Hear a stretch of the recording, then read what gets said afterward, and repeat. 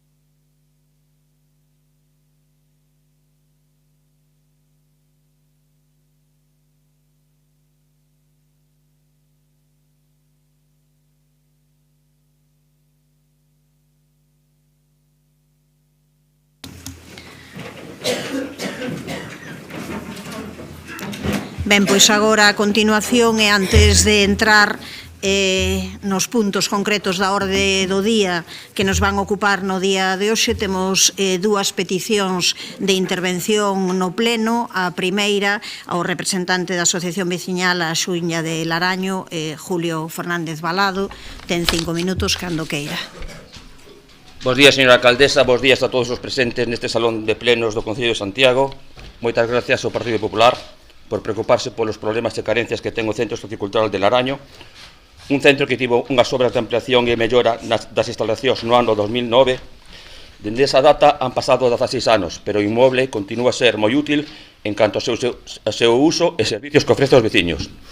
Un local que leva atendendo multitud de actividades do Concello, da Asociación de Veciños, da Asociación Cultural La Rouliña, de diversas comparsas do Antroido, do Grupo Cultural Armadanzas e doutras máis esporádicas que se fan. Engadimos que a carón do local social está a Escola Unitaria do Rural que máis nenos e nenas ten matriculados de todo o rural de Santiago e que tamén utiliza as instalacións do local. De feito, para o próximo curso vais utilizar a biblioteca como comedor para eses nenos e nenas da Escola Unitaria. Precisamente por iso é importante realizar labores de mantemento que aseguren que poida seguir prestando servicio en boas condicións durante moitos anos. Pero hoxe en día ten problemas, como son sistema de calefacción no salón de actos. Levamos 2 anos con continuos problemas de mal funcionamento constante no sistema de calefacción do salón de actos, remitindo solicitud xeral por resisto de arranxo da calefacción. Este inverno deixou de funcionar coincidindo despois dunha tormenta eléctrica na parroquia. Estas continuas averías están obrigando a suspender actividades polo intenso frío que fai no salón de actos. Algúnha actividade organizada polo Concello, como a chegada do pase por Nadal, realizouse este ano con temperaturas moi baixas, chegando aos 12,9 grados. Por este motivo, dende a asociación viouse unha recomendación para que a xente acudise abrigada, aínda que a actividade tivera lugar no salón de actos do local. Consideramos que as portas de cristal instaladas no corredor e no propio salón non contribúen a mellorar o confort do espacio, senón o contrario. Trátase de portas non herméticas, o que provoca entradas de aire frío que afectan negativamente a temperatura interior, especialmente nos meses de inverno. Consideramos importante que valoren a posibilidade de sustituir a porta de cristal do salón de actos por unha porta de emerxencia homologada, que garanta a maior seguridade en caso de ter que facer unha evacuación. Presenza de humedades no local social. A presenza de árbores no entorno do local social provoca a acumulación de follas no tellado e baixantes do inmoble, especialmente no outono, que a non ter unha limpeza regular derivan infiltracións de auga e humedades no local no interior do edificio, na biblioteca e corredor do local. Facer esas tarefas de mantenimento axudaría a preservar o bo estado de infraestructura. Limpeza do local social. A día de hoxe a limpeza de todo o local social de Laraño realízase os luns, mércores e venres, cunha duración de 1 hora e 20 por xornada.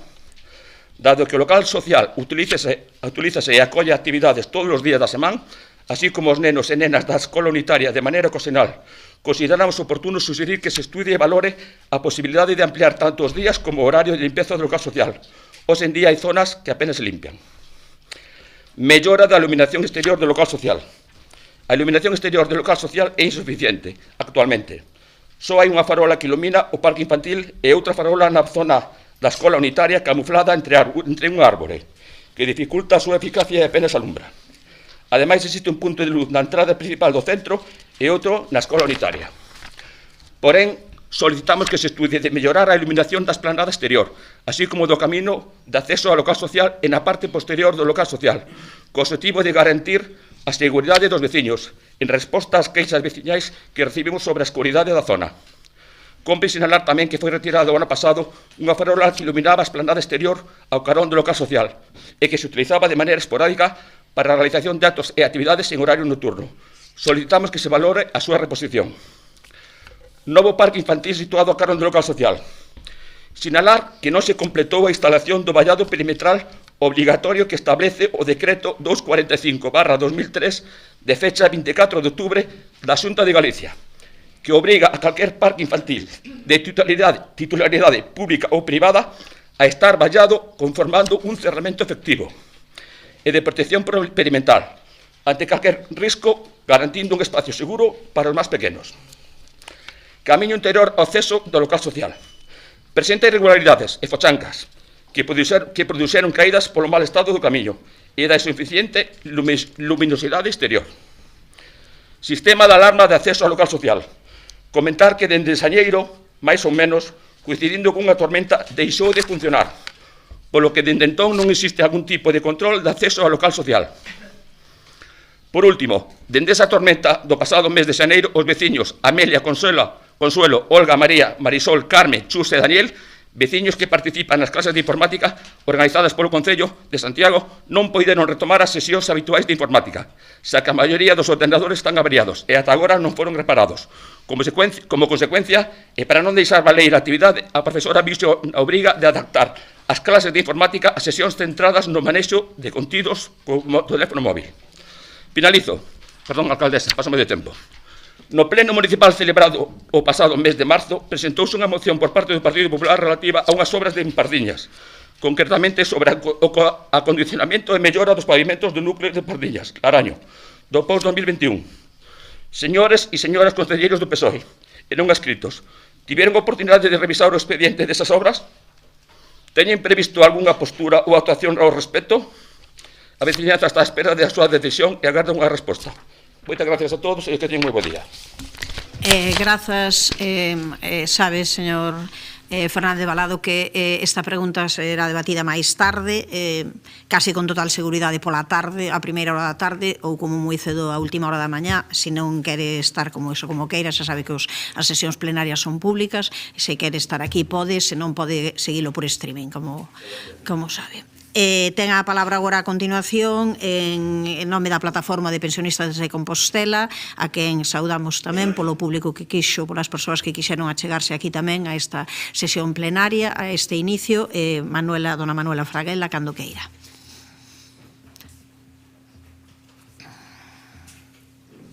Bueno, bons días a todos. E en nome da plataforma pensionista Compostela e a súa coordinadora aquí presente, queremos agradecer que esta moción moi importante para o movimento pensionista hoxe en día poda debatirse. Parece ser que non, porque a alegría que nos dá é que parece ser que consigueu a unanimidade toda a corporación, o cal agradecemos, e ademais creemos que debe ser señal de que estamos todos, nós, os que xa estamos xubilados e os que non estades xubilados, preocupados polo futuro do sistema de pensións. Parto da base que coñecedes a moción, polo tanto non me vou a referir a ela, só quero resaltar o obxectivo real desta moción. Son dous. Por un lado, instar ao Goberno do Estado que realice e faga pública a auditoría de contas da Seguridade Social.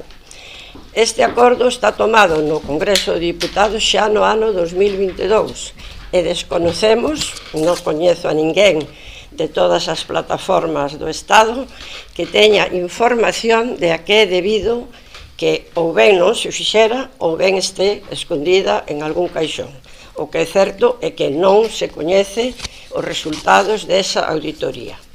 E, en segundo lugar, tamén instar ao Goberno a que devolva os 103.690 millóns de euros que xa o Tribunal de Contas fai tempo determinou era deuda do Estado coa Seguridade Social, derivada de habérselle, de alguma maneira, obrigado a estar pagando os chamados gastos impropios, non gastos de pensións, o cal é unha irregularidade que xa, de alguma maneira, deixaron constancia dela determinados membros de distintos colectivos e representacións, non poden ser pagados con fondos da Seguridade Social. Os fondos da Seguridade Social, a chamada Caixa Única, só está para pagar pensións. E estes millóns de euros que están reconocidos polo Tribunal de Contas, o propio Goberno, en seu momento, o señor Escrivá e outros colectivos como son os sindicatos, din que é moito máis que este diñeiro. Son moitos os anos que a Seguridade Social estuvo pagando esos gastos impropios, que nos interesa resaltar que non son gastos de pensións. Por lo tanto, caso de que fora certo que non hai fondos na Seguridade Social, o que hai que empezar é poder volver o que se gastou, que non era para pagar pensións. Se o Goberno cumplira con estas dúas medidas que estamos a nivel de todo o Estado pedindo apoio, como neste caso as corporacións locais, se faga, sería a única maneira de saber se realmente o sistema financiero da Seguridade Social, como din algunhas voces, está en crisis. Si é certo que non é o sistema sostible e que, polo tanto, eses mensajes de que hai que privatizar o sistema, eses mensajes que só generan incertidumbre e medo. E por que incertidumbre e medo? Porque o medo é libre, para empezar. Pero a xente ten moito medo o día de mañán a toparse con que non ten unha pensión. E con iso non debe xogarse. E como ciudadanos que somos, queremos que temos todo o dereito a exixirlle ao Estado total transparencia en este tema. Se fose certo que a Seguridade Social está en quiebra, debe dicilo. E, por suposto, tomar as medidas que sean precisas. Pero non se pode seguir deixar que se este xogando con esta preocupación que realmente non conduce máis que a paralizar a xente e incluso, pois, non sei, levala a uns extremos que non tienen ningún sentido.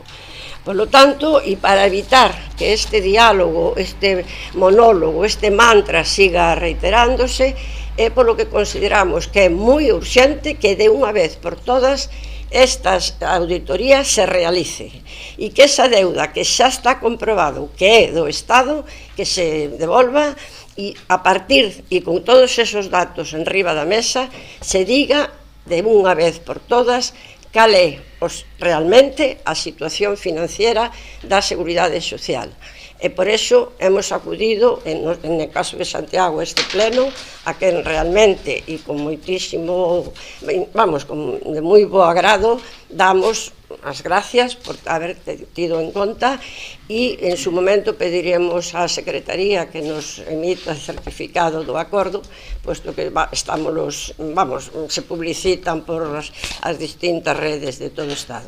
Moi agradecido e espero que todo este esforzo valga para nós, para que non vaya para atrás a pensión, e para vos, el día de que os xubiledes. Moitas gracias. Moitas grazas, señora Fraguela. Como dixo, esta esta moción foi asumida polo conxunto de membros que formamos parte da corporación e, por tanto, non será sometida a debate, mas si será aprobada, referendarémola dentro dun pouco e, por suposto, que se expendirá o certificado correspondente. Pasamos daquela á orde do día. A orde do día comeza polo primeiro punto, pola aprobación se procede das actas correspondentes a sesións extraordinaria e ordinaria dos días 16 de maio e 3 de xuño de 2025, respectivamente. Non sei se hai algunha cuestión sobre a acta, senón dámola por aprobado.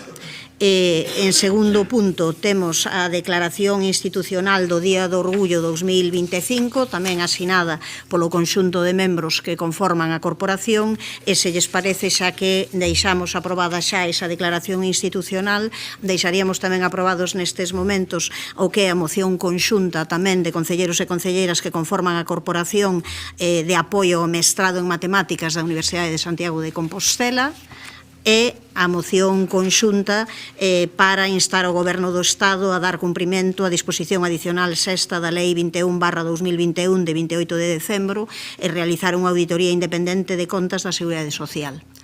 Se lles parece, quedaría xa isto aprobado e pasaríamos daquela ao seguinte punto da orde do día, que é a proposta da Alcaldía para a concesión de títulos, honras e distincións previa ratificación da súa inclusión na orde do día da sesión.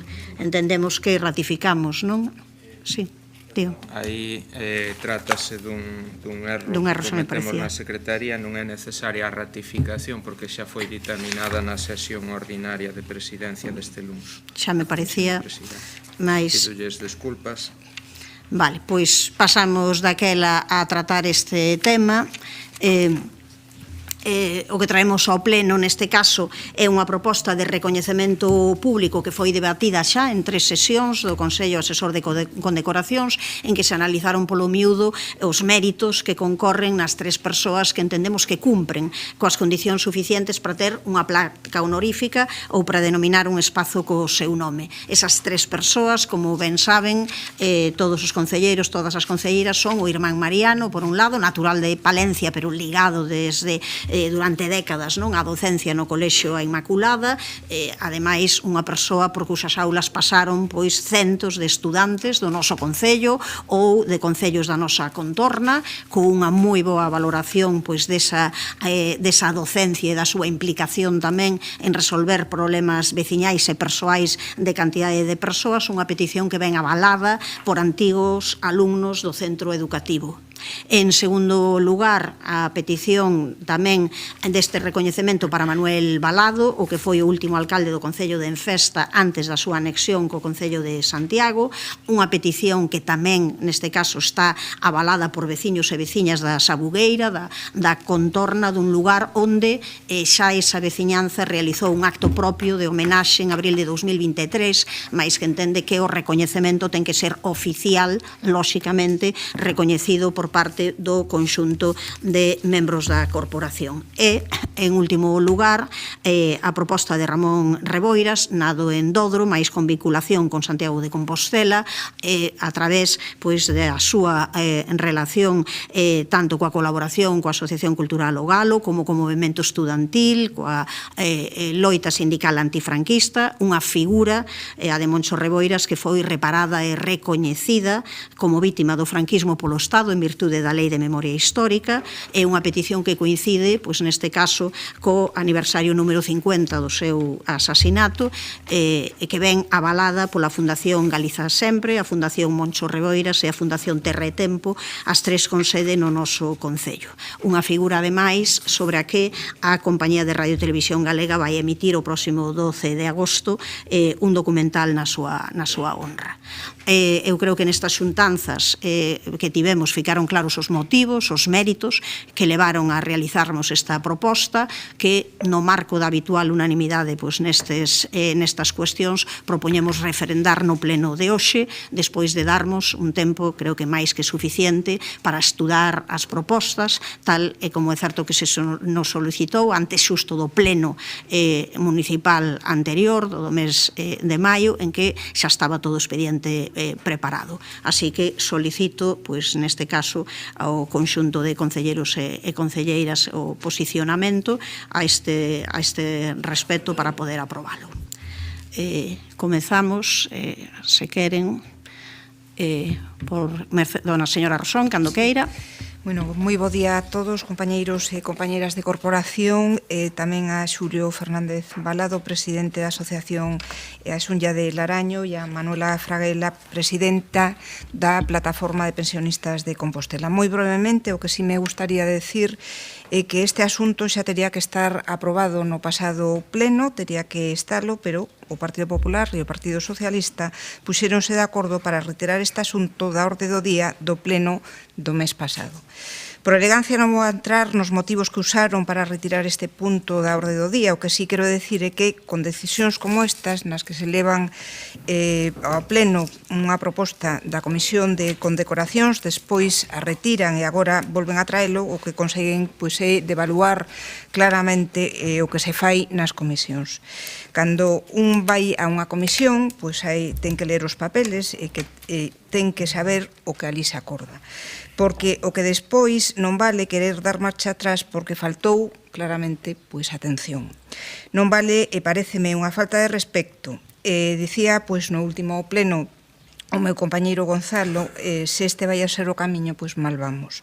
Fora diso, creo que estamos ante 3 recoñecementos máis que xustificados. Evidentemente, nos implicámonos máis activamente na homenaxe ao irmán Mariano, tamén polo traballo intensísimo que fixo a veciñanza e os exalumnos e alumnas que movilizaron nesta reclamación, de homenaxe, porque non podemos negar a pertenencia de honrar o que foi tamén o último alcalde de Enfesta, Manuel Balado, así como o sindicalista Moncho Reboiras, que, como ben dixo agora mesmo a alcaldesa, foi vítima do terrorismo. Por lo tanto, o noso voto vai a ser a favor desta proposta. Moitas grazas. Grazas polo Grupo Municipal Socialista, señor Guinarte, cando queira. Moi bons días. En primeiro lugar, quero saudar a Julio Fernández Balado, presidente da Xunlla de Laraño, e a Manuela Fraguela, presidenta da Plataforma de Pensionistas de Compostela, que nos expuxeron as súas reivindicacións antes de iniciar este pleno. Respecto desta cuestión, en primeiro lugar, nos lamentamos que os recoñecementos que se traen hoxe ao pleno e que van a ser obxecto de decisión do mesmo non acadasen o total consenso, polo que parece, porque aínda non votamos, non? Digo que lamentamos eso porque nos coincidimos co que di o propio regulamento de honras do Concello, que o óptimo é que estas cuestións se decidan por consenso e por unanimidade.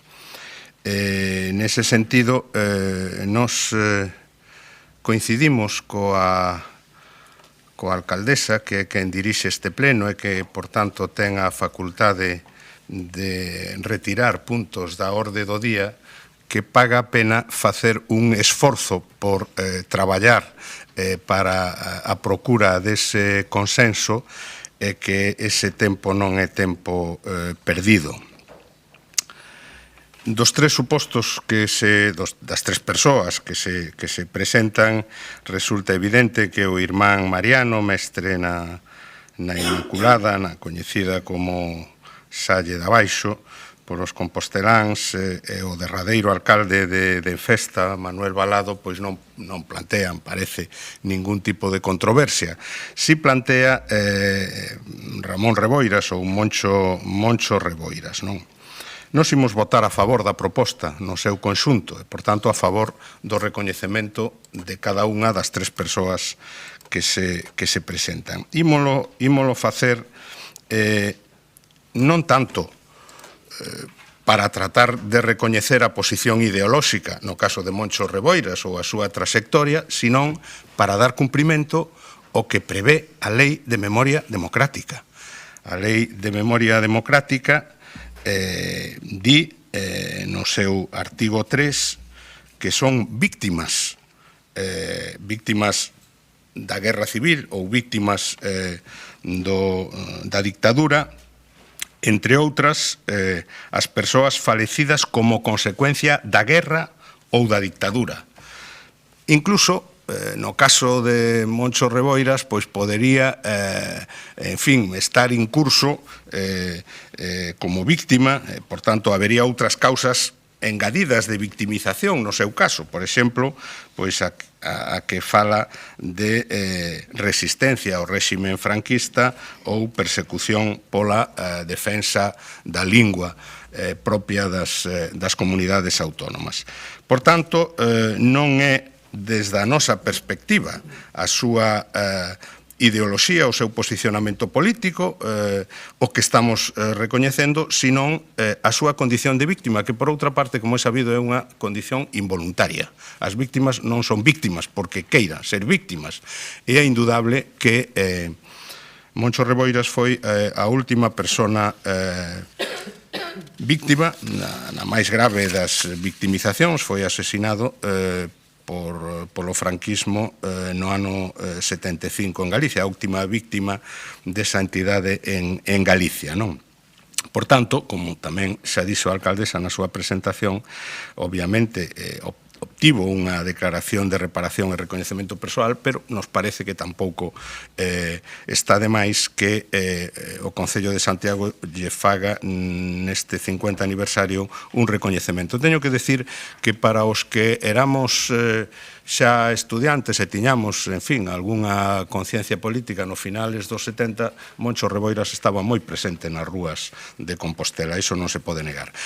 Se pode cuestionar a súa vinculación con Santiago. Hai que decir que hai outras víctimas do franquismo que ten rúas en Santiago. En fin, por citar solo unha que todos coñecemos, pois as chamadas 13 Rosas, que foron unhas mozas asesinadas en Madrid, terminada xa a Guerra Civil, en agosto do 39, pois tamén ten un recoñecemento semellante. Por tanto, a nosa posición indudablemente vai a ser de votar a favor desta proposta.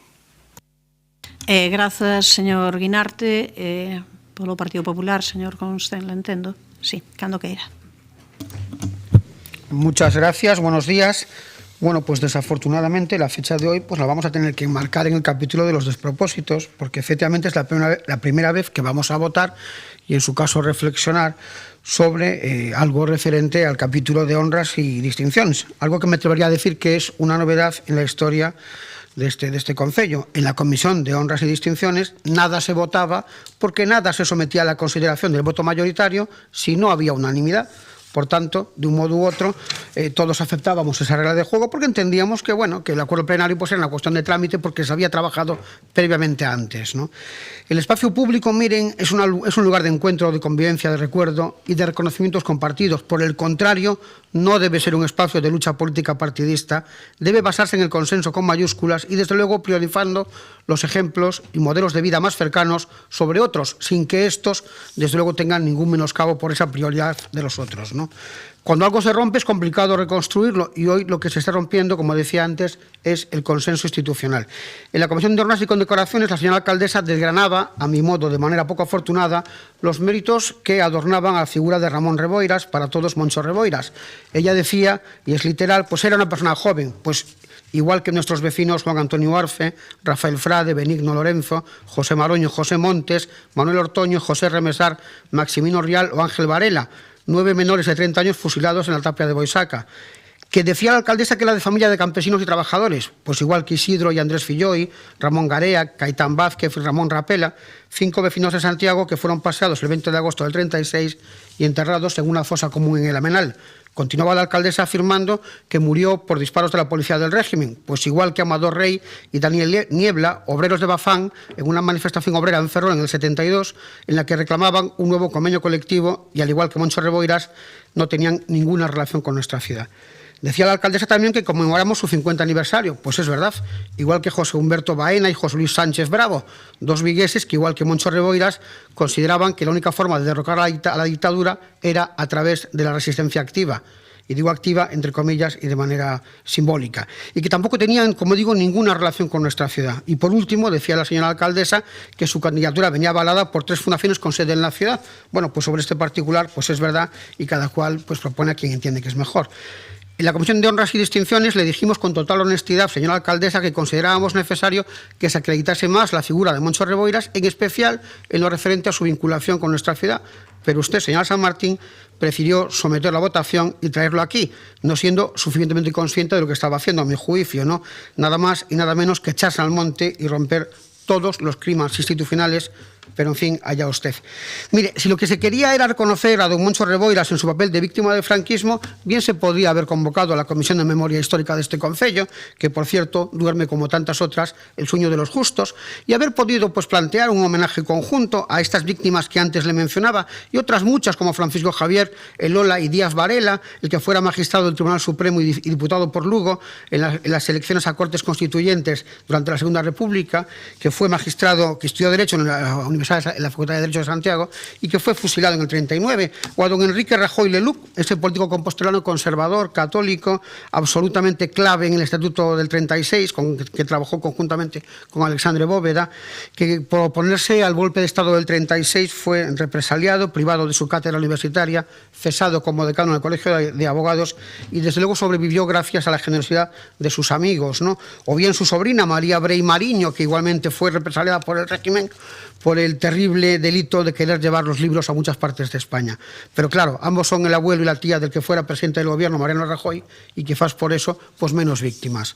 Mire, todas las personas represaliadas del franquismo tienen una acreditada... Todas estas personas que decía, perdón, luego me descuente del siguiente turno, ¿no?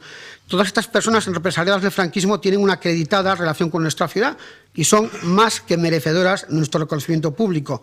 Todas las víctimas, unas y otras, de un signo u otro, de un credo político de otro, son víctimas de un conflicto bárbaro sin sentido que la historia tenía que habernos ahorrado. Hoy ustedes hacen distingos, quieren reconocer a uno, al propio, al compañero, a los otros ya veremos. Por el contrario, el Partido Popular hoy quiere darles una lección de honestidad y dado que el expediente es compartido con otros reconocimientos sobre los que no cabe más que felicitarnos, nos vamos a abstener. Pero, señora San Martín, recuerde que ha abierto una puerta que difícilmente se va a cerrar. Muchas gracias. Grazas, señor Constenla. Evidentemente que se abriu unha porta, pero a porta ábrena a vostedes. É moi difícil entender a causa do Partido Popular, neste caso, este precedente moi negativo, evidentemente, para o futuro, de nestes momentos non chegar justamente a unanimidade. É certo que eso sempre existiu, eu creo que non hai razóns neste caso. Quedaron máis que acreditados, demostrada a vinculación de Santiago con Ramón Reboiras. Díxeno con clareza tamén na miña primeira intervención. A verdade é que o Partido Popular o que nos pediu no pleno pasado foi tempo, démoslle tempo. Pediunos argumentación, démoslle argumentación. Pedímonos información, démoslle información. Non hai nada obxectivo que sustente esta abstención. Só unha decisión tomada xa con anterioridade, realmente que non ten nada en conta a realidade deste Concello. Este goberno decidiu seguir coa homenaxe que estaba prevista ao irmán Mariano, que se realizou o pasado 14 de xuño, na que participaron varias das persoas presentes, a pesar de que este expediente foi retirado do pleno anterior, justamente por petición do Partido Popular. Era de xustiza, era de lógica, pero eu lembro que houve reunións en que vostedes din, 2 reunións do Consello Asesor de Condiciones en que houve unanimidade, porque ninguén mostrou ali públicamente o seu desacordo con esta decisión. En 2 ocasións, esta iniciativa non tivo absolutamente ningunha palabra en contra. Entón, agora, por que non se secunda? A verdade é que é difícil de entender. Difícil de entender que, creo eu, que alguera pense que existe unha derradeira víctima mortal da ditadura franquista que poidamos, neste caso, homenaxear, honrar a ela, igual que a todas as víctimas, por suposto, pero neste caso existen varias razóns. a derradeira, unha derradeira, ademais, que é o 50 aniversario do seu asasinato nestes momentos. Eu creo que son maneiras simbólicas. Non se trata aquí dunha cuestión aritmética, trátase dunha cuestión simbólica, do que significa, neste caso, esa cruenta represión e como unha persoa. Eso significaría que cando lle facemos ou lle dedicamos unha escultura a Ángel Casal non lle estamos dedicando a todas as outras persoas asasinadas. En certa maneira, o que estamos é simbolizando nunha o que acontece coas outras. Sería imposible facer moitas cousas que até o de agora fixemos por unanimidade e non houbo problema. Resulta que agora, de repente, xa digo, aparecen os problemas despois de que houbo 2 reunións do Consello Asesor de Condecoracións onde ninguén dixo nada en contra. Eu creo que, ao final, bueno, non querer posicionarse neste tema é toda unha declaración de vontade. Aquí, quen rompe neste caso, está claro, unha baralla é o Partido Popular. Porque todas as forzas que compoñemos o goberno, pero todo o conxunto das corporacións, outros grupos que estamos aquí, recoñecemos a persoas sobre as que podíamos poñer algunha dúbida en algún momento, podíamos, ao mellor, non ser as persoas que, para nós, pero por deferencia, tanto as familias como pola unanimidade, aquí sempre a houbo.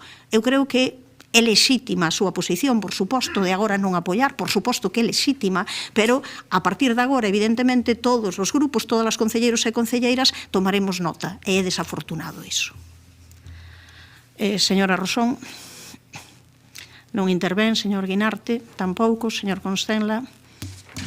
Muy breve, muchas gracias de nuevo. Mire, señora San Martín, ha empleado usted más tiempo en explicarnos los méritos que adornan a don Moncho Reboiras en su primera intervención que en lo que el tiempo que dedicó en 4 comisiones o en 3 comisiones de la Comisión de Honras y Condecoracións. Mire, la documentación que este grupo, este concejal manejó para este asunto, la tuvo que buscar en las fundaciones proponientes. Usted no nos la facilitó. Nosotros llegamos a una comisión en la que usted debió, vamos, un orden del día en el que no figura a quién vamos a reconocer, qué méritos le adornan. No hay ningún expediente. Usted habla de expediente, pero no es verdad, no hay ningún expediente. Usted empleó más tiempo en su primera intervención, que más o menos fueron pues, un minuto 15, me parece que fue, en explicar la figura del señor Reboiras, que lo que empleó sumando las 4 comisiones. Bueno, por tanto, usted no podrá dejarme mentir cuando le digo que le pregunté o le pedí en la Comisión de Condecoracións, oiga, me parece que no hubiese sido más difícil que enviarnos por correo electrónico al día siguiente pues el expediente que a usted le presentaron estas 3 fundaciones. Pues usted no tuvo ni siquiera esa delicadeza, ¿no? Usted no tuvo ni siquiera la delicadeza de hacer eco de la petición de este grupo que le planteaba dedique usted un poco de tiempo en, bueno, pues en mejorar la explicación de la vinculación del señor Reboiras con esta ciudad. Este grupo no le ha dicho que esté en contra de ningún reconocimiento, lo que le ha pedido es que lo acredite. Usted no lo hizo y llegamos al Pleno y en el Pleno, bueno, pues lo que le manifestamos es un desencuentro legítimo y a nuestro juicio es usted la que está abriendo una puerta que, como le digo, tiene muy mala pinta porque va a costar mucho en que se pueda cerrar, ¿no? Y después, algo que le decía en mi primera intervención, que me parece que es muy importante, es la consideración que este grupo tiene del espacio público de la ciudad y la consideración que tiene su grupo del espacio público de la ciudad. Oiga, son visiones distintas, absolutamente compartidas, pero vamos a sacarnos la careta y manifestarlas. Mire, usted afirmaba que homenajeando a una persona ya se dan todas por homenajeadas. Pues mire, yo me resisto a pensar que eso sea así. Me resisto a pensar que con un reconocimiento en forma de placa o de calle al señor Reboiras, pues esté reconociendo a todos nuestros vecinos que de un modo u otro fueron víctimas del franquismo. Pues yo me resisto a que eso sea así. Porque si no habría que poner, y le he hecho singularmente una descripción de otras personas a las que les adornan los mismos méritos que al señor Reboiras, ¿no? Que primero, que hay que dejar claro que yo lamento profundamente su consideración de víctima, porque como decía el señor Guinarte, lo que juzgamos aquí es verdad, es su consideración de víctima, pero señor Guinarte, no podemos sustraernos que las víctimas tienen una consideración ideológica. Esto es un elemento que va intrínsecamente unido, porque si no, estaríamos juzgando a un señor que tras un atraco es asesinado por la policía o disparado o baleado. Entonces, mire usted, la consideración del señor Reboiras para tener mérito y ocupar un espacio en la vía pública de Santiago no es solo su consideración de víctima, es su consideración de víctima asociada de manera muy importante a su consideración ideológica, porque si no, como le digo, pues a cualquier persona que fallezca en un conflicto con las fuerzas o cuerpos de seguridad del Estado, pues podría tener esa consideración porque ha sido víctima de algo, ¿no? Mire usted, es muy reprobable lo que le sucedió al señor Reboiras. Perdón, acabo, si me deja solo 3 segundos. Es muy reprobable y sobre este particular hay un consenso generalizado. Lo que sucedió en España es una verdadera barbaridad. Lo que le sucedió al señor Moncho Reboiras es una verdadera barbaridad, una villanía que debe ser recordada por el tiempo, pero yo entiendo que quizás Santiago no es el mejor lugar. Gracias. Pasamos á votación, señor secretario, cando queira. Proposta da Alcaldía para a concesión de títulos, honras e distincións. Votos a favor. Grupos municipais, BNG, Compostela Aberta, Socialista e Concelleiros non adscritos. Votos en contra. Non hai abstencións. Grupo Municipal do Partido Popular, apróbase a proposta.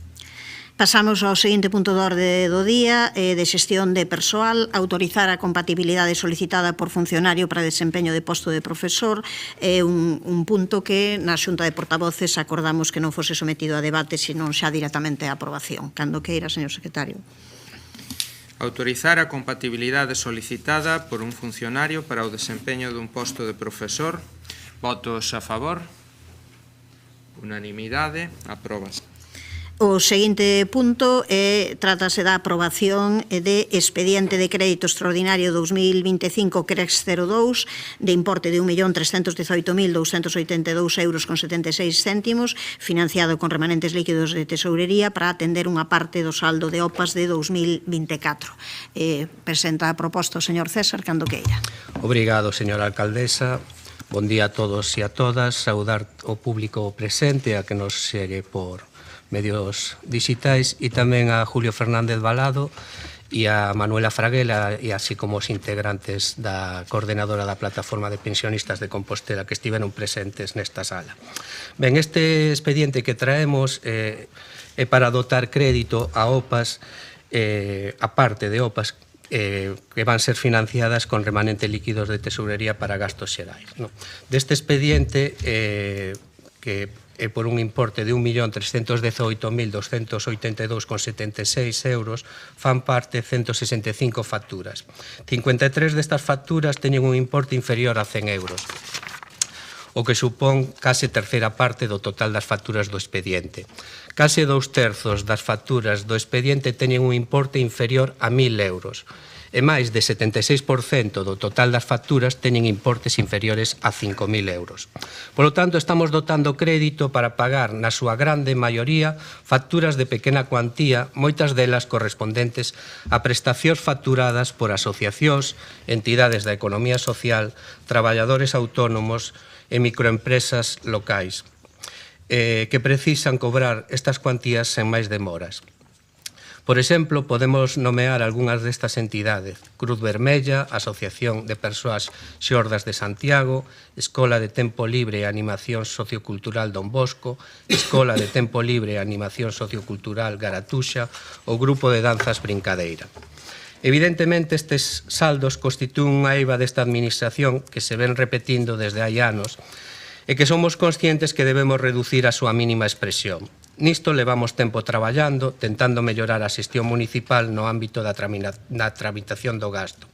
De facto, mudáronse as bases de execución do orzamento de 2025 que afectaron a diferentes aspectos desta tramitación de gasto.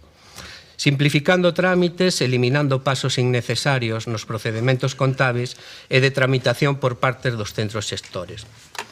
Tamén, co fin de eliminar a casuística dos gastos que dan lugar a problemas na fiscalización e atrasos na xestión e pagamento, impúlsase e racionalízase a contratación con varias medidas concretas, como son a creación dos anticipos de caixa fixa para os casos previstos nas bases de execución para os gastos inferiores a 3.000 euros en IVA. Identificando os contratos menores que no conxunto da Administración Municipal deben ser obxecto de licitación e promovendo esta, de forma que non presenten problemas na fiscalización. Promovendo a realización de acordos marco para determinados contratos cun volumen de gasto difícil de determinar. Axilizando o resto dos contratos menores de forma que se poidan usar alternativamente as fórmulas de solicitar ofertas a través da plataforma de contratación ou ben pedir 3 ofertas. Reforzo do servizo de contratación dotando de máis persoal técnico de perfil xurídico que permita avanzar con maior eficacia e eficiencia no procedemento de tramitación das licitacións. Outras medidas adoptadas irían na dirección de reducir o número de centros xestores, tendendo a que sexan as direccións de área quen se responsabilicen dos procedementos de gasto e da execución orzamental dos seus créditos. Igualmente, durante este exercicio estase avanzando na posta en funcionamento da aplicación contábel de Genma con compatibilidade total coa aplicación de xestión de expedientes coa idea de que estea operativa a 1 de xaneiro de 2026. Por todo isto, agardamos o voto favorável de todas as integrantes deste pleno. Moito obrigado. Obrigada, señor César. Señor Muiños, cando queira. Sí, bo día, alcaldesa, compañeiros de corporación, un saúdo pois as persoas que interviron pois ao principio deste pleno. Estamos diante pois dun novo pleno no que falar pois de remanentes e de pagamento de débedas. O que se deduce deste conxunto de puntos que imos a tratar é o que non se poido investir nin pagar, é o que non se executa. Estamos ante un expediente que propón habilitar máis de 1.300.000 euros para pagar facturas no caixón, polo tanto, de persoas e empresas que non cobraron en tempo e forma, e polo tanto que van a cobrar despois de pasar este pleno. A verdade, nós non vemos que as cuestións que propoñen vayan cambiar, porque levamos pleno tras pleno falando de remanentes, falando de facturas, falando de que se propoñen cambios que van a ser estruturais e que van a axilizar o tema. Pero nós o que vemos é todo o contrario, nisto e noutras cuestións. Por certo, señora San Martín, non llo dixen ao comezo, pero seguro que isto que lle estou dicindo resultalle coñecido, porque o discurso que estou facendo eu hoxe ante este expediente de obrigas pendentes de aplicar ao orzamento é prácticamente o mesmo que vostede fixo cando estaba na oposición. Polo tanto, estou seguro de que estará completamente de acordo co que eu lle estou dicindo aquí, porque era o que vostede predicaba e decía literalmente. Sigo entón. O tema é que a axilización da administración non se ve por ningures. O ano pasado, o período medio de pago a proveedores chegou a estar nos 119 días, é dicir, 4 veces o período medio de pago que establece a normativa vixente que o sitúa en 30 días. Ao final, pois, o conxunto da sociedade, as asociacións, as empresas pequenas e medianas saben que teñen un problema por non ser capaces o goberno local pois, de pagar en tempo e forma. Así que poderíamos comezar a falar aquí e recuperar agora pois, o que decía Compostela Aberta cando estaba na oposición, insisto, ante un expediente moi similar que o mito pois, das boas xestoras caeu. De feito, este expediente que trae vostedes penso que é unha boa mostra da contabilidade do Concello de Santiago, do goberno do BNG. Traen vostedes facturas pendentes que van desde 2 euros hasta 30.000 facturas de Viaco, tamén de expedientes como unha factura de 1.000 euros a unha libraría local do noso Concello, incluso 120 euros que lle deben pois, esa asociación de persoas sordas da cidade por unha persoa intérprete para un acto de abril do ano pasado. En fin, creen que este é un bo exemplo da súa xestión? De verdade pensan que isto se corresponde co que vostedes predicaban na oposición? Onde están esas reformas administrativas que dixeron que ian impulsar ou chegar á alcaldía para mellorar o período medio de pago e evitar as facturas do caixón? Dicía, pois, a alcaldesa, logo dun ano na alcaldía, que estaban traballando, volvo a dicir, literal, nas cousas que non se ven, pero que son importantes para a xestión en que traballaba pois a alcaldesa. Este expediente de facturas pendentes é reflexo do que lle prometeu a cidadanía que ia facer ao goberno. Respóndame, porque as cousas eran facilísimas antes e agora os quistes da xestión semella que se encaixaron pois máis aínda. De momento, nada máis. Grazas, señor Muiños. Señora Val, cando queira. Disculpade. Bo día a todas e a todos. En primeiro lugar, pois agradecer as valiosísimas intervencións de Julio Fernando Balado en representación da Asociación de Veciños Asunlla de Laraño e a Manuela Fraguela e os demais integrantes da Plataforma de Pensionistas de Compostela.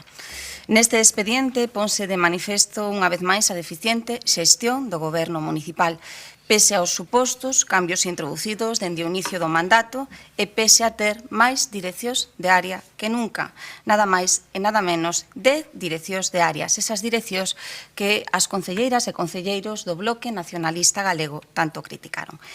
E ponse de manifesto esta deficiente xestión por varios motivos. A liquidación do orzamento chega tarde. Novamente chega tarde, igual que chegou tarde o ano pasado, xa que o decreto foi asinado o 23 de maio deste ano, o 23 de maio o pasado 23 de maio. Case 3 meses máis tarde do exixido pola normativa. Rexistran vostedes os peores datos do período medio de pago do Concello de Santiago de Compostela, o peor dato do período medio de pago do Concello de Santiago de Compostela no mes de xullo de 2024, nada máis e nada menos que 119 días. A execución do capítulo de investimentos redúcese por primeira vez dende o ano 2019, rompendo a tendencia crecente que mantivemos durante o pasado mandato socialista. Reducen vostedes a execución do investimento en case 1,5 millón de euros respecto da liquidación do ano 2023. Invirten vostedes moito menos por habitante e iso a pesar, insistimos, de ter de contar cunha estrutura administrativa máis forte, de contar con 10 direccións de área. Xestionan vostedes mal, moi mal, e iso é unha evidencia. Ponse de manifesto na noticia que acabamos de coñecer. O Ministerio de Facenda retén ao Concello de Santiago as entregas a conta relacionadas cos tributos do Estado por incumprir coa obriga de comunicarlle a liquidación de algunhas das sociedades. E como dende o Grupo Municipal Socialista puxemos tamén de manifesto no ano pasado, esta deficiente xestión ponse de manifesto cando denunciamos precisamente que deixaran sen ingresar a subvención do consorcio porque se esqueceron de xustificar a subvención do consorcio para a chega para a subvención dos fogos do apóstol. Pero esta deficiente xestión tamén se pon de manifesto no expediente que someten á consideración do Pleno. Miren, por non tramitar correctamente a fiscalización da adxudicación do contrato de telefonía, provocan vostedes que este contrato de por vida, mientras este vixente, estea afectado por un vicio de nulidade de pleno dereito, impedindo que as facturas se paguen con normalidade, insisto, simplemente porque non fiscalizaron correctamente a adxudicación deste contrato. En fin, dende o Grupo Municipal Socialista somos claros, sempre fomos moi claros, nunca vamos a impedir o pagamento das facturas aos provedores. Polo que nun exercicio de coherencia votaremos a favor desta modificación orzamentaria a fin de que canto antes o Goberno municipal salde estas facturas incluídas na conta 413, nada máis. Grazas, señora Val, polo Partido Popular. Señora Ferreiro, cando queira. Moi ben, grazas. Bo día a todas e a todos. Como xa se expuxo por uns e outros compañeiros da corporación, estamos a falar dunha modificación de crédito para saldar unha serie de gastos consignados na conta 413 correspondentes a maior parte deles a prestacións realizadas no ano 2024, pero que tamén nos atopamos con gastos do ano 2021, 2022 e 2023.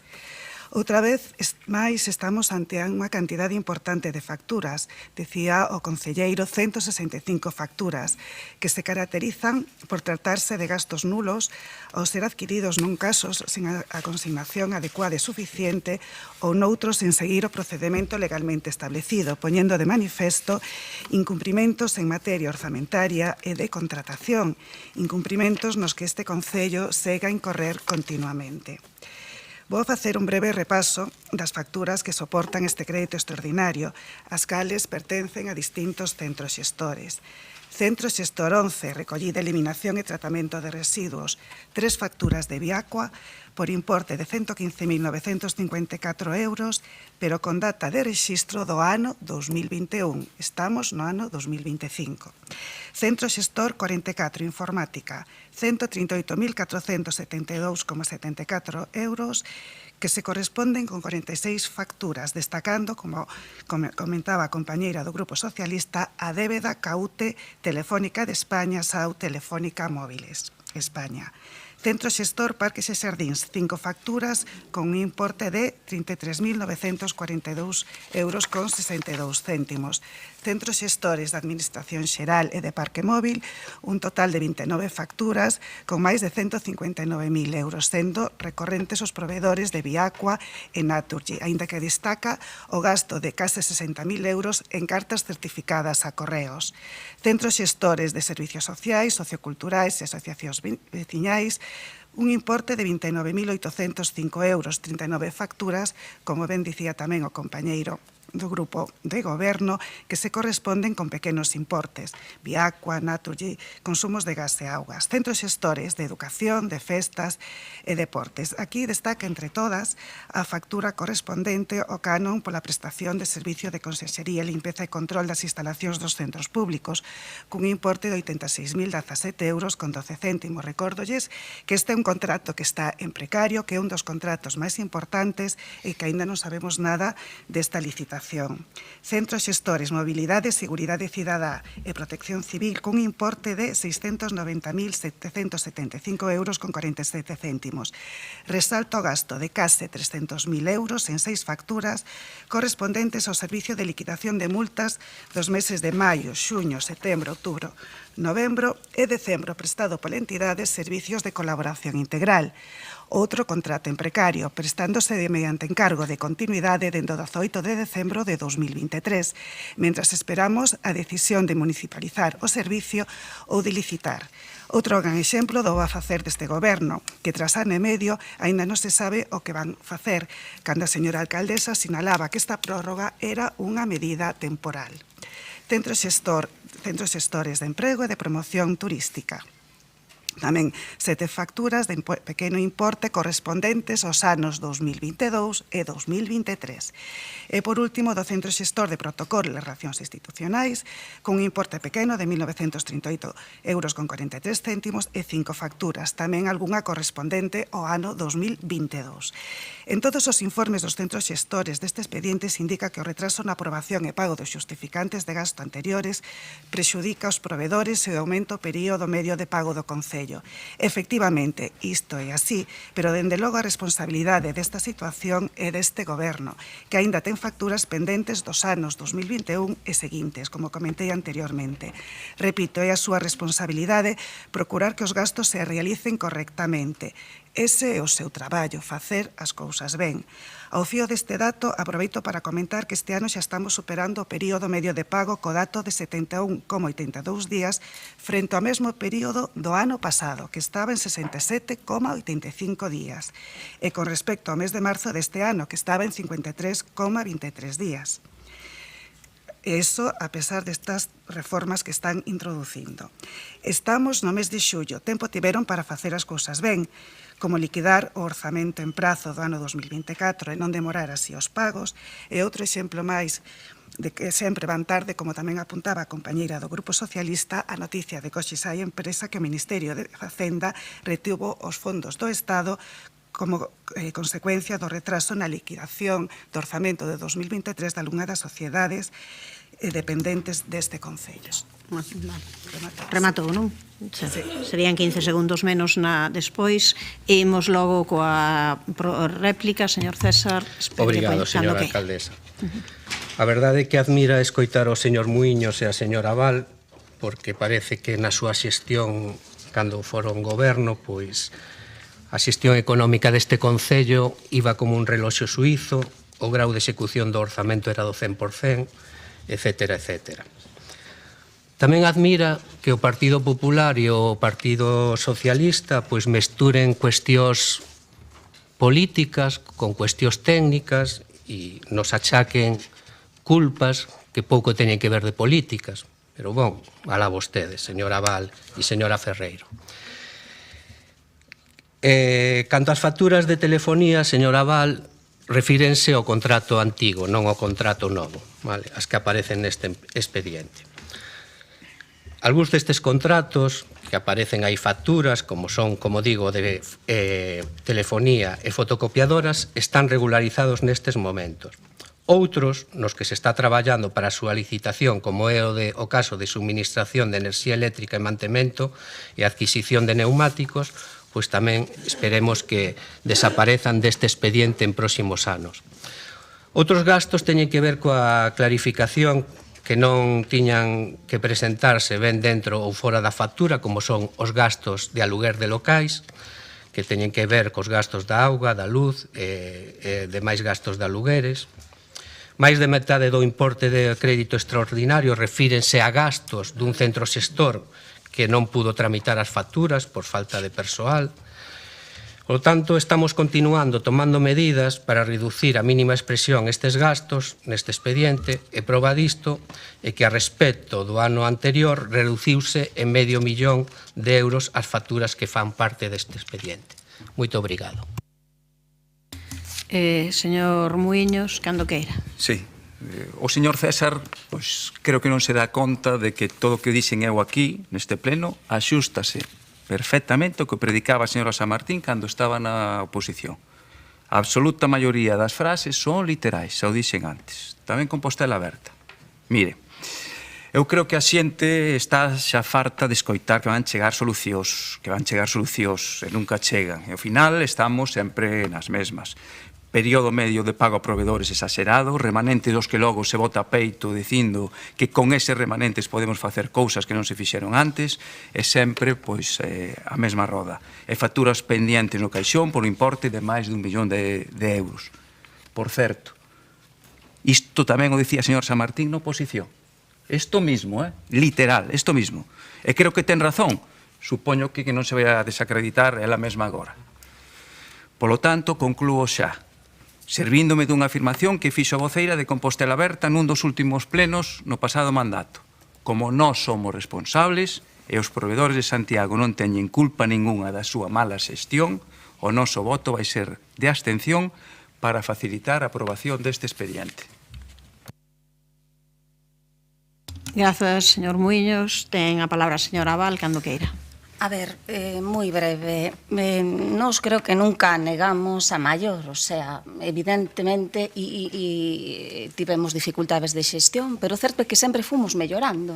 É dicir, implantamos unha revolución neste Concello, que é a reforma administrativa, a implantación da administración electrónica en extremis, que non me cansarei de recordar e de agradecer aos técnicos o importante esforzo dos técnicos municipais. O investimento, é dicir, o investimento ano tras ano fomos quen de executar máis, de gastar máis, de ter unha mellor execución do capítulo de inversións. Unha observación que si lle quero facer ao concelleiro que faga esa reflexión e que fagamos a reflexión de todos os que estamos aquí. Veñen menos facturas a este crédito extraordinario por unha simple razón, porque os contratos están regularizados. Os contratos regularizáronse. Quen nos regularizou? O Bloque Nacionalista Galego e Compostela Aberta? Non. Non son capaz de identificar un contrato de trato sucesivo, un dos poucos contratos de trato sucesivo do Concello de Santiago de Compostela que regularizaran vostedes. Non somos capaces de identificalo, pero gracias ao traballo de regularización contractual que fixemos durante a legislatura pasada, somos quen de reducir esta situación, somos quen de axilizar a execución do pago a proveedores. Ou fomos quen? Vostedes, pois, bueno, creo que, a pesar, insistimos, de ter máis direccións de área que nunca ter unha estrutura administrativa máis forte, pois non vemos ningunha mellora na súa xestión e o lamentamos. E solicitamos e exiximos ao Goberno Municipal que se poña as pilas neste sentido e avance na regularización dos contratos daquelas prestacións que están pendentes e, en última instancia, na mellora dos servicios públicos e da prestación dos servicios públicos. Nada máis. Votaremos a favor, evidentemente. Grazas, señora Abal. Señora Ferreiro, cando queira. Moi ben. Pois unha cousa evidente, que van peor que o ano pasado no pagamento das facturas, segundo os últimos datos publicados. Os datos son os que son, así que pois articulen os expedientes correctamente para evitar prexudicar os proveedores, como din nos seus informes, conseguindo pois unha tramitación áxil que permita saldar as débedas o antes posible e non ter que estar pagando a mediados do ano 2025 facturas que se remontan a servizos prestados nestes últimos 4 anos. Nada máis, moitas gracias. Grazas, señora Ferreiro. Pasamos á votación, señor secretario. Aprobación de expediente de crédito extraordinario 2025, CREX 02, de importe 1.318.282,76 euros, financiado con remanente líquido de tesouraría para gastos xerais de 2024 para atender unha parte do saldo de operacións de obrigas pendentes de aplicar o orzamento 2024. Votos a favor. Grupos municipais, BNG, Compostela Verde, Socialista. Votos en contra. Non hai abstencións. Grupo Municipal, Partido Popular, concelleiros non adscritos. Apróbase a proposta. Pasamos a continuación ao debate conxunto despois do acordo da Xunta de Portavoces dos puntos 6, 7, 8, 9 e 10, que son aprobacións de recoñecemento extrajudicial de crédito por gastos derivados da liquidación do ano 2024 correspondente á prestación de diversos servizos de transporte urbano colectivo. No primeiro caso, no punto número 6, a favor de autocares Rías Baixas por importe de 402.093,27 euros. No punto número 7, a favor de Autos Carballo por importe de 272.372,82 euros. No punto número 8, a favor de Hermanos Ferrín por importe de 114.383,59 euros. No punto número 9, a favor de Tralusa por un importe de 2.537.725,89 euros. E no punto número 10, a favor de Autos Gravanxa por importe de 61.667,32 euros. Ten a palabra nestes momentos o señor Duro, cando queira. Grazas, alcaldesa. Bo día. Viron unha documentación que, neste caso, o sistema de pago establecido nos contratos para o Autos Gravanxa, Hermanos Ferrín e Autos Carballo e a liquidación anual do ano anterior, e para Rías Baixas e Tralusa e de entregas a conta durante o ano en curso e unha regularización anual aprobada en pleno. Todos estes trámites foron iniciados, xa tal como comentei no pleno pasado, en tempo e en forma, pero o certo que os distintos expedientes foronse atrancando, froito primeiro da marcha da técnica de xestión A2 destinada no meu departamento de tráfico como funcionaria interina e despois, 2 meses despois, coa xubilación da xefa de servicio. Sin que sirva de excusa, pero, o departamento de tráfico é un departamento cunha enorme carga de traballo, moitas veces invisible, e a verdade é que non foi ata que recuperamos a dotación de persoal mínimo necesario que pudemos normalizar a tramitación dos diferentes procedementos. Eu, evidentemente, lamento infinitamente os atrasos e así yo trasladei personalmente a todas as empresas explicando a situación e tamén gustaríame recoñecer o tremendo esforzo que fixo o persoal do departamento en circunstancias que realmente non foron nada doadas durante varios meses do ano pasado e principios deste, para dar sacado adiante o traballo. Hoxe en día podemos dicir que a situación está prácticamente normalizada xa. Grazas. Grazas, señor Duro. Señor Muiños, non sei se quere falar. Sí, cando queira. Vos de novo. Os puntos que trae agora o Goberno, efectivamente, son relativos ás liquidacións das concesionarias do transporte. Facturas que o Goberno ten que abonar e que ten que traer no momento no que o expediente estea tramitado e, polo tanto, existe a responsabilidade do Concello de aboar estas liquidacións. Dicir que tivemos acceso a toda a documentación, que agora sí, houbo algunha reunión, e quero recoñecelo porque no anterior pleno criticábamos precisamente iso, que faltara o diálogo. Agora houbo algo de diálogo, pero seguimos sin información sobre cando se vai a regularizar todo o relativo ao transporte urbano. Tal é o ocultismo co que vostedes están abordando esta cuestión, que temos que traer aquí unha proposición que debateremos logo para reclamar información sobre a elaboración do novo contrato de transporte urbano. E gustaríame deixar claro que despois de varias semanas que vostedes anunciaron sorprendentemente pola vía unilateral un cambio na fórmula de xestión do transporte urbano, polo menos para nós non houve ningún avance, nin información. Tampouco ningún documento técnico ao respecto. E iso é fundamental para regularizar a situación pola que hoxe pois traen aquí recoñecementos extrajudiciais por un importe de casi 3,4 millóns de euros en total.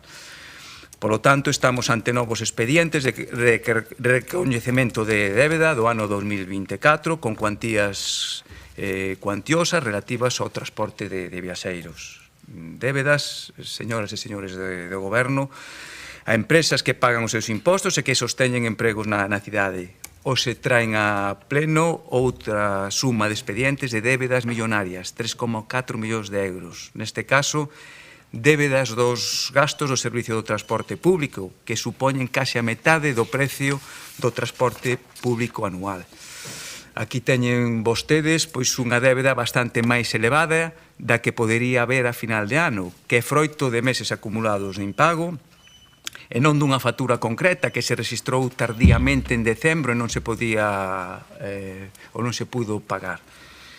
Por certo, por se alguén do Goberno ten previsto rebater este argumento que acabo de dar, direilles que é unha cita tamén prácticamente literal da voceira de Compostela Aberta cando estaban na oposición, alá por xullo do 2022, ante un expediente pois moi similar.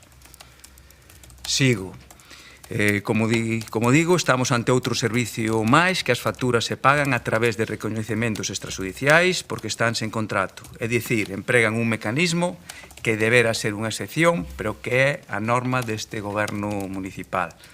Un goberno que, por certo, máis aló de renovar o contrato do SAF, non foi quen de sacar ningún dos grandes contratos deste Concello que quedaban pendientes. É dicir, transporte e auga. O resto, mantemento de zonas verdes, limpeza viaria, recollida de residuos, así como da iluminación pública, se estaban adxudicados cando chegaron. Vaya comito das boas xestoras, señora San Martín. Polo tanto, facturas no caixón, facturas irregulares que presentan as concesionarias porque están sen contrato e porque están sen pagar desde o ano 2024. E xa levamos 6 meses de retraso. Pero isto non é culpa das concesionarias, senón dun goberno que é incapaz de xestionar en prazo e forma as facturas e que tampouco é capaz de renovar un contrato que tan sinxelo lles parecía pois cando estaban na oposición. Nós, evidentemente, imos facilitar que se aproben estes expedientes, recoñecendo que deben pagarse porque o servizo se prestou, estamos ante un servizo fundamental. Grazas, señor Muiños. Señora Abal, cando queira. Gracias, alcaldesa. Bueno, moi breve. Vamos a votar a favor, como xa fixemos no anterior pleno en relación co expediente de recoñecemento extrajudicial de crédito da operadora de Autocares Rías Baixas. E vamos a votar a favor porque, como se pon de manifesto nos propios informes da intervención municipal, queda totalmente acreditado que o Concello recibiu das operadoras a prestación dos servicios correspondentes e, tendo en conta o principio xeral do dereito segundo o cal ninguén pode enriquecerse en detrimento do outro Concello de Santiago, ten a obriga eslegue de restituir o enriquecemento pagando as facturas que deben. E esa é unha obriga que nos compete a todos os que estamos aquí sentados, polo que novamente, dende o Grupo Municipal Socialista, nun exercicio de coherencia, votaremos a favor destes recoñecementos extrajudiciais de crédito. Pero votaremos a favor non sen antes exixir novamente ao Goberno municipal que se poña as pilas co contrato do transporte. Non pode ser que tras 2 anos de goberno se replantee o modo de xestión indirecta a aplicar. Non pode ser, señor Duro, que lle leve 10 anos pensar o modo de xestión do contrato de transporte. É urxente que saquen a licitación este servicio xa e que dito servicio sea sostible no tempo. Nada máis. Grazas, señora Abal. Señora Ferreiro, cando queira. Moi ben, bo día de novo a todas e a todos. Estos 5 expedientes de REC que se traen hoxe a pleno teñen en común o seguinte: como todos sabemos a estas alturas, trátase de servizos que se prestan sen vínculo contractual. Autos Gravanxa, dende 1 de xaneiro de 2020, Hermanos Ferrín, dende a mesma data, Autos Carballo, igualmente, Tralusa, dende o ano 2017 e Autocares Rías Baixas, dende o ano 2018. Todos se realizan en base a encargos de continuidade, adoptados sen fiscalización previa de intervención. En todos os informes de fiscalización se repite con respecto a estos gastos o seguinte, que se trata de obrigas adquiridas de forma irregular por xerarse con incumprimento da normativa de aplicación, que se trata de actos dictados prescindindo total e absolutamente do procedemento legalmente establecido polo que nos encontramos ante supostos dos recollidos no artigo 47.1 da Lei 39/2015 de Procedemento Administrativo Común das Administracións Públicas, polo que se conclúe que as obrigas así adquiridas están afectadas dun vicio de nulidade absoluta. Tamén se incide no carácter excepcional do procedemento do REC ao que se acode de forma habitual para o pagamento destes servicios, na conveniencia de incorporar a estes expedientes un informe xurídico de valoración sobre a conveniencia de ir máis aló de realizar unha mera validación de gastos mediante o seu recoñecemento extrajudicial por invocación de enriquecimento injusto e levar a cabo unha revisión de oficio pola que se aprecien os incumprimentos e as súas consecuencias, e tamén a consideración de que había para o abono das prestacións xa realizadas e indemnización por danos e prexuizos debería ser a da responsabilidade contractual recollida nos artigos 41 e 42 da Lei de Contratos. Pero a parte dos importes, que é claramente superior no REX do transporte urbano colectivo e no da liña 7 de autocares Rías Baixas, estos dous REX teñen unha diferenza con respecto aos outros, que se trata de acordos de incorporación de vehículos 29 adoptados a proposta do director xerente de TUSA nos anos 2022 e 2023, pero sen informe previo de ningún funcionario independente do Concello e, ademais, sen acreditar que o custe a aboar pola aluguer se corresponda con un prezo de mercado. Reiteramos que tanto os encargos de continuidade do servizo como os acordos de sustitución dos vehículos foron realizados prescindindo total e absolutamente do procedemento legalmente establecido, o que comporta a nulidade de pleno dereito de tales actuacións ante a inexistencia de vínculo contractual. Que o servicio de transporte colectivo de viaxeiros sexa esencial para a cidadanía e de obrigada prestación para este Concello ao tratarse dun Concello de máis de 50.000 habitantes non xustifica que o Concello incurra durante anos en ilegalidade tras ilegalidade coas mesmas entidades que seguen realizando a dedo estas prestacións. Levan anos recorrendo ao carácter temporal desta precariedade condicionada á formalización do novo contrato que non acaba de chegar e que fai uns días deciden cambiar de tipoloxía. Non queda máis que esperar por esa ansiada licitación.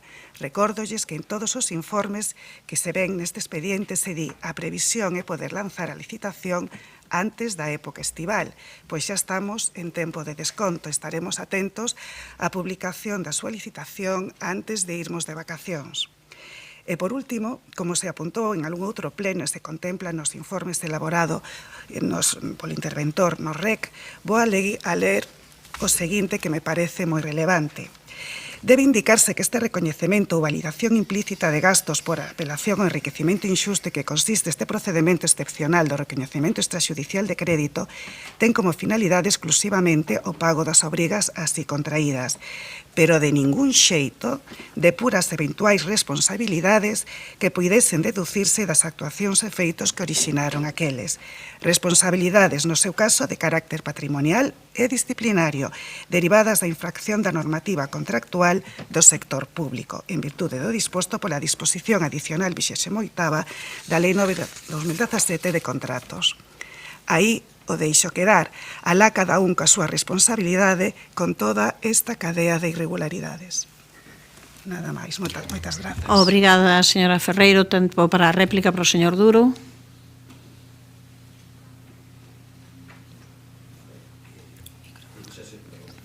Creo que xa se explicou reiteradamente neste pleno que as indemnizacións que se trasladan ás empresas polo correspondente déficit que lle supón a prestación do servicio no ano 2022, na que evidentemente non tiña responsabilidades de goberno, desde a empresa municipal de transporte se fixeron consultas a dúas empresas de venda de autobuses, Mercedes-Benz e Solaris, solicitando precios para alugueiro de autobuses diante dunha situación que era de verdadeira emerxencia e que me corrixa o concelleiro responsable nese momento polo mal estado de determinados vehículos.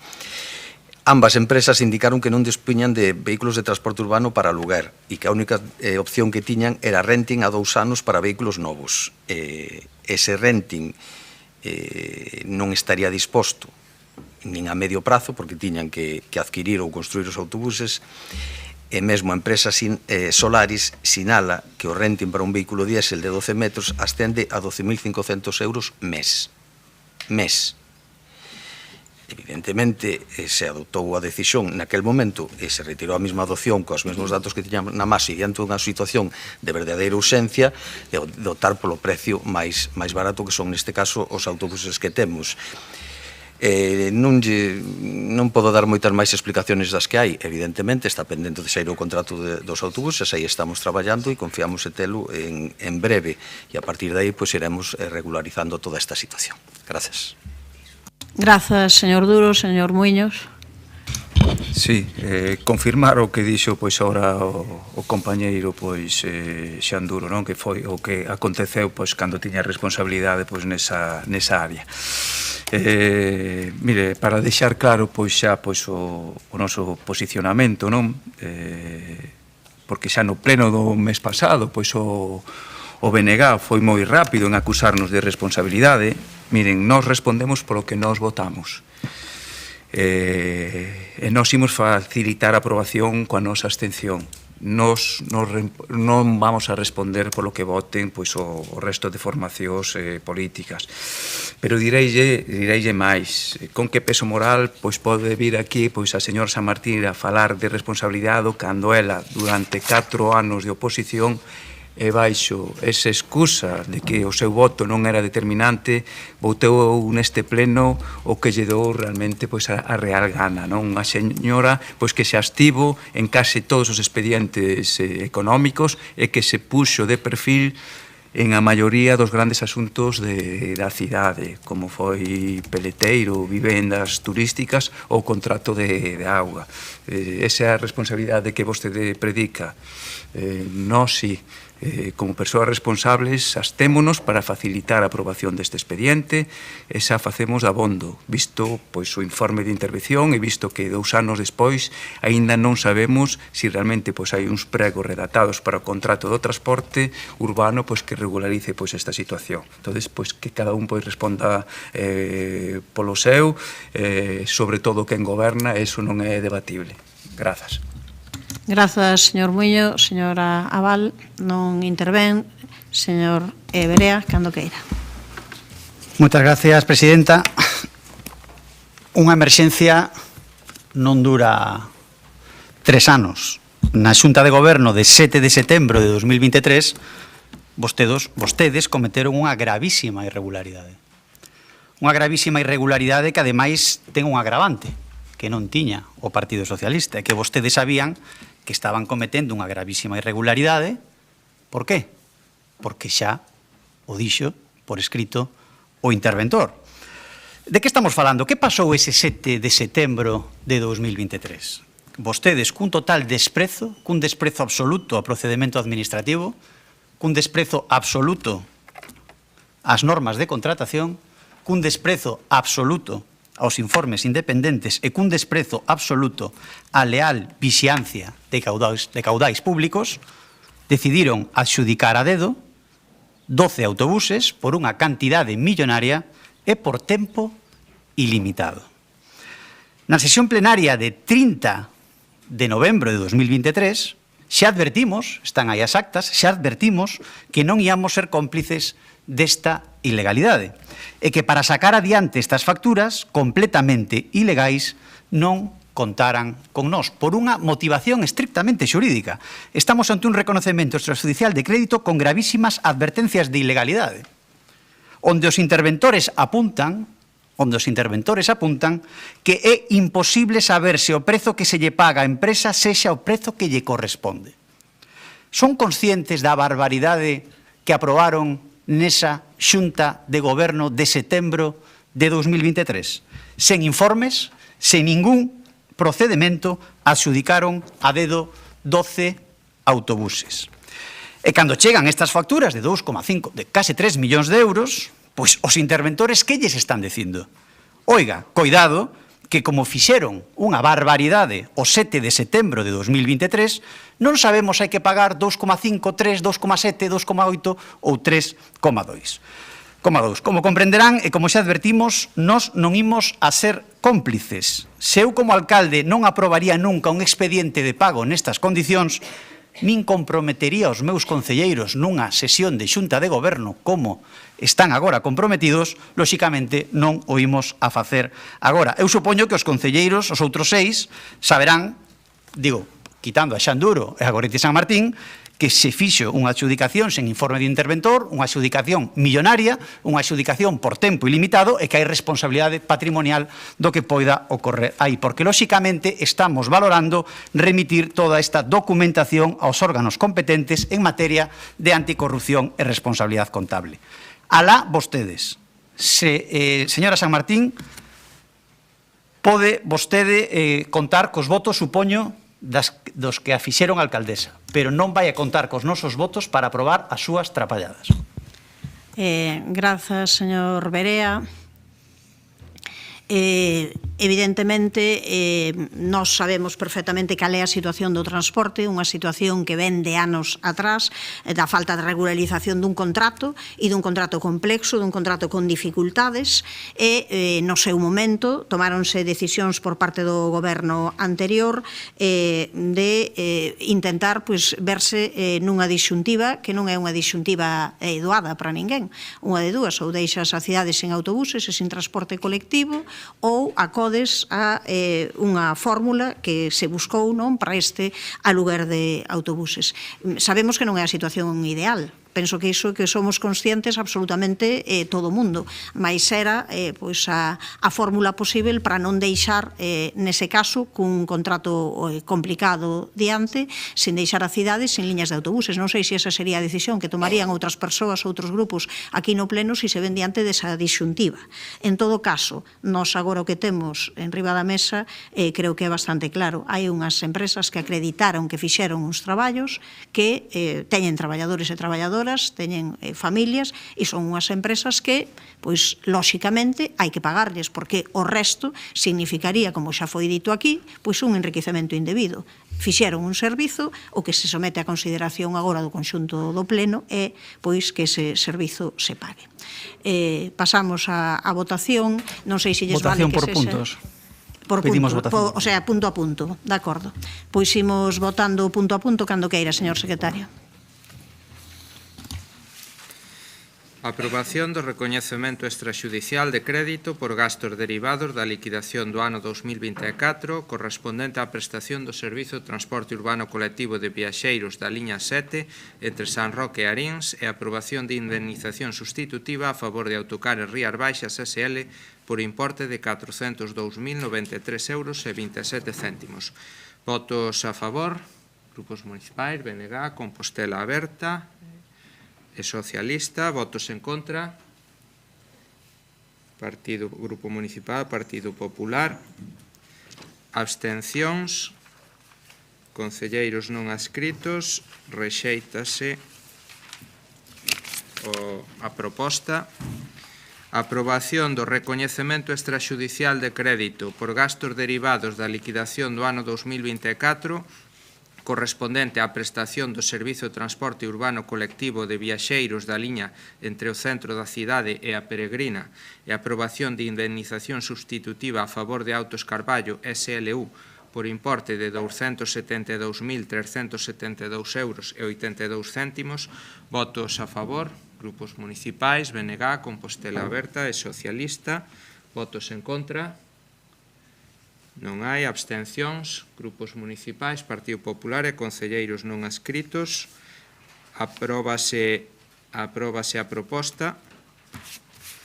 A continuación, aprobación do recoñecemento extraxudicial de crédito por gastos derivados da liquidación do ano 2024 correspondente á prestación do Servizo de Transporte Urbano Colectivo de Viaxeiros da liña entre o centro da cidade e Reborido, Villestro, e aprobación de indemnización sustitutiva a favor de Hermanos Ferrín SL por importe de 114.383 euros e 59 céntimos. Votos a favor, grupos municipais, BNG, Compostela Aberta e Socialista. Votos en contra, non hai, abstencións, grupos municipais do Partido Popular, concelleiros non adscritos. Apróbase a proposta. Segue a aprobación do recoñecemento extrajudicial de crédito por gastos derivados da liquidación do ano 2024 correspondente á prestación do Servizo de Transporte Urbano Colectivo de Viaxeiros e a aprobación de indemnización sustitutiva a favor de autobuses urbanos de Lugo e TRAP SL, UTE da Lei 18/1982, en diante tralusa, por importe de 2.537.725 euros e 89 céntimos. Votos a favor. Grupos municipais, BNG, Compostela Aberta e Socialista. Votos en contra. Grupo municipal do Partido Popular. Abstencións. Concelleiros non adscritos. Rexéitase a proposta. E, finalmente, a aprobación do recoñecemento extrajudicial de crédito por gastos derivados da liquidación do ano 2024 correspondente á prestación do Servizo de Transporte Urbano Colectivo de Viaxeiros da liña entre a Rúa da Rosa e o Polígono do Tambre e a aprobación de indemnización substitutiva a favor de Autos Gravanxa SL por importe de 61.667 euros e 32 céntimos. Votos a favor. Grupos municipais, BNG, Compostela Aberta e Socialista. Votos en contra. Non hai. Abstencións. Grupos municipais, Partido Popular e concelleiros non adscritos. Apróbase a proposta. Pasamos ao seguinte punto da orde do día, a presentación presentada polo Grupo Municipal do PSDG-PSOE para instar a Xunta de Galicia a aceptar os fondos do Plan Estatal de Vivenda 2025-2028 e a impulsar a construción de vivenda pública en Santiago de Compostela. Señor Guinarte, cando queira. Bos días de novo. Bueno, é ben sabido que a vivenda, a escaseza de vivenda, o coste da vivenda é percibido polos cidadáns de Compostela tamén, en xeral polos cidadáns de Galicia e de España como o primeiro problema. É verdade que na nosa cidade, dado o envellecemento da poboación, hai moitos propietarios, moitas persoas que son titulares da súa vivenda, pero tamén é certo que esas persoas ten fillos e ten netos e saben que ter un posto de traballo non garante a posibilidade de facer un proxecto de vida independente, precisamente polo custe da vivenda. En Galicia, o prezo da vivenda sueu máis dun 20% o ano pasado, o alugueiro un 57% na última década. Santiago lidera esas alzas cun incremento acumulado de máis do 60% dende o ano 2014 e a vivenda, sen dúbida, é un freno á cohesión social, a escaseza de vivenda é un freno á cohesión social e á igualdade. O Goberno do Estado fixo na Conferencia de Presidentes unha proposta ás comunidades autónomas para que o novo plan de vivenda 2026-2030 supuxese un incremento moi notable dos fondos aportados polo Estado e polas comunidades autónomas. Non é sensato rexeitar os case 400 millóns de euros que o Estado aportaría para a vivenda pública en Galicia e Santiago de Compostela beneficiaríase, obviamente, desa aportación. O presidente Rueda parece que segueu na reunión de presidentes as consignas do PP e rexeitou esa proposta, pero é verdade que despois, esta semana, en concreto, soubemos que parece que daba marcha atrás, o gallá se confirme esa marcha atrás. O día 23 houbo unha reunión máis ben técnica e parece que sí, que o Partido Popular, sen moito convencemento, vai aceptar integrarse nese plan de vivenda estatal e aportar a parte do 40% que é a proposta que se fai dentro do Estado, 60% Estado, 40% a comunidade autónoma. Desa reunión, a propia Xunta de Galicia aportou unhas cifras sobre o que a comunidade autónoma aporta ao Plan Estatal de Vivenda. E eu creo que son unhas cifras que convén recordar, porque, insisto, son cifras aportadas pola comunidade autónoma. Queixanse os representantes da comunidade autónoma que Galicia tería que facer un incremento moi notable dos 6 millóns de euros que aporta anualmente agora os plans de vivenda do Estado, tería que pasar a 32 millóns de euros anuais. A min non me gusta utilizar palabras moi grosas, xa o saben, pero realmente non lle dá vergoña a Xunta de Galicia recoñecer que adica só 6 millóns de euros ao ano a poñer freno ao problema que os galegos perciben como máis grave. 2 euros por persoa e ano. 2 euros por persona e ano dun orzamento de 14.000 millóns de euros que ten a comunidade autónoma. Dunha cuestión que é da súa competencia. Aquí díxose moitas veces neste pleno. O Partido Popular, pois, en fin, sempre rexeita esa afirmación, pero claro, o artigo 27 do Estatuto de Autonomía di: no marco do presente Estatuto corresponde á Comunidade Autónoma de Galicia a competencia exclusiva nas seguintes materias. Punto 3. Ordenación do territorio e do litoral, urbanismo e vivenda. E hai unha lei galega de vivenda aprobada na época do señor Feijóo como presidente. Esa lei galega de vivenda di no primeiro parágrafo do seu preámbulo que o dereito ao disfrute dunha vivenda digna e adecuada é recoñecido con rango constitucional no artigo 47 da vixente Constitución do 78. E a súa regulación no ámbito de Galicia é unha competencia exclusiva da comunidade autónoma. Claro, diránme, bueno, eso é a súa regulación, eso ten que ver coas normas de habitabilidade e outras cuestións. Bueno, eso pode ser admisible para quen entenda que a vivenda hai que deixarle ao mercado.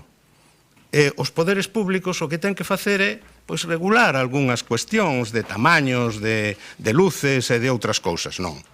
As administracións públicas o que ten que facer é políticas públicas que faciliten o acceso á vivenda e que faciliten o cumprimento do que di o artigo 47 da Constitución Española de 1978. Por tanto, o que pedimos nesta proposición, e confío en que todos os grupos e todos os concelleiros deste pleno a apoyen, porque parece que o Partido Popular tamén se quere poñer nesa liña, o que pedimos nesta proposición é que se acepten eses fondos que son absolutamente necesarios para facilitar a posibilidade de que os mozos... Ni sequera puxara o tempo ao inicio, xa leva falado un pouco de máis do que lle correspondía. Bueno, descontemo do segundo turno. Digo que faciliten que os mozos, sobre todo os mozos e mozas galegos e galegas, teñan a posibilidade de acceder a unha vivenda. A min non me parece moito, e son as cifras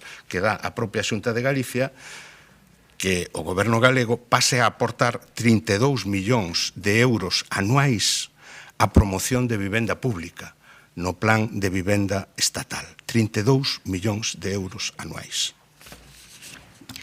Grazas, señor Guinarte. Señora Rosón, cando queira. Moi bo día de novo. Esta proposición pensamos que chega deste tempo, seguramente responde pois a intención de branquear a imaxe política de algúns, máis que a un compromiso coas políticas de vivenda. Pero bueno, imos falar de vivenda, que como saben é un tema que me ocupa e me preocupa considerablemente, a min e os meus compañeiros. Efectivamente, Santiago de Compostela, como o resto das cidades, ten un problema serio de falta de vivenda. Non é unha cuestión de percepción, é unha cuestión de falta de vivenda vivenda real e incuestionable. As novas promocións privadas son escasas, a ralentización nas políticas de rehabilitación son máis que evidentes, o prezo dos alugueiros está disparado e as promocións públicas, aínda que agora comeza a aflorar algunha, son totalmente residuais.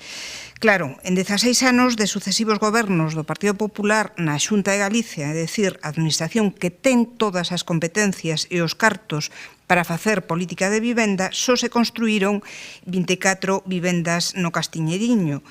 24 vivendas en 16 anos que aínda están sen acabar, como vimos nas imaxes da última visita que fixeron autoridades ali esta semana pasada, para unha demanda de máis de 1.000 persoas, 1.000 familias realmente que en Santiago están inscritas no rexistro de demandantes de vivenda. Ese é o resultado das políticas do Partido Popular. Teño que lamentar, xa que sae este tema a debate, que me resulta incomprensible que agora o Partido Socialista se preste a branquear a imaxe do Partido Popular neste sentido, porque en decembro do ano 23, con toda a razón do mundo, o PSDG denunciaba a nula política da Xunta en vivenda, poñendo como exemplo, a promoción do Castiñeiriño e 2 anos despois a ministra de Vivenda do PSOE visita esa mesma promoción que era exemplo de incapacidade de xestión. En que quedamos? En fin, política de bandazos en materia de vivenda no PSOE de Santiago. Miren, efectivamente a Xunta debe participar no plan de vivenda, estatal de vivenda, pero tampouco concordamos coa exposición de motivos na que vostedes falan de que Galicia ten que activar os mecanismos, e cito textualmente, para aproveitar esta oportunidade histórica. Desculpen, pero a política de vivenda non debe funcionar como unha política de esmola. A política de vivenda debe xurdir da coordinación interadministrativa entre o Goberno do Estado, Goberno autonómico e concellos. Esa foi precisamente a clave do éxito que permitiu que nos sucesivos gobernos de Sánchez Bugallo puidéramos promover miles de vivendas canalizando o plan de acción a través de Movisa. Polo tanto, nada de oportunidade histórica. É obriga de todas as administracións traballar para garantir o dereito á vivenda, unha obriga constitucional. Claro, instar agora a Xunta a aceptar os fondos do novo Plan Estatal de Vivenda cando xa anunciaron públicamente o seu compromiso de facelo, entendo que será unha declaración política máis estética que útil, pero nós imos suscribir tamén esa petición. Aínda que o facemos entendendo que houve un cambio de discurso na Xunta de Galicia sobre vivenda, obrigado polos tempos e polas circunstancias, e tamén, en boa medida, propiciado polo cambio de conselleira. Ata agora non se falaba de promocións públicas e agora sí se fala. Polo tanto, concluo xa, concordamos na necesidade de que a Xunta participe no plan de vivenda. É certo que resulta bastante evidente que o ia a facer o feito de que reactivaran o polígono de vivendas, un dos polígonos de vivenda da zona norte, xa daba pistas de que se estaba a traballar de facto na execución deste plan, aínda sen unha confirmación expresa. Iso é a proposta que fixo o Goberno da Xunta de Galicia ca lei de acompañamento dos orzamentos deste ano, que é, de alguna maneira, toda unha declaración de intencións. E nós, como sempre, estaremos do lado das políticas de vivenda, porque nós non cambiamos de parecer. Traballamos na protección do uso residencial fronte ao auxe das vivendas de uso turístico, defendemos a necesidade de topar o prezo dos alugueiros coa declaración de zona residencial tensionada, reivindicamos sempre a necesidade de intervir no parque de vivenda baleira e, por coherencia, defendemos tamén agora que a Xunta acepte os fondos do Plan Estatal de Vivenda que, insisto, non é unha esmola do Estado, é a súa abriga. Nada máis e moitas gracias. Grazas, señora Rosón. Señor Lestegás, cando queira. Hola, bon día. Quero mandarlle un saúdo a Julio Fernández Balado, da Xunlla, e a Manuela Fraguela, da plataforma de pensionistas que falaron ao comezo deste pleno. Vou ser moi breve. Adianto que imos votar a favor desta proposición, aínda que consideramos que debería ser unha moción, porque estamos instando outra administración a facer algo. E tamén, aínda que consideramos que é un pouco extemporánea, porque aínda que podía ser oportuna cando se registrou esta proposición, entendemos que hoxe, neste momento, non é tan oportuna, tendo en conta que efectivamente, a Xunta xa manifestou a súa disposición a participar no novo plan de vivenda. Constanos que se produciu unha xuntanza antonte entre o director xeral de Vivenda e Solo do Ministerio de Vivenda e Axenda Urbana e o secretario xeral de Vivenda e Urbanismo da Xunta de Galicia. Publicouse, de feito, a propia Xunta de Galicia publicou antonte unha nota de prensa en que xa manifestan a súa disposición a participar no futuro plan de vivenda, como entendemos que non podía ser de outra forma. É certo que hai aí algúns reproches ao Ministerio, entendemos que hai algunhas discrepancias que están pendentes de resolver. Esperemos que se resolvan canto antes, porque non queda outra que colaborar entre administracións para resolver este problema. Grazas. Grazas, señor Lestegás. Señor Constenla, cando queira. Muchas gracias de nuevo. Es verdad que parece que ha habido una reunión que avanza un posible acuerdo, hay unos flecos, pero bueno, ya que tenemos un turno de palabra, pues vamos a hablar de vivienda. Tiene usted razón, señor Guinarte, cuando afirma y pone el punto o pone el dedo sobre un problema que es severo, que afecta como a una buena parte de la sociedad, no solo española, sino de manera singular compostelana. Bueno, pues ya que estamos hablando de esto, pues analicemos quiénes son los responsables, ¿no? Si consultamos a los expertos, estos nos dicen que el principal problema para construir hoy en Santiago es la administración local. Y también, subsidiariamente, la falta de suelo finalista. Si quieres construir, tienes que urbanizar calles, farolas, alcantarillados, suministros y pasar por unos filtros tediosos, burocráticos, medioambientales, patrimoniales, que en el caso de nuestra ciudad se demora lo inimaginable y, desde luego, mucho más de lo razonable y lo que la paciencia pues tiende a aconsejar, ¿no? En esta tesitura, pues cabe preguntarse cuáles son las políticas audaces del señor Lestegás en materia de vivienda. Bueno, pues podemos empezar. La primera, plantear que se compre un inmueble por casi 500.000 euros, un edificio de 3 pisos, unos 50 metros cuadrados por planta, en el Arco de Mafarelos, y convertirlo en el buque insignia, entre comillas, de su programa de alquiler público de vivienda. Mejoraría, sin duda, en trabajar con los propietarios de las casi 5.000 viviendas vacías en nuestra ciudad, que están muchas en muy mal estado y, por tanto, no salen al mercado de alquiler, bueno, con los que se podría poner en marcha un programa ambicioso de rehabilitación y alquiler público, algo que, por cierto, este partido llevaba en su programa electoral. ¿O acaso la que todavía es mejor? Forzar la subasta de varios inmuebles inscritos en el registro de solares vacíos que un juzgado de Santiago le paralizó, algo que ya le advertimos en este pleno que podía pasar. O intentar resucitar Emuvis, a empresa municipal de vivienda, por cierto, de la que nada más hemos vuelto a saber y que singularmente, al menos a mí, me interesa mucho conocer cómo la van a financiar. O batir todos los récords posibles en tiempo de duración de la tramitación de licencias, o de manera especial, lo que asombra a propios y a extraños, y ya sé que no es una competencia estrictamente de urbanismo, pero sí está muy relacionada, son los permisos de ocupación de vía pública, que de media tardan unos 3 meses y medio.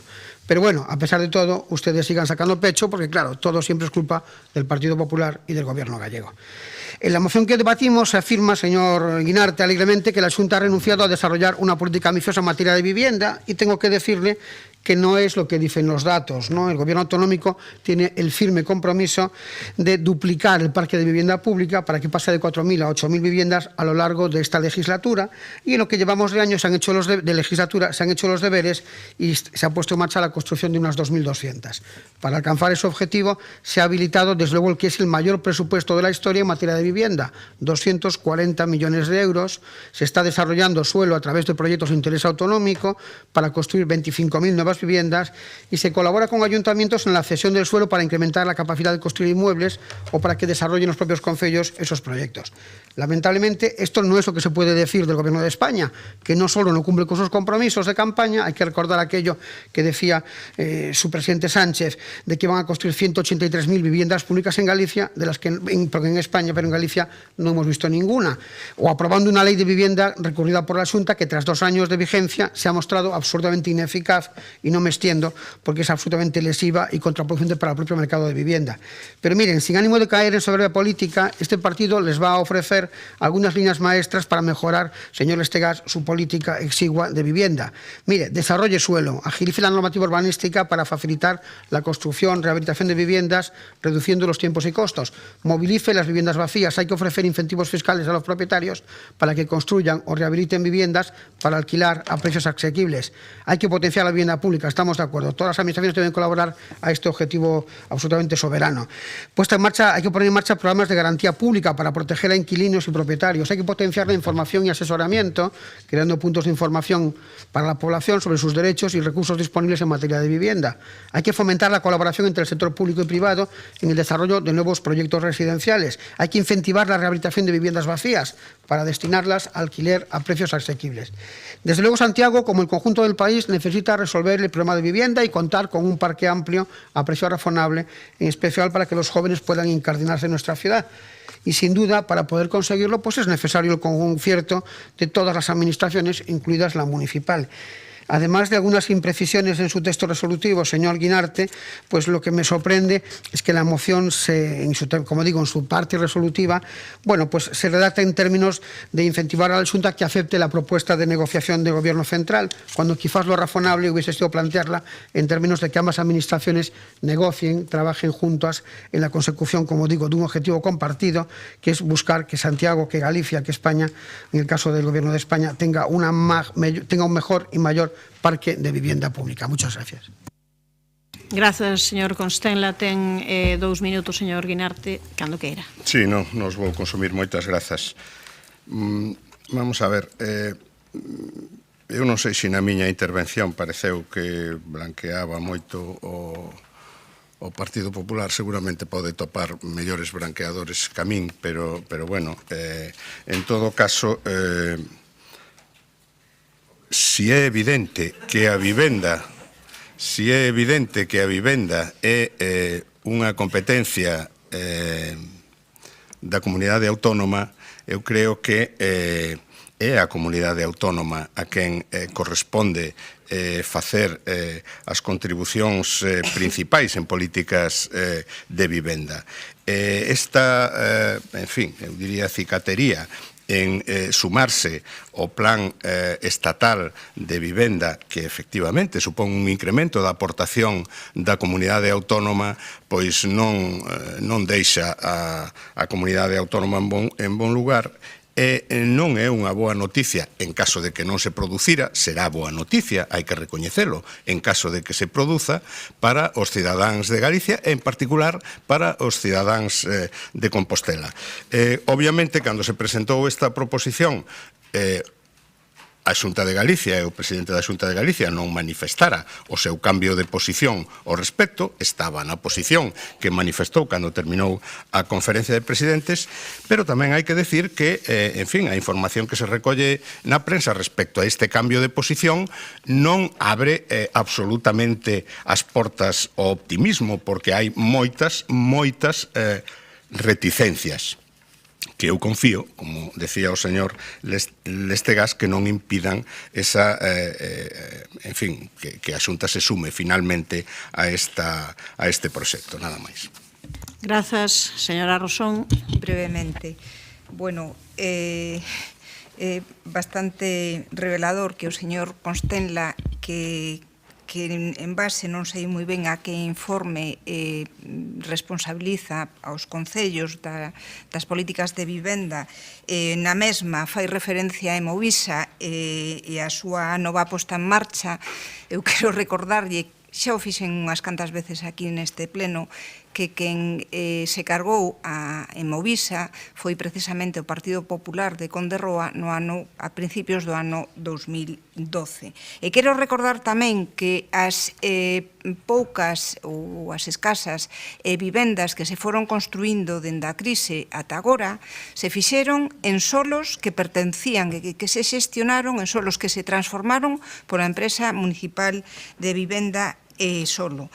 E quero recordar tamén, para finalizar, de novo, porque aquí o levo dicindo en moitísimas ocasións tamén, que as competencias en materia de vivenda son da Xunta de Galicia e, polo tanto, é a Xunta de Galicia a que ten os cartos e os recursos para facer esa política. Agora, con o impulso do Estado, absolutamente obrigado do Estado, terá máis recursos, entón entendo eu que aí temos que traballar todos xuntos, porque efectivamente en todos os ordes da política a colaboración interinstitucional é absolutamente imprescindible e en materia de política de vivenda e neste momento tan grave que estamos a vivir é incuestionable.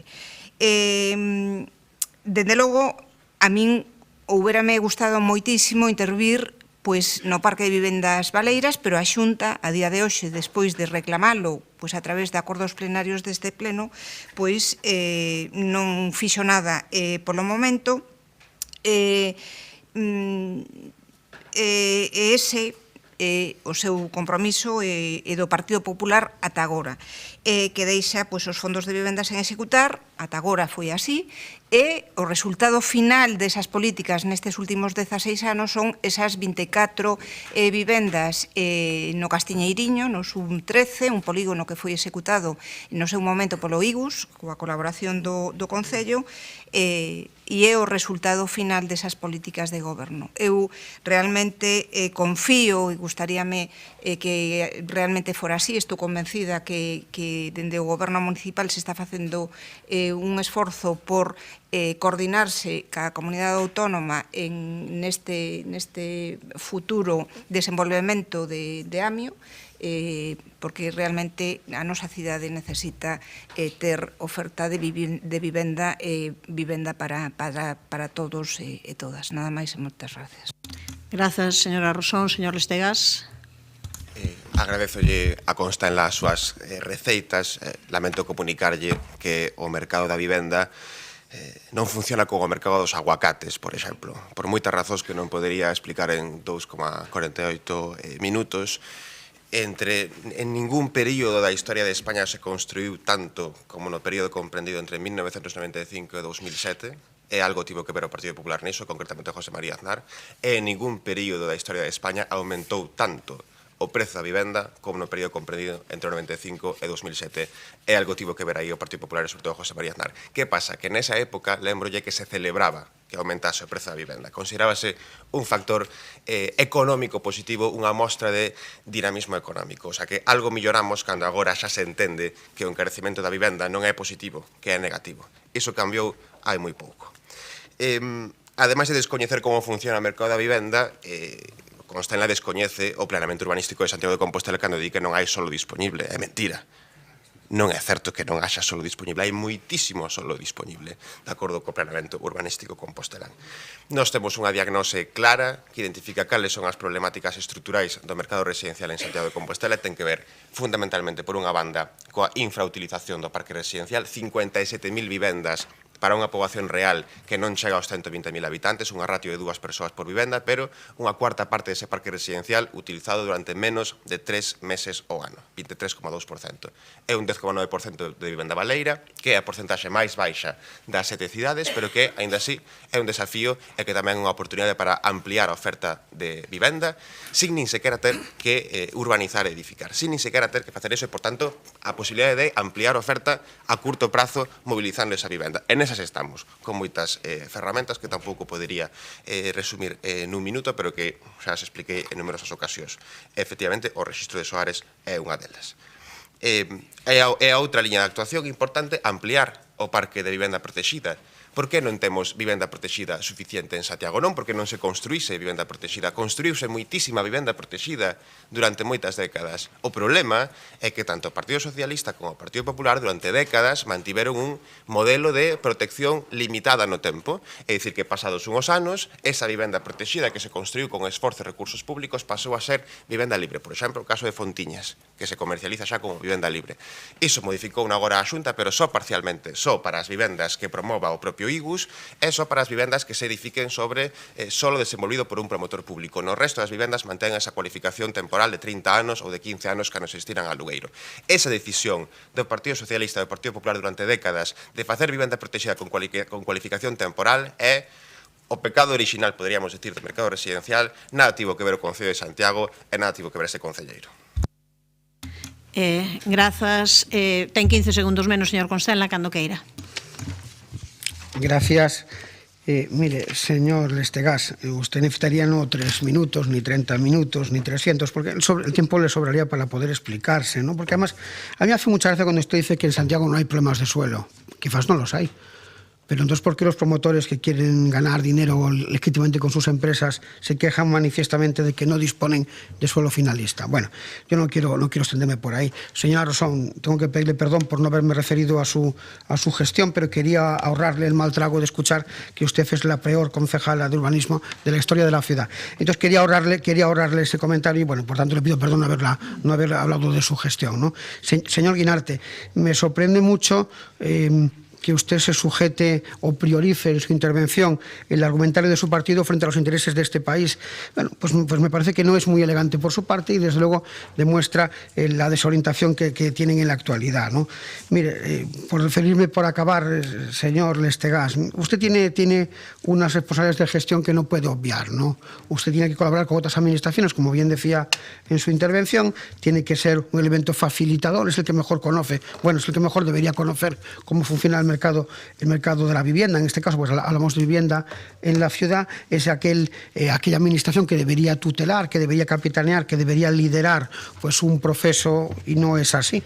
No es así porque, como le decía antes, si usted no ha querido mencionarlo entre sus logros, el que quiera construir en Santiago, el que quiera promocionar en esta ciudad, se va a encontrar con un conjunto de atascos que son absolutamente inexplicables en el tiempo y, desde luego, lo que en otras ciudades no debe ocupar más de 2 semanas, aquí, como le decía antes, supone 4 meses, ¿no? Oiga, si en lo pequeño somos tan desastres, ¿cómo no lo seremos en lo grande? Muchas gracias.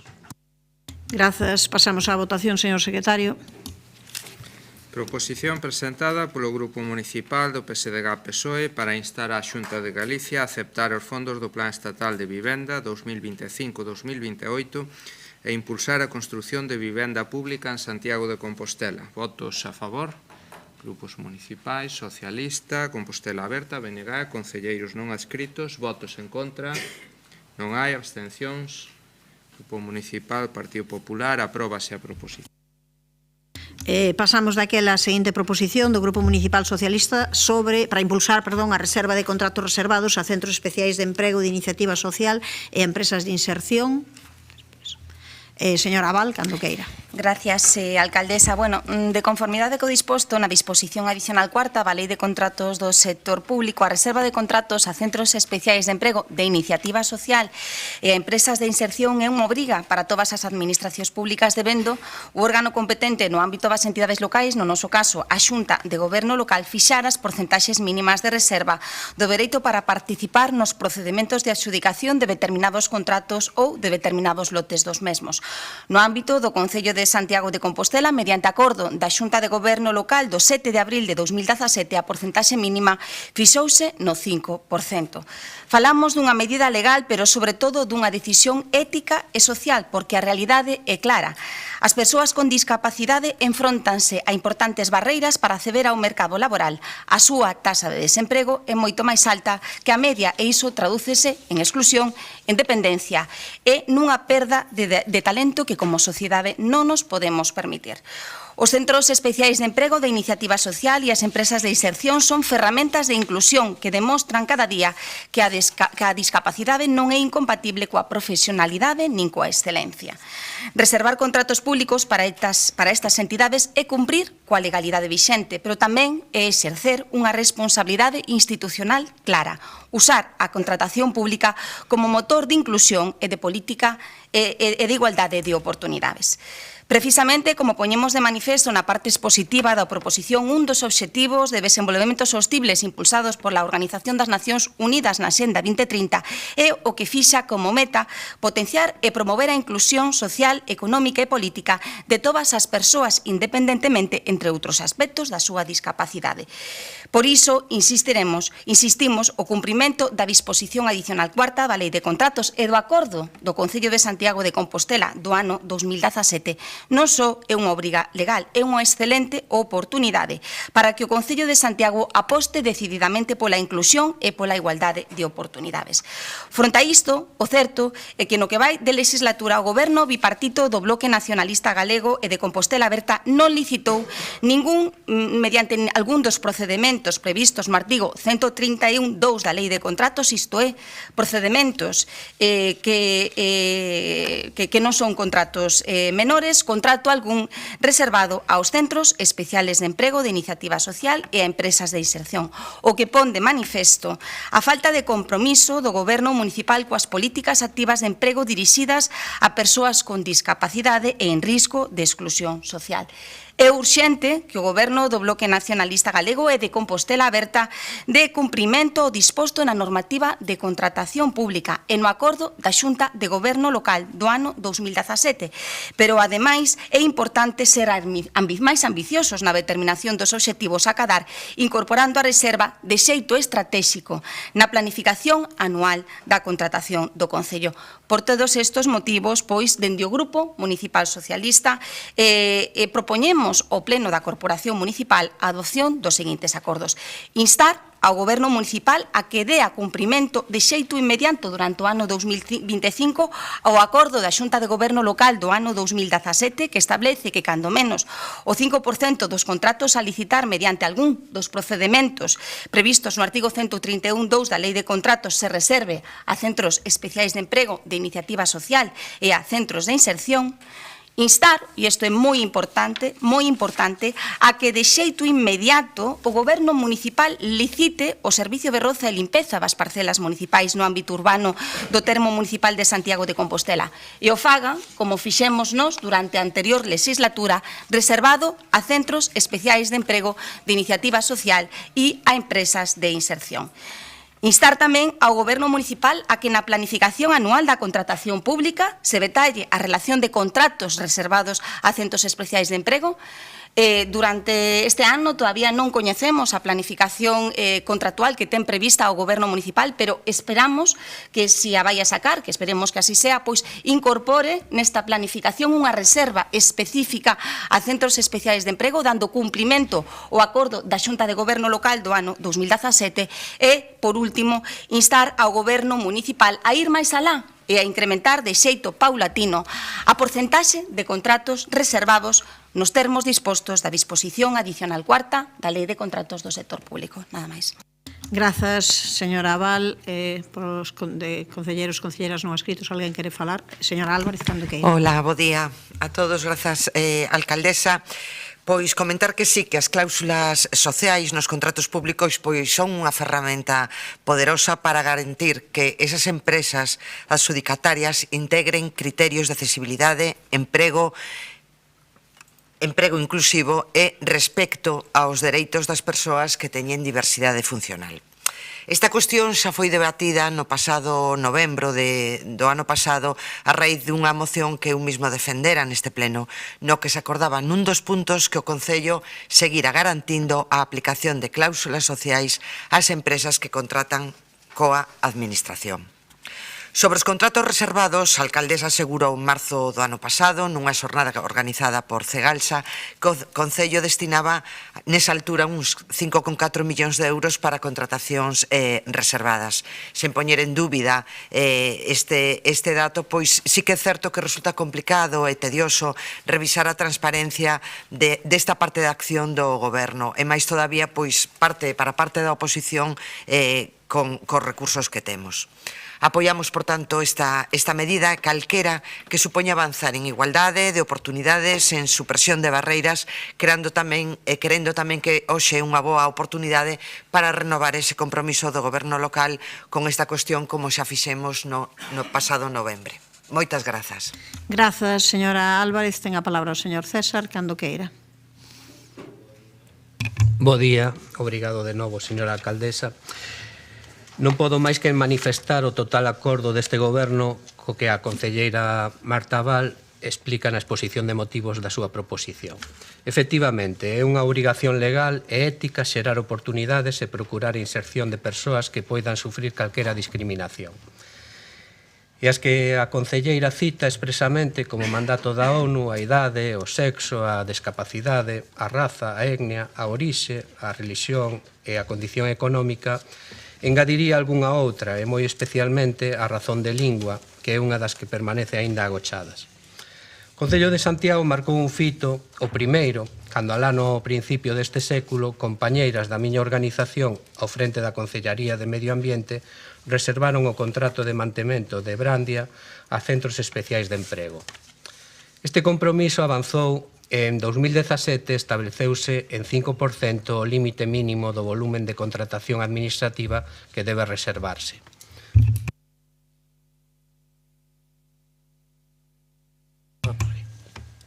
Malia non estar perfectamente determinado o método de cuantificación, podemos estimar que se ven cumprindo no conxunto dos contratos en vigor. Con todo, non vamos a amosar satisfacción porque o noso obxectivo debe ser máis ambicioso. Reducir ata eliminar a exclusión de todo tipo e pular pola inserción laboral das persoas que fan parte de calquera colectivo en risco é unha meta que temos presente e que queremos abordar de todos os xeitos posíveis. Por iso, alén da reserva de contratos de centros especiais de emprego ou empresas de inserción que nos comprometemos a aumentar, tamén mantemos outras liñas de traballo.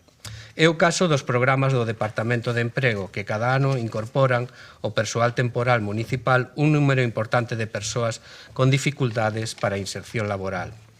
E é tamén o da reserva de prazas na oferta de emprego público, na que superamos 7% das susceptíveis de se reservaren. Como seguramente xa sabe a concelleira Abal, estáse tramitando un contrato específico para Rozas no ámbito urbano e vai ser un contrato reservado. E podo adiantarlle que na nosa planificación están tamén outros, por exemplo, os de vinculación ao mantemento das zonas que se renaturalizarán no marco da Estrategia de Infraestructuras Verdes. Por este motivo, vamos a votar a favor de todas as epígrafes que contén esta proposición. Obrigado. Obrigada polo Partido Popular. Señora Otero, cando queira. Bo día.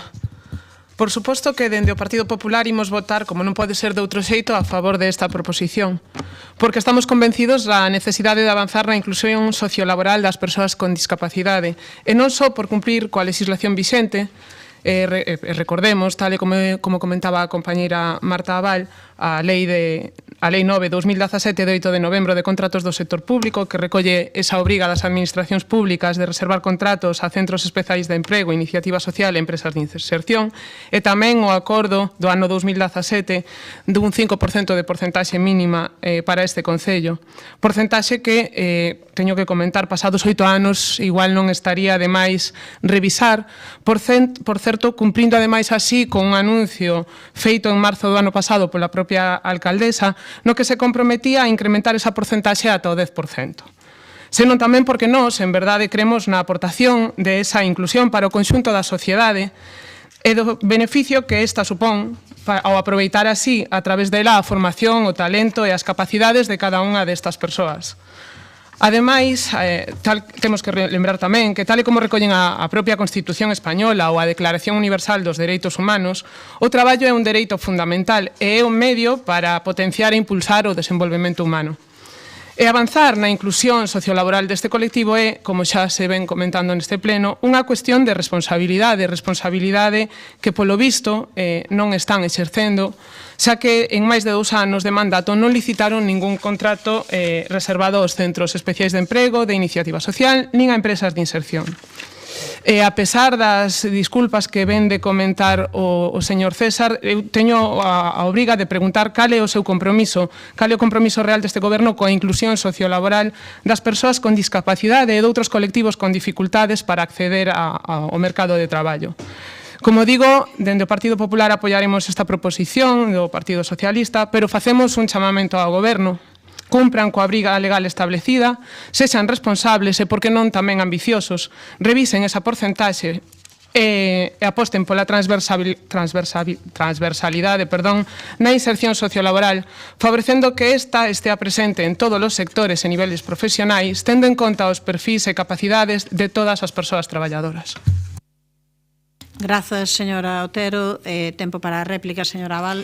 Moitas gracias, alcaldesa. Bueno, pois agradecemos o que parece ser unha unanimidade da Corporación Municipal en relación con este punto que é esencial, evidentemente, pois para avanzar nunha sociedade moito máis inclusiva, pero sobre todo tamén agradecemos que en concreto se acepte incluir o que é a planificación de contratos reservados no plan anual de contratación do Concello de Santiago, porque para que o uso estratégico da contratación pública pois sea unha realidade, é necesario que se analicen polo miúdo cales entre os contratos que ten o Concello pois terán máis éxito de ser reservados a centros especiais de emprego de iniciativa social e a empresas de inserción. E máis alá dos contratos que veñen sendo habituais, como o mantemento de zonas verdes. De feito, durante a legislatura pasada fixemos un análisis importante nese sentido. Recordemos que reservamos a centros especiales de emprego o contrato de limpeza de fincas municipais por primeira vez na historia deste Concello e agradecemos que o Goberno municipal vaya a dar continuidade a este fito histórico. Tamén durante a legislatura pasada reservamos por primeira vez a centros especiais de emprego un contrato tramitado mediante procedimento aberto para a execución de obras de accesibilidade no Concello de Santiago de Compostela, un fito tamén histórico no Concello de Santiago de Compostela, e tamén durante a legislatura pasada reservamos un dos lotes de centros socioculturales a centros especiais de emprego. Sabemos que algunhas cuestións non son sinxelas e que temos que conciliar moitos intereses, pero temos que ir avanzando cara a este camiño, porque realmente que avancemos e que incrementemos realmente e diversifiquemos as actividades de reserva de contratos a centros especiais de emprego, pois redundará sen dúbida, pois nunha maior e mellor integración social de toda a cidadanía. Nada máis e agradecer o voto a favor de toda a Corporación Municipal. Grazas, señora Val. Señora Álvarez. Señor César. Boas de novo. Señora Otero, como xa dixen na miña primeira intervención, este goberno vai tentar ser máis ambicioso do que establece o artigo 36 da Lei de Contratos do Sector Público e tamén das actividades que aparecen no anexo 6 desta lei. Obrigada, señora Otero. Non sei se quere intervir. Nada, decía na súa anterior intervención o señor César que estaban de acordo en que era unha obligación legal e moral. Se están de acordo en que é unha obligación, cumpran con esa obligación. Estaría ben que nos dixeran cando, non? Porque, bueno, igual de ir marcando plazos axuda a que teñamos un pouquiño máis de fe en que efectivamente o van a facer. Obrigada, señora Otero. Pasamos á votación, señor secretario. Proposición presentada polo Grupo Municipal do PSDG-PSOE para impulsar a reserva de contratos reservados a centros especiais de iniciativa social e a empresas de inserción. Votos a favor. Unanimidade. Apróbase. Ben, imos facer agora o descanso. Pídolles, por favor, que sexan moi puntuais porque temos un pleno longo para comezar ás 12:45 en punto a sesión.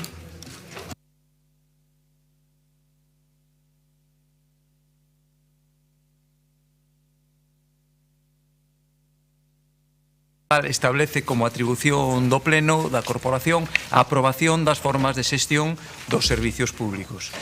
No Concello de Santiago existe un precedente claro no que a Corporación Municipal exixiu formar unha comisión de estudo para decidir a fórmula de xestión dun servicio público, o do ciclo integral da auga. Un debate que ata de agora estaba pechado no Servicio de Transporte Urbano, pero que, de forma unilateral, decidiu abrir o Goberno local o día 3 de xuño de 2025, pois a través dunha rolda de prensa na que informaron públicamente que o servizo non se prestará coa fórmula da concesión, senón a través dun contrato de servizos. Un cambio que mantén a xestión indirecta do servizo, pero cunha fórmula de contrato na que sería o Concello o que asumiría todo o risco operacional. O risco económico e financiero sería da administración local, recibindo o operador do servizo unha remuneración estable independentemente dos ingresos polas tarifas. E quero destacar que estamos ante un contrato cuxo custo inicial estimado ascendería a case 140 millóns de euros en 13 anos, supoñendo un desembolso anual de case 11 millóns que condicionaría e moito os orzamentos das 4 próximas corporacións, e incluso a súa propia viabilidade ao afectar dunha forma tan determinante os gastos correntes. Así que estaríamos ante a decisión máis trascendente que se vai adoptar neste mandato e non se vella responsable nin razoable que 8 concelleiras e concelleiros dun total de 25 adopten esta decisión, quedando máis de 2/3 da corporación relegados a meros observadores. Polo tanto, creemos que este cambio unilateral na fórmula de xestión podería supor un enorme risco para as contas públicas do Concello en termos de viabilidade económica. Requeriría, así mesmo, unha estrutura administrativa máis forte para supervisar o contrato e, polo tanto, todo isto derivaría nun incremento sustancial dos costes fixos para as arcas municipais. Un efecto que ata data descoñecemos se foi estudiado como debería, porque aquí semella que ninguén sabe nada. Ante un cambio de tal magnitude na fórmula de xestión que podería comprometer en boa medida a estabilidade económica do Concello, é obrigado que a Corporación Municipal se pronuncie en cumprimento dos artigos que citaba ao comezo, a fin de evitar un conflito de competencias que puidera comprometer a licitación futura do contrato de servizos. Iso se é que a Corporación decide finalmente que se debe ser o modelo de xestión en base aos informes técnicos que deberá presentar o equipo de goberno con carácter previo. Só así, este cambio no modelo de xestión contaría coa seguridade xurídica necesaria para garantir a súa licitación sin impugnacións que rematasen por dilatar os prazos novamente en caso de acordar outra decisión a Corporación Municipal ao tratarse esta dunha competencia propia da mesma, o goberno local terá a obriga legal de respetar o acordado. Por lo tanto, reclamamos que se constitúa esta comisión e que se faga con carácter urxente para desbloquear un contrato que, sabémolo todas e todas, leva moito tempo en precario. Grazas, señor Muiños. Ten a palabra o señor Duro, cando queira.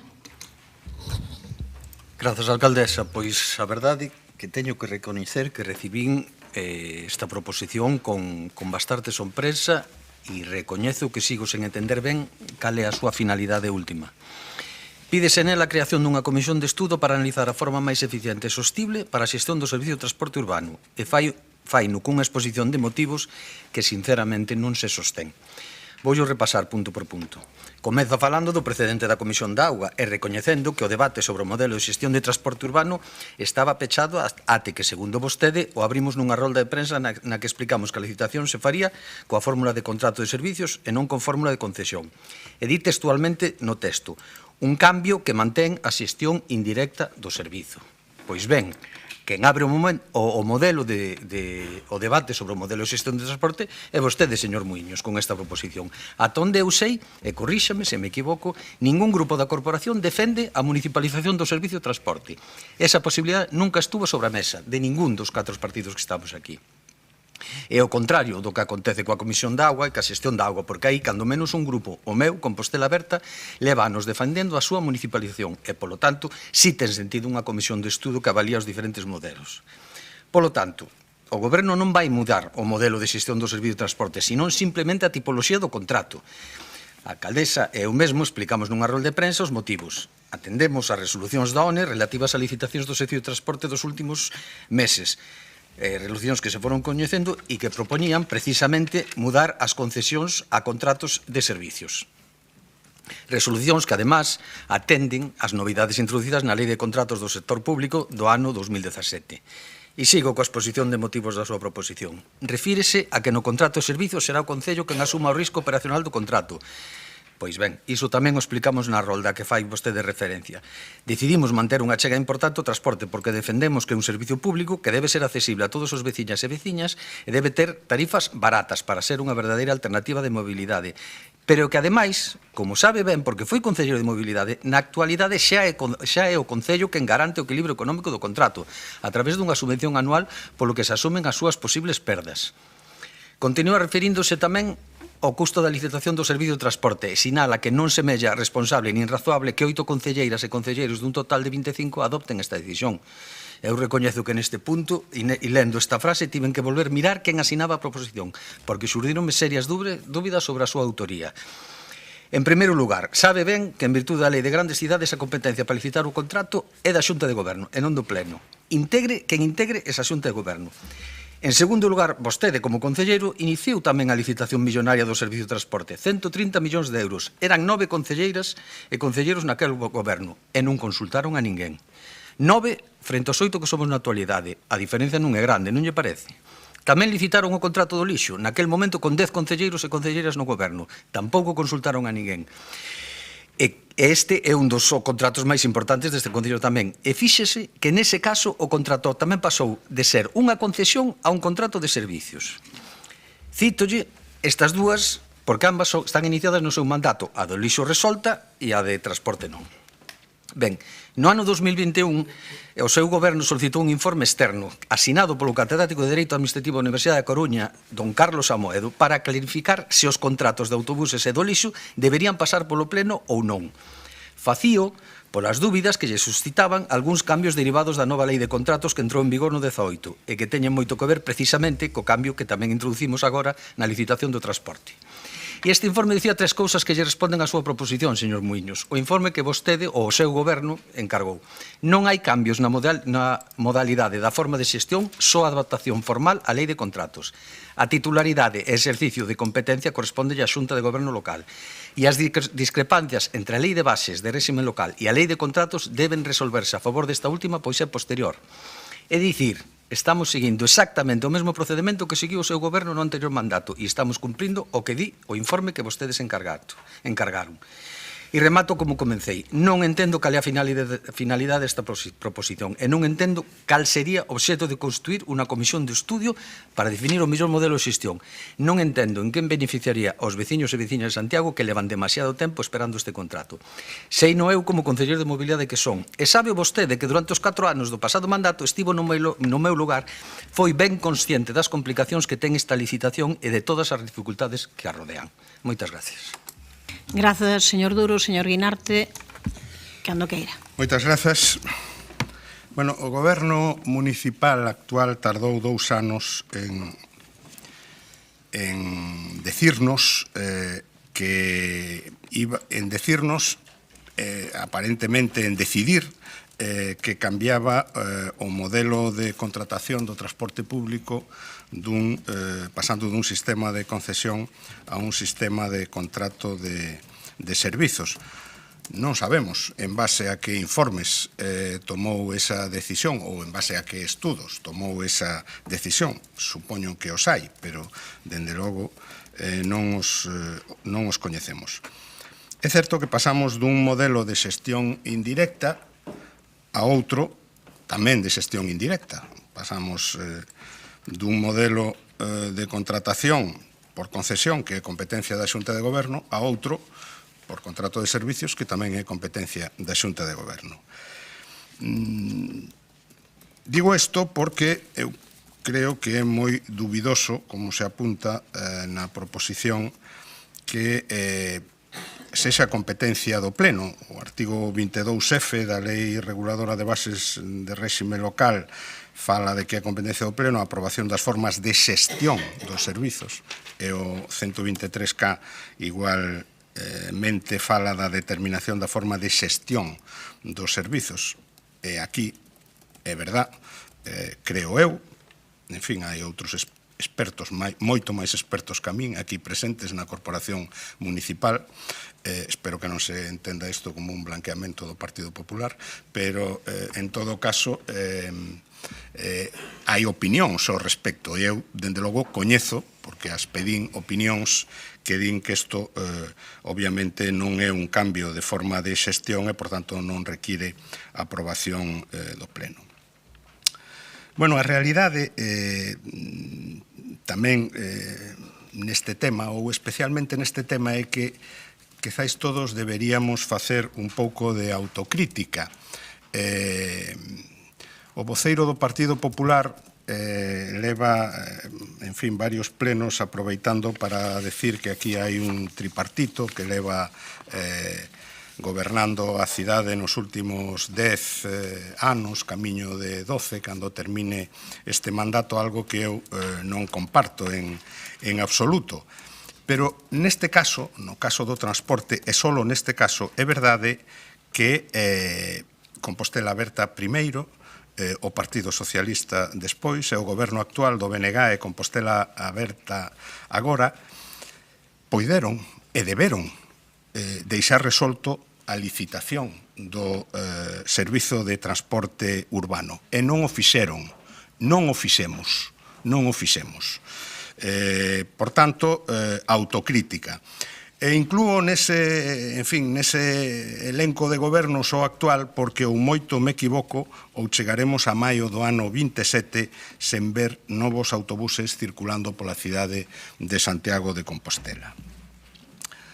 Neste tema, eu creo que o que fai falta é máis xestión e menos comisión. Máis xestión e menos comisión. Se é competencia do Pleno, xa virá ao Pleno, e só debatiremos no Pleno. Eu creo que non é competencia do Pleno, teño moitas dúbidas, dende logo, de que así sexa, e, obviamente, chegado o momento, tocaralle ao Goberno municipal asumir a responsabilidade do modelo de contratación, por servizo ou por concesión. Iso significa que nos opoñemos a esta comisión? Non nos opoñemos a esta comisión. Eu creo que non é malo que se poida falar deste tema. Témome que pode plantear un problema xurídico no caso de que a comisión opte por un modelo e a Xunta de Goberno Municipal se decida por outro modelo. Eso non sei se metería algo de ruido na tramitación da contratación, pero, bueno, en todo caso, eu creo que non é a priori, políticamente, non xurídicamente, políticamente, algo que se deba rexeitar. Grazas, señor Guinarte, polo Partido Popular. Señor Berea, cando queira. Moitas gracias, presidenta. Claro, cando non vou ser o que defenda o goberno do señor Sánchez Bugallo, pero cando vos comparades co goberno do Partido Socialista hai unha importancia incluso co de Martiño Noriega. O señor Sánchez Bugallo e Martiño Noriega ganaron as eleccións. Non olvidemos, ganaron as eleccións. A señora San Martín as perdeu estrepitosamente. O señor Muiños, que non o defendereu, pois en 2-3 anos conseguiu polo menos licitar o contrato tendo que pasar pola ONE. Vostede leva 10 anos, señor Xanduro leva 10 anos para decidir outro día que, bueno, imos a intentalo por outra tipoloxía de contratación. Creo que hai diferencias importantes, que a cidade coñece as diferencias importantes, e por moito que veña vostede aquí a contarnos, pois a súa, entendo que autopelícula, pois ten moi pouco recorrido, non? Estamos ante o retrato destes 10 anos de nefasto tripartito, sí, señor Guinarte, nefasto tripartito, Partido Socialista, BNG, Compostela Aberta, BNG, Partido Socialista. Unha década de parálise absoluta da que é moi difícil falar de avances reais e que, ademais, vostedes confirman. Porque cando o goberno se lle pregunta polos avances deste 10 anos, pois o único que poden responder son xestións, execucións, actuacións de outras administracións, non? A foto máis precisa do bloqueo, da parálise e da incompetencia é, sen dúbida, este contrato de autobuses. Señor Sanduro, vostede contrataron, enténdame a metáfora electoral, contrataron os cidadáns de Santiago no 2015, cando gañou as eleccións, aí sí, para que trouxese autobuses novos. E non fixo absolutamente nada. En política o normal, cando un goberna e o votan, e marchar ou para casa ou para outras responsabilidades, vostede sigue aí, vostede decidiu seguir aí, supoño que coa idea naquel momento de intentar unha remontada electoral, que tampouco, porque pasou de 10 a 2 concelleiros, e con esa minoría obscena, aí está sentado dirixindo ou intentando dirixir o principal servizo público desta cidade despois, como digo, de 10 anos de auténtico bochorno. Cal foi a súa aportación en 10 anos? Pois a rolda de prensa, esa traxicomedia de rolda de prensa na que dixo Eureka, imos cambiar, despois de 10 anos, a tipoloxía de contratación. Xa lle dixen que, como eu entendo a política, tras esa rolda de prensa, a única saída digna era marchar para casa, porque eu pregúntolle, despois de 10 anos, de verdade non ten un mínimo de humildade para recoñecer o seu fracaso? Os santiagueses pagaronlle a vostede un soldo para que trouxese autobuses novos e non o fixo. Ao revés, alquilou unhas carracas que, hoxe, vemos que tampouco é capaz nin tan sequera de pagar. E despois de 10 anos, o que propón é nada máis e nada menos que cambiar a forma a tipoloxía de contratación, nunha decisión que vai a supoñer, dun xeito ou doutro, hipotecar o Concello polos próximos 10 ou 15 anos. E o decidiron con total opacidade, falta de transparencia e ocultación de información. Onde están esos informes? Onde están esos informes? E que tivemos que pedilos por escrito, non nos lo mandaron. Tiña que estar a disposición da cidadanía, dos medios de comunicación. Como é que unha decisión estructural desas dimensións, unha rolda de prensa, e aquí tiramos para adiante.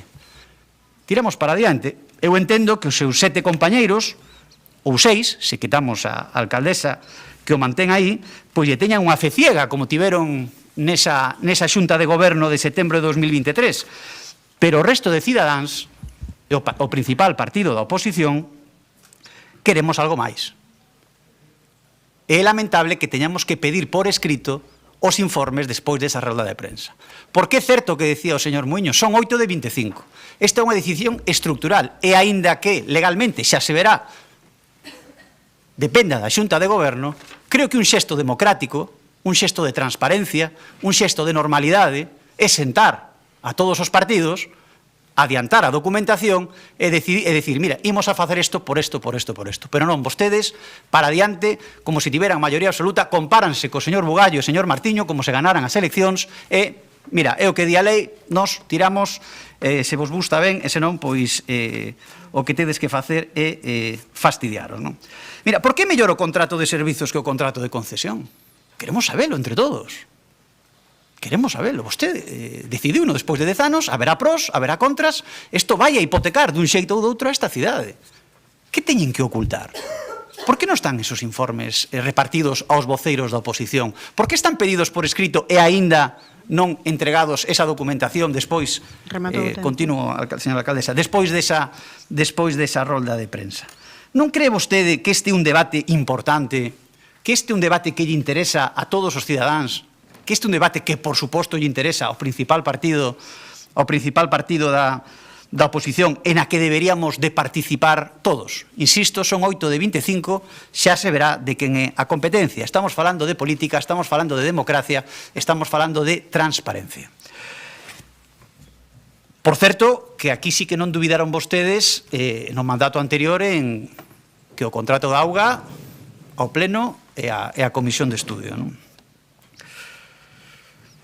Un cambio tan profundo, tan estructural e que afecta a viabilidade deste Concello, nos compartimos que ten que facerse con total transparencia. Esa transparencia a día de hoxe non está e, polo tanto, entendemos que unha comisión de estudio, independentemente das competencias legais que teña cada órgano, pode ser a vía de saída para evitar o que estamos vendo. Como digo, falta total de transparencia, ocultación e ningún tipo de información oficial.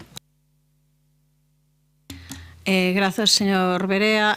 Tempo para a réplica, señor Muiños. Sí, mire, nós non queremos obstruir a xestión municipal. Se vostedes ser o que querían facer no pasado mandato, pois xa me preocupa, non? Espero que a cidadanía de Santiago pois saiba tomar nota. O que queremos é que este contrato pois saia cas máximas garantías xurídicas, porque sabemos que se trata dun contrato moi importante que vai ser revisado con lupa por parte das empresas que concorran á licitación. E se se cambia pois esa fórmula de xestión, pode ser que esa inseguridade xurídica é grande. Saben vostedes que cambiar o modelo de xestión non só é cambiar da xestión indirecta a directa, cambiar o modelo de xestión é tamén mudar a fórmula de explotación dun servicio de xestión indirecta.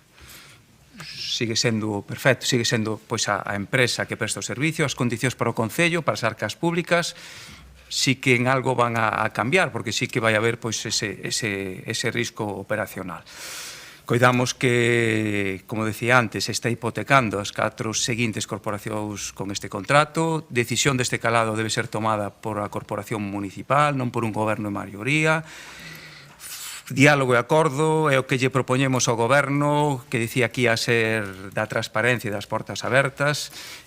Por certo, está ben o que dicía o señor Guinarte, máis xestión e menos comisión non é o lema que se aplicou aquí para o contrato da auga. Non sei se resulta que hai outros intereses neste contrato, señor Guinarte, ou aquí para o señor Duro, ou que as roturas diarias da rede de abastecemento non son tan urxentes como realmente o dos autobuses. E aquí digo yo claramente ao señor Duro, é sorprendente pois a falta de coherencia pois a veces que se teñen dependendo da tipoloxía pois do contrato. Grazas. Grazas, señor Muiños. Señor Duro. Gracias, alcaldesa. Señor Berea, é moi demostrativo da atención que lle presta a vida municipal deste concello, que sigue sin saber quen exercía competencia sobre que nos pasados mandatos dese suposto tripartito que utiliza como arma electoral. Eu era o responsable de tráfico, non era o responsable de mobilidade. Meu goberno sí que era responsable de todo, pero eu personalmente nunca levei o tema dos autobuses. Apúnteo na súa libretiña que leva usando ese argumento continuamente en este pleno. Repase, hemeroteca, repase, e seguro que así o entende. E é demostrativo tamén, e lamento terlo que decir de verdade, é demostrativo da súa cualidade democrática que continuo con cuestionamento da miña legitimidade e da do conxunto do goberno de estar onde estamos, no goberno. E se estamos é porque sumamos máis votos que vostede. Igual o problema tenno vostede, que non foi capaz de sumar esos votos. Non o temos nós.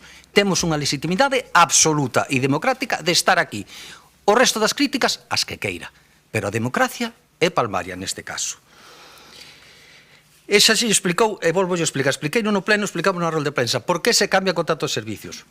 Por recomendación da ONE, repase todas as sentencias do 2024-2025, porque permite un maior control sobre o contrato, porque permite unha maior flexibilidade das liñas para podernos adaptar á realidade destas cidades e porque nos permite facer políticas públicas de mobilidade. Son as tres razóns, porque facemos unha aposta polo transporte público, non polo transporte como negocio, que son as concesións. E o contrato de agua, pois, insisto, a diferencia que a Comisión de Agua é que hai un grupo que defende a remunicipalización. Por eso pedíamos unha comisión, que evidentemente non se aprobou. Aprobouse en pleno, pero non se executou. E, por certo, despois do pronunciamento do pleno en xullo do 2020, o alcalde daquela, o señor Borgollo, asinou un decreto no que di que non sendo preciso que o pleno da corporación aprobe a modalidade de xestión dun servicio público como requisito previo para licitar esa xestión, cando a forma de xestión non se modifica. Señor Muiños, vostede era membro dese goberno. A diferencia fundamental que a auga é que non hai unanimidade política. Aquí, polo que vexo, cando menos hai unanimidade que ten que ser unha xestión indirecta. E, señor Muiños, non hai inseguridade xurídica. Onde está a inseguridade xurídica? É unha modalidade de contrato prevista pola legislación, que levará todos os seus informes no expediente como corresponde. E, insisto, non hai cambio de modelo. E como leva un pleno de bastantes citas de distintos membros de aquí, voulle lembrar unha do pleno municipal do 21 de decembro de 2022, onde vostede mesmo compareceu para explicar a situación do transporte urbano e dixo literalmente: ás veces creo que se están a buscar obxectivos distintos dos de traballar a prol desta cidade. Eu, polo visto, neste pleno hoxe, empezo a pensar que é así. Grazas. Grazas, señor Duro. Señor Guinarte. Moi brevemente. Insisto, a nós non nos parece mal políticamente que haxa unha comisión de estudo, como se di na proposta de acordo, pero claro, na exposición de motivos e na fundamentación, inmediatamente antes dice que esa comisión tomará un acordo que deberá respetar o goberno municipal, dando a entender que a competencia da determinación do modelo de contratación é do pleno municipal. Eu creo que eso xurídicamente pode plantexar problemas no caso de que quen creo eu que é competente, a Xunta de Goberno local, decida facelo doutra maneira. Nos imos absternos porque, por unha parte, efectivamente, nos parece que non é malo que eso se fale, pero eu creo que hai que delimitar moi ben cales van ser as competencias e o que vai a facer esa comisión. Esa comisión debe ver eses informes, debe coñecer, en fin, os argumentos do goberno municipal para optar por un ou por outro modelo de contratación, debe opinar ao respecto, pero eu creo que non pode tomar unha decisión que pretenda impoñerlle a quen é competente para determinar a forma de contratación. Esa é claramente a nosa posición. O meu interés no transporte público, como sei que isto vai para largo, pois é que haxa novos autobuses para que, en fin, cando teña que collelo, probablemente xa estarei xubilado e poida coller os autobuses que teñan, en fin, facilidade de accesibilidade e demais, sobre todo na línea 6. Gracias. Grazas, señor Guinarte. Ten 1 minuto 40 segundos, señor Berea. Creo que é normal que teñamos posicionamentos diferentes sobre quen ten que gobernar esta cidade. Eu nunca nego a legitimidade. Eu opino, dende o primeiro minuto, que quen tiña que estar gobernando a cidade somos nós, porque temos 11 concelleiros, quedamos a 2 da maioría absoluta, e que non teñen que ser vostedes, porque chegaron a un acordo posterior que para nós é un perxuicio para esta cidade. Creo que eso é legítimo que o defendamos. Solo faltaba. Eso non é atacar ningunha legitimidade de ningún goberno, simplemente decir que entendemos que a cidade estaría mellor gobernada co partido que ganou as eleccións, duplicando prácticamente en concelleiros ao que está actualmente ao mando. Sorpréndeme a súa falta de solidaridade, non? Acaba de recoñecer aquí, sí, que os meus compañeiros do goberno de Compostela Berta eran uns trapalleiros, fixeron mal, pero eu non era, cuidado, que eu non levaba autobuses, non me confunda a mí cos meus compañeiros. Esa é a solidaridade, esa lealdade, o compañeirismo que ten vostede co seu goberno do 2015 ao 2019, non? Recoñece aquí que se fixo mal, pero cuidado que eu non levaba eu non tocaba ese expediente, botadelle a culpa a outro compañeiro ou compañeira. Estáse vostede auto-retratando. Por lo tanto, nós o que queremos é transparencia, nós o que queremos é que non se oculte información e entendemos que unha comisión onde podamos poñer sobre a mesa, discutir entre todos esta decisión que non está explicada, que non está sustentada en informes coñecidos nin pola opinión pública nin polo principal partido da oposición, pois é unha saída que entendemos que pode solucionar este problema de falta de transparencia.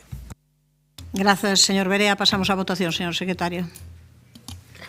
Proposición presentada polo concelleiro non adscrito, don Gonzalo Muñoz Sánchez, relativa ao modelo de xestión do Servizo de Transporte Urbano. Votos a favor. Concelleiros non adscritos. Grupo Municipal Partido Popular. Votos en contra. Grupos municipais do BNG e de Compostela Aberta. Abstencións. Grupo Municipal do PSOE. Apróbase a proposición. Pasamos á seguinte proposición presentada pola concelleira non adscrita dona Mercedes Rosón para a reprobación das declaracións do presidente da Deputación da Coruña sobre a creación dun novo grao en Medicina na UDC, cando queira. Moi bo día a todas de novo.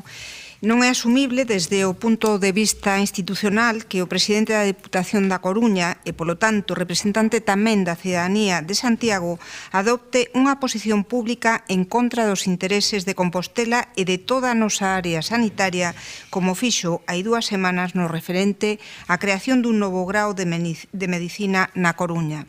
O presidente da Deputación apoiou públicamente a iniciativa da UDC en contra do que decía o seu partido neste concello, en contra do que recomendan os especialistas docentes e en contra tamén do que marca o sentido común.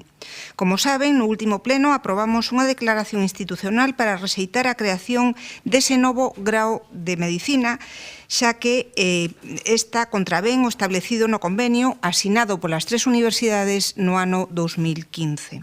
Entendo que todas e todos vostedes concordan co que puña esa declaración institucional e, polo tanto, estarán diametralmente en contra das declaracións realizadas polo presidente da Deputación, xa que contradín punto por punto a nosa declaración institucional. É dicir, se todas e todos vostedes son coherentes co que votan neste salón de plenos, todas e todos vostedes rexeitarán estas declaracións. Nas últimas semanas orixinouse unha carreira localista na que os concellos de Vigo e a Coruña exixiron a creación do grao de Medicina en cada súa universidade. Unha corrente respectable en termos de defensa do propio municipio, aínda que absolutamente incoherente no discurso dos grandes partidos que sosteñen teses contrarias e contradictorias nos diferentes municipios. Uns partidos que deberán coñecer que a docencia práctica do grao de Medicina da USC tamén se realiza en todos os hospitais das 7 cidades galegas e os seus centros asociados. De feito, ao redor do 78% da docencia está descentralizada xa. Sen embargo, abandonar o debate racional e adoptar un posicionamento partidista nun asunto de extrema importante como este non deberá ser unha opción para o presidente da Diputación da Coruña. Menos aínda se temos en conta que, dentro da provincia que representa, está tamén Santiago, non só é o Concello da Coruña, polo que cabería agardar unha actitude máis institucional por parte deste, xa que apoiar a creación dun novo grau de Medicina da Universidade da Coruña, en lugar de mellorar a docencia práctica que o grau da USC realiza nos hospitais de A Coruña, Ferrol e Santiago, sen necesidade dunha duplicidade de graos na mesma provincia, supón adoptar unha posición en contra de Santiago. O presidente da Diputación da Coruña apoiou a creación dun novo grao amparándose na elevada demanda de prazas, é dicir, sen coñecer que a creación dun novo grao non resolvería a alta demanda, xa que a falta de médicos se debe a un problema de baixa oferta das prazas das especialidades médicas do Ministerio de Sanidade, e non a oferta actual do número de estudantes que entran na facultade. E o prestixio do CHUAC, ao que tamén se refería o presidente, tampouco é xustificación nin motivo de peso para duplicar o grao de medicina, toda vez que un hospital excelente en asistencia non garante unha docencia de calidade. A formación médica require dunha estrutura académica especializada, departamentos docentes ben estruturados, profesorado acreditado, capacidade investigadora integrada e vínculos fortes coa universidade, algo que cumpre o CHUS, pero que non se atopa polo de agora no CHUAC, que certamente ten docencia parcial, pero non dispón do ecosistema biomédico potente que goza o CHUS. Da man tamén do IDIS, e como dato, seguro que o coñecen, direilles que o IDIS supón máis do 70% da produción biomédica en Galicia e o cuarto instituto de investigación sanitaria do Estado. Miren, propor apoiar a creación doutra facultade abrindo a porta a que outras universidades públicas ou privadas queiran tamén implantar o grao, podería xerar unha competencia polos recursos, profesorado, hospitais, colaboradores, estudantes, que fragmentaría esforzos e podería supor unha diminución da excelencia académica, ademais do evidente efecto que isto podería ter na calidade asistencial da nosa área sanitaria. Se a preocupación real é a falta de prazas, a solución lóxica sería ampliar a capacidade en Santiago, reforzando un modelo que se demostrou exitoso. Polo tanto, o camiño sería unha actualización dos termos do convenio asinado no ano 2015. Outra cousa suporía avanzar nun minifundismo universitario empurrado polos localismos irracionais que xa nos levaron a ter 3 aeroportos en Galicia. Grazas, señora Rosón. Ten a palabra o señor Guinarte.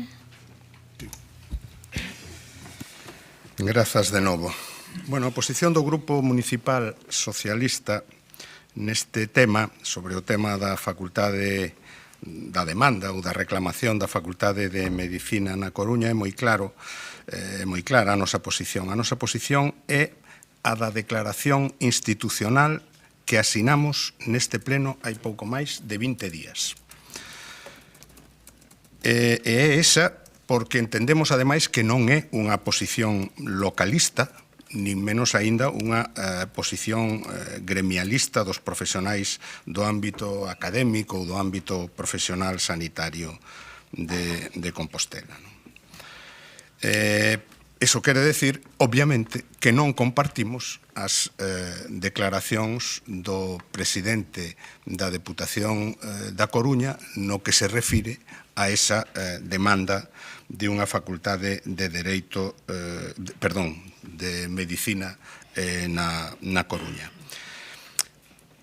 A reprobación é un xeito de censura política que se utiliza nos parlamentos, tamén nos plenos municipais, como este, para evidenciar unha desaprobación polo órgano que exerce o control político do goberno que sea. Os ministros son reprobados no Congreso ou no Senado, os conselleiros poderían ser reprobados no Parlamento de Galicia ou son reprobados nos parlamentos autonómicos, e os concelleiros son reprobados nos plenos municipais. Digo isto porque tería toda a lógica que o presidente da Deputación fose reprobado no pleno da Deputación, non vai a ser que alguén apoie aquí a reprobación do presidente da Deputación e non presente unha proposta para a reprobación do presidente no pleno da Deputación. Tampouco sei se isto é o primeiro paso para unha cadea de reprobacións. Digo porque hoxe vimos de aprobar unha declaración institucional a favor do mantemento do máster en matemáticas na Universidade de Santiago. Bueno, non vai a ser que para o próximo pleno veña unha reprobación do conselleiro responsable de Educación en Galicia por suprimir ese máster, porque si malo é falar, pior é facer. Si malo é falar, pior é facer. O reitor da Universidade de Santiago, a quen teño por persoa ponderada e reflexiva, decía nunhas das moitas declaracións que fixo estes días que non se pode pedir facer a través da opinión pública un debate razonado. E sobre este tema engadía que dentro deste debate hai moitos matices.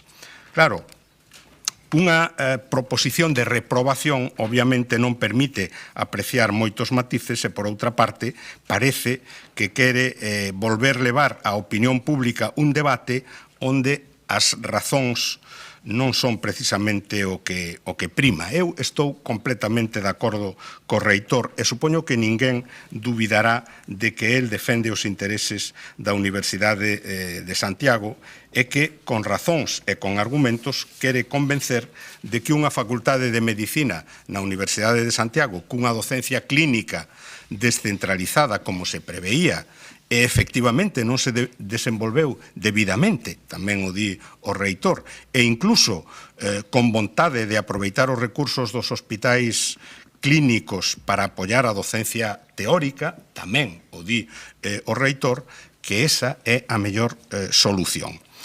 Pero o que hai que facer é deixar traballar aos reitores, as consellerías responsables e os hospitais clínicos que empezaron xa a facelo o luns desta mesma semana nun grupo de traballo. Deixaros traballar no desenvolvemento do acordo de 2015 e convencer con feitos que esta non é unha defensa localista de Santiago, senón unha defensa do mellor sistema de formación de médicos posible en Galicia. A reivindicación dunha facultade de medicina na Coruña é un tema moi bello, incluso se podería decir que é máis bello que a propia Universidade da Coruña. Eu, dende logo, vivino dende moitos frentes e teño moi claro o que convén á Universidade de Santiago neste tema, que creo que é o que convén ao sistema universitario de Galicia e creo que é o que defende o reitor da Universidade de Santiago, que eu comparto. Grazas, señor Guinarte. Ten a palabra a señora Louzao. Moi bo día a todos e todas. A respecto da Facultade de Medicina, nos xa demos a nosa opinión e este pleno tamén xa o fixo, lembraba agora o señor Guinarte que aprobamos unha declaración institucional por unanimidade na que quedaba clara a nosa posición. Isto de hoxe non vai de medicina, nin vai da súa facultade, isto vai doutra cousa, sabémolo todas, e nós niso non imos entrar. Moitas grazas. Grazas polo Partido Popular. Aí o señor Berea. Gracias, presidenta. Señora Rosón, este pleno pronunciouse de xeito claro, contundente e transparente. O apoio de todos os representantes públicos á Facultade de Medicina de Santiago. E claro, trae vostede esta moción que máis parece unha vendetta das súas antigas compañeiras. A nós non nos parece serio, non? O prestixio da Facultade de Medicina ten que estar por riba das liortas súas, co Partido Socialista, con antigos dirixentes. Creo que se lle pide un pouquiño máis, non? Querer meter a Facultade de Medicina nas guerras intestinas súas e do Partido Socialista, excompañeiras, excompañeiros, di moi pouco ao seu favor, señora Rosón. Aquí todos dimos a nosa opinión. todos marcamos o noso posicionamento político e despois todos decidimos, tácita e intelixentemente, pechar filas e non facer uso político desta cuestión, que todos poderíamos facer uso político desta cuestión. Por eso hai unha declaración institucional. Por eso hai unha declaración institucional. Decidimos entre todos non facer uso partidista e vostede trae aquí esta recusación completamente fora de lugar. Non sei se lle pode máis o rencor contra as súas excompañeiras que o prestixio da nosa facultade, señora Rosón. Xa lle dixen que nós non imos ser cómplices, e creo que estámoslo demostrando neste pleno tamén, do voso circo. O que non esperaba ninguén é que vostede fixese ou quixese utilizar a facultade de Medicina para ensuciala coas súas batallitas. O camiño é outro. O camiño é unir forzas, sobre todo da MAO, da sociedade civil, para defender a Facultade de Medicina de Santiago como a facultade de todos os galegos. Estamos ante uns estudos que son unha referencia mundial para todos. A Facultade de Medicina non é só un edificio, non é só unha titulación. É o corazón académico de Galicia, é símbolo de séculos de vocación, estudo e servizo á sociedade. Duplicar ou triplicar a formación médica non resolverá ningún problema, ao contrario, dividirá recursos, confundirá prioridades e xerará agravios innecesarios. Este grupo, como composteláns e como servidores públicos, defendemos o que é xusto, que Santiago non pode ser castigado por facer ben as cousas. A Facultade de Medicina representa o mellor de Galicia. Excelencia, compromiso e humanidade. O camiño non é trocear nin dividir, senón fortalecer e ampliar, para que siga sendo a casa común da ciencia médica. Melloremos xuntos o mellor de cada cidade e gocemos xuntos o mellor de cada cidade. Hoxe é un dato indiscutible que a Facultade de Medicina é un referente mundial e imbatible en moitas áreas. Fagamos todos que sexa aínda mellor e que siga sendo como ata hoxe tamén a Facultade de Medicina dos coruñeses, dos vigueses e de todos os galegos. Un orgullo común. O que non imos, señora Rosón, é a participar do seu circo, dos seus rencores con excompañeiros e excompañeiras e moito menos manchando o prestixio da Facultade de Medicina como parece que pretende facer vostede con esta proposición que trae hoxe aquí, utilizándoa como arma das súas batallitas coas súas excompañeiras. Grazas, señor Berea. Ten 2 minutos e 40 segundos, señora Rosón. Señor Berea, vostede está recoñecendo que cando trouxo a reprobación do goberno local estaba usando a Policía Nacional para as súas batalliñas co BNG, porque eu non emprego a Facultade de Medicina defendendo con coherencia o que aquí asinamos. O camiño demóstrase andando. O que non vale é que aquí, aparte hai unha cuestión, nos o que estamos é reprobando as declaracións dun presidente da Deputación que é presidente da Deputación de Santiago de Compostela tamén. E o que decía, o camiño demóstrase andando. O que non vale é que aquí apoien unha declaración institucional que receitaba a creación dun novo grau de Medicina na Coruña, incluindo unha serie de argumentos, e que despois non reproben as declaracións dun representante público da provincia que contradí punto por punto eses argumentos. Iso nin é coherente nin é valente. De feito, é oportunista e cobarde. Porque a situación coa que nos atopamos é que hai un convenio asinado polas 3 universidades, unha institución que se desmarca dos concellos que toman unha vía partidista e aparece un presidente da Diputación tomando tamén partido. En lugar de mantenerse no marco do convenio aceptado polas 3 universidades que sen dúbida permite, como xa se ten demostrado, dar resposta á formación das e dos profesionais da saúde. Unha resposta á vista dos resultados do MIR moi por riba de outras universidades. E, por certo, toda esta defensa férrea da implantación dun novo grau de Medicina na pública dame que pensar que igual o que se está facendo é crear unha excusa para permitir que a privada sexa finalmente a que impulse un novo grau. O tempo dirá. Por favor, non interrompan. Cada quen Señor é Villa, non libre interrompa. de definir as súas lealdades. Nós, con lealdade, o noso Concello e a nosa Universidade, defendendo sempre Santiago de Compostela por enriba de todo. Propoñemos a reprobación das declaracións do presidente da Diputación a favor dun grau de Medicina na Coruña e en contra dos intereses de Santiago e de Galicia e da nosa área sanitaria e da calidade docente e investigadora. Nada máis. Grazas, señora Rosón. Ten 10 segundos menos, señor Guinarte, cando queira. Non, vaime sobrar o tempo. A posición do Grupo Municipal Socialista é a posición da declaración institucional aprobada por unanimidade neste pleno.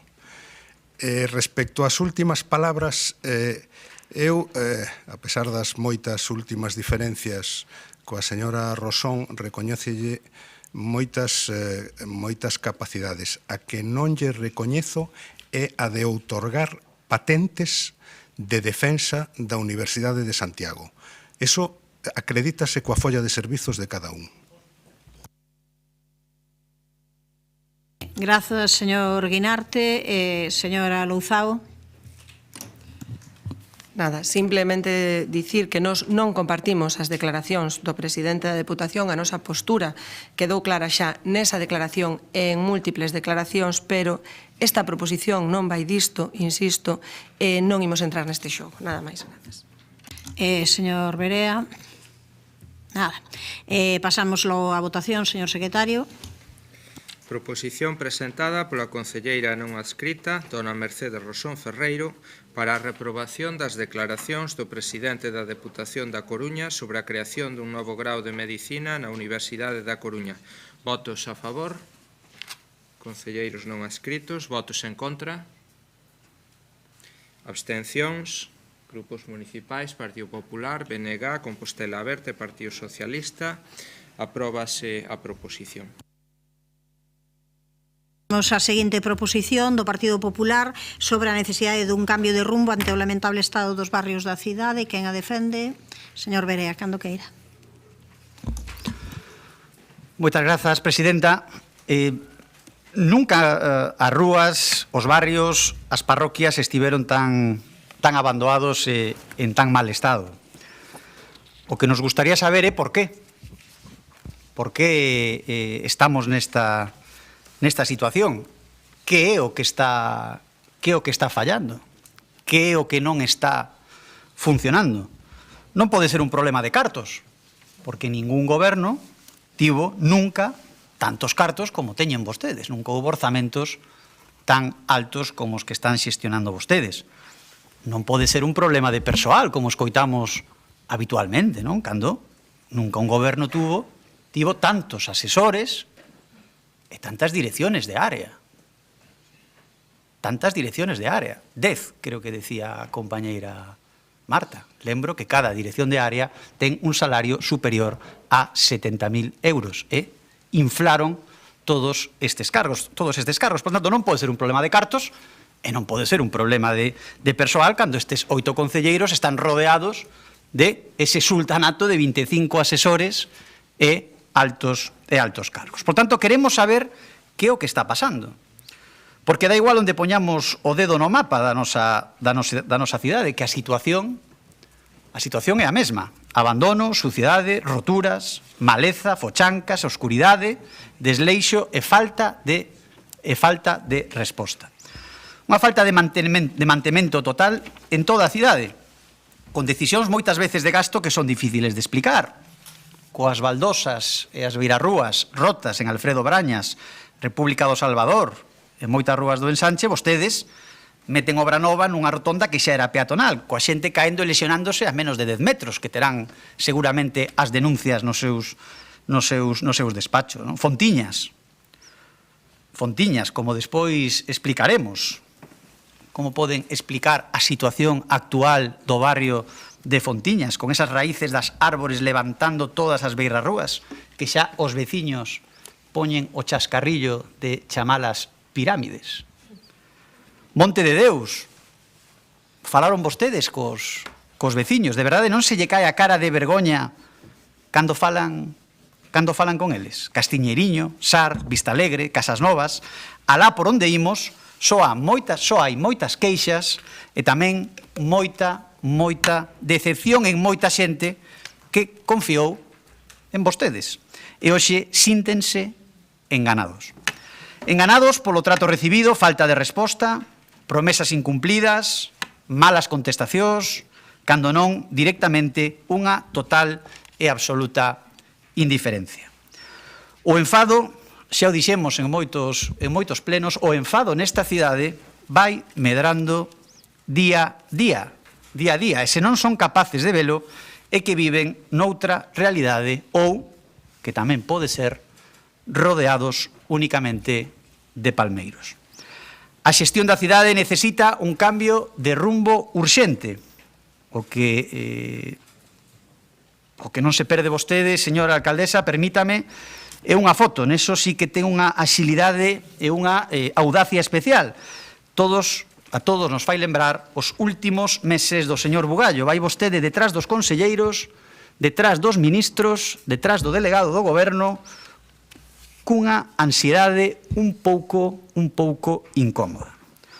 Olvídese, porque non lle vai a salvar nin o goberno de Pedro Sánchez, nin a Xunta de Galicia. A xente diferencia perfectamente.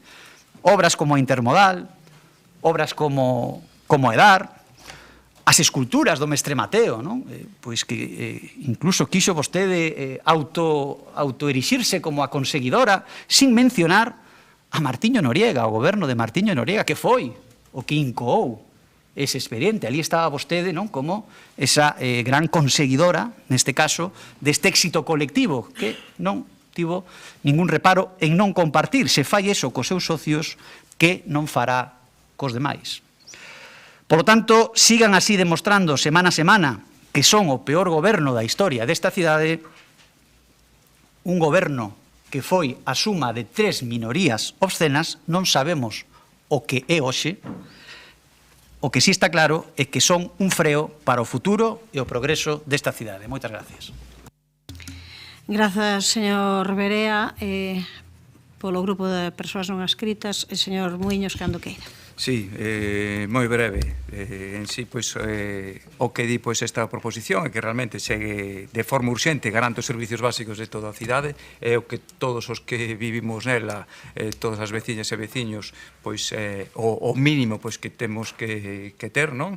E logo, ademais, no segundo punto, de forma específica, pois se leva a cabo mellores accesibilidade, seguridade, limpeza e mantemento, pois no barrio de Guadalupe. De aí que eu quería preguntar, a ver se pode respostar, que é o que está a pasar, pois que supoño que nos digan os plazos cando se van a iniciar pois esas obras pois en García Lorca, non? Que en su día pois houve un incremento de precio, houve unha revisión, supoño pois que teñen que estar pois a piques de comenzar. Nada máis, o noso voto, como sempre o fixemos en todo este tipo de proposicións, donde é para a mellora diaria de todas as veciñas e veciños, vai a ser favorable. Gracias. Grazas, señor Muiños. Polo Partido Socialista, señora Val, cando queira. Moitas gracias, alcaldesa. Bueno, moi breve, a verdade, porque creo que neste pleno venían bastantes proposicións, rogos, preguntas en relación co tema do mantemento da cidade, con lo cual, bueno, a verdade é que vou a ser bastante rápida. En relación co primeiro punto da proposición de garantir os servicios básicos en toda a cidade, a ver, dende o Grupo Municipal Socialista entendemos que estes servicios están garantidos. De feito, existen contratos, importantes contratos dotados orzamentariamente que deberían de servir precisamente o efectivo mantemento, deberían de servir pois para o efectivo mantemento dos espazos urbanos, das infraestructuras urbanas, pero tamén sabemos, constatamos que o goberno municipal pois nos dá a sensación que non sabe empregar estes contratos de mantemento de xeito eficiente. O resultado, unha absoluta falta de previsión que provoca unha falta de mantemento evidente e que acaba desembocando pois nun investimento moito máis costoso. O exemplo recente que tivemos, pois o caso da Ponte do Sar. Se se houvese actuado en tempo e forma, pois seguro que a actuación que houbo que realizar, bueno, evitaríase o destrozo que sufriu esta ponte, e o máis seguro é que a actuación, a intervención a realizar, pois houvese tivese sido bastante menos costosa. En relación co segundo punto, as melloras de accesibilidade, seguridade, limpeza e mantemento pois debense facerse en todos os termos municipal, tamén no barrio de Guadalupe. Pero para iso, pois, insistimos, o Goberno municipal debe de utilizar os recursos, os contratos existentes, os contratos que deixamos regularizados durante a legislatura pasada e planificar anualmente as actuacións de mantemento preventivo, actuacións de mantemento correctivo e transparentar, que iso é moi importante, mensualmente as actuacións que se van executando e as que se van a executar, pois para garantir en última instancia, o que todos queremos é que é unha competencia básica e esencial da Administración do Concello de Santiago de Compostela, que é o cuidado das infraestructuras e dos espazos do noso Concello. Polo demais, vamos a votar a favor, como non podía ser de outra maneira, e animando ao Goberno municipal a que, por favor, pois mellore estas competencias propias, imprescindibles, para mellorar o Concello de Santiago. Grazas, señora Val. Ten a palabra o señor Domínguez. Moi bo día, grazas, alcaldesa. Saudar antes de nada pois os representantes da Asociación del Araño e da plataforma de pensionistas pola súa intervención ao comezo do pleno. Pois ben, coñecemos de primeira man as demandas da veciñanza dos barrios de Compostela, de cada un deles, tamén do de Guadalupe. Herdamos moitos dos problemas pola falta de mantemento e investimento durante décadas, e iso é unha realidade, non? Mais estamos traballando para reverter esta situación. Esta proposición é un claro exemplo de que o Partido Popular, vostede en concreto, pois intenta asentar un relato catastrofista moi alonxado da realidade. Senón, como se pode, en 4 parágrafos que presentaron, xenéricos, acusar ao Goberno de que non se garanten os servizos básicos, cando sí o están en todo o Concello. Concretamente, no barrio de Guadalupe, as actuacións, porque entendo que se refiren ao barrio de Guadalupe, que estamos realizando ou que están programadas, supoñen o maior investimento nesta área da cidade nos últimos mandatos, tamén no que vostedes tiveron a maioría absoluta. Para alén do mantemento do espazo público e das moi extensas e valiosas áreas verdes que hai no barrio, con máis de 55.000 metros cadrados, estamos a traballar para mellorar a calidade da vida da veciñanza. E vamos por puntos. Como ben saben, xa se licitou a execución da obra de reurbanización da rúa García Lorca, cun orzamento de 1,2 millóns de euros, que suporá a renovación de todas as redes de servizos públicos e a mellora da calidade do espazo urbano, incluindo a transformación da praza de Celso Emilio Ferreiro. Nas próximas semanas comenzarán as obras. Compre lembrar que foi este goberno o que aumentou a partida orzamentaria precisamente para que esta obra fose posible, para conseguir a transformación de toda esta rúa. Tamén presentamos o proxecto de rehabilitación de firmes asfálticos da cidade, que inclúe o asfaltado de 8 rúas, nas que unha delas é a Rúa dos Irmandiños, está incluída neste programa, e na que se colocarán tamén reductores de velocidade, e que será unha realidade, executaránse durante os meses de verán. Na mesma Rúa dos Irmandiños atópase un dos puntos incluídos dentro do contrato do proxecto de mellora da accesibilidade, dun dos 18 puntos que se fan na cidade, e que recolle precisamente as peticións da veciñanza e que se estarán a executar nestes meses tamén. Tamén un novo parque canino no barrio, que xa leva máis dun mes en funcionamento, cuxa localización foi consensuada precisamente coa veciñanza, unha vez recibidas a petición da veciñanza do barrio, para a súa implantación. Acabamos de inaugurar o recén renovado pabillón municipal de Vite, cun orzamento de 1,3 millóns de euros, que non só mellorou a accesibilidade, a eficiencia e a funcionalidade da instalación, senón que ademais a completamos coa obra, coa instalación dun equipamento deportivo do máis alto nivel. Na contorna do pabillón, na rúa Carlos Maside, tamén executamos unha rampa demandada tamén pola veciñanza para mellorar a accesibilidade de todos os portais, xunto coa instalación de novos puntos de iluminación e unha mellora da contorna. E seguiremos actuando nesta liña para dotar de accesibilidade outros conxuntos de vivendas construídos no século XX no norte da cidade. Tamén está en marcha unha actuación no Centro Sociocultural Xosé Saramago, do lado do pabillón, cunha rehabilitación enerxética da envolvente cun orzamento de máis de 300.000 euros. O proxecto xa está aprobado. Para alén de todas estas actuacións, tamén estamos estudando outras que nos trasladou a veciñanza do barrio de Guadalupe, que nin siquiera mencionan con tanta generalidade. Por tanto, son moitos os investimentos e as actuacións de mantemento que se están a executar ou planificadas nos barrios, tamén no de Guadalupe e nas parroquias do rural.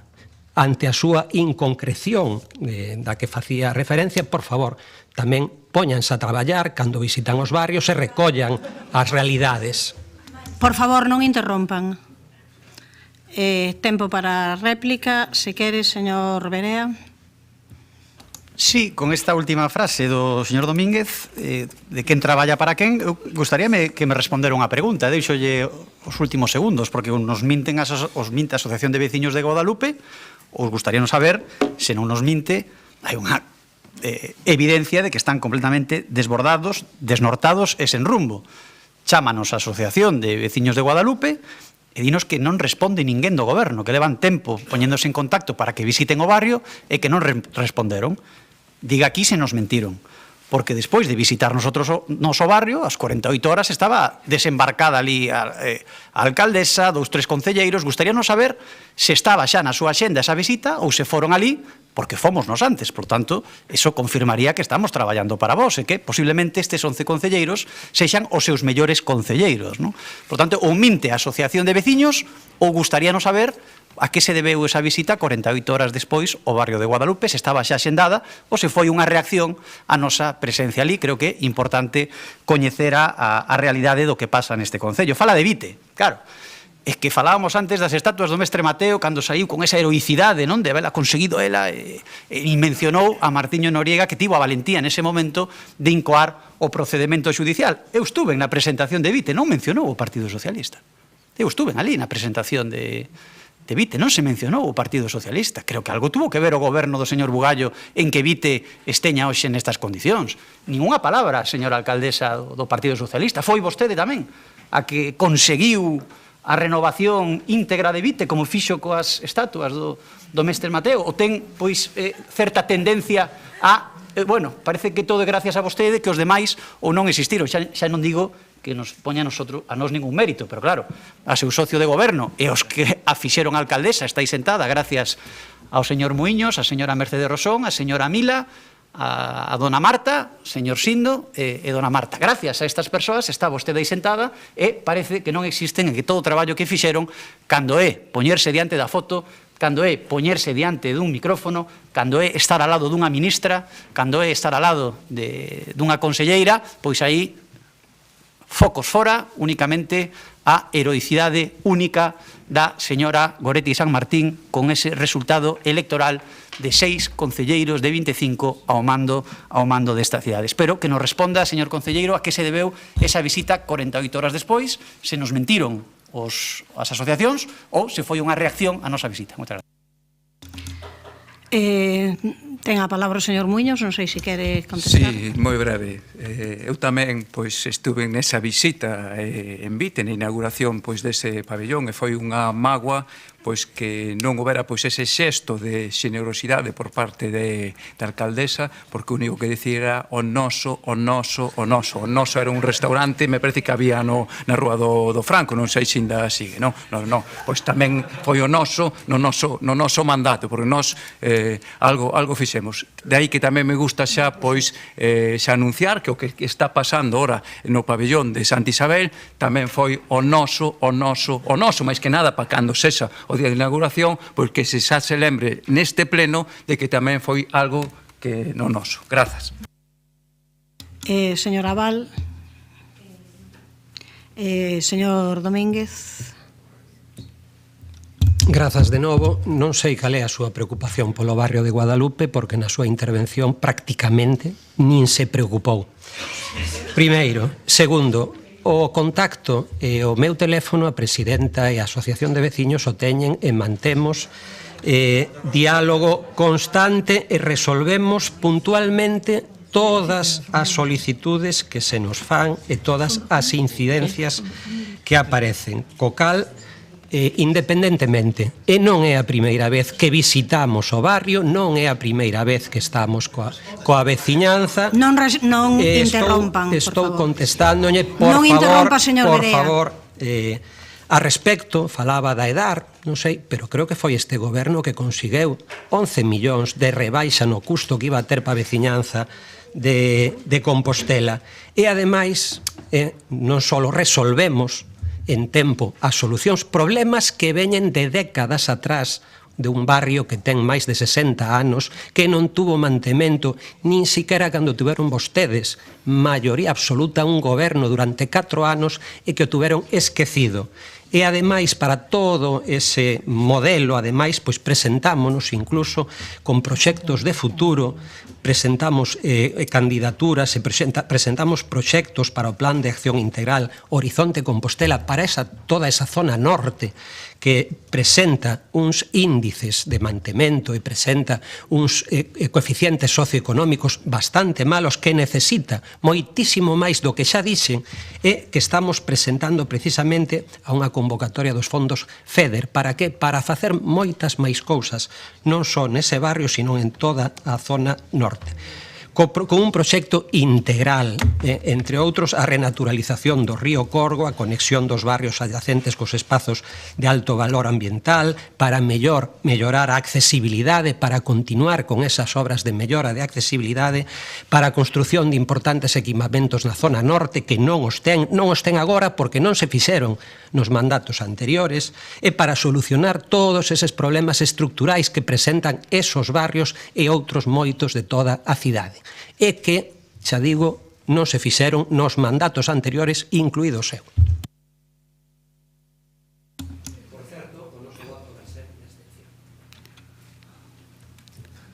Dígame, que quere intervir?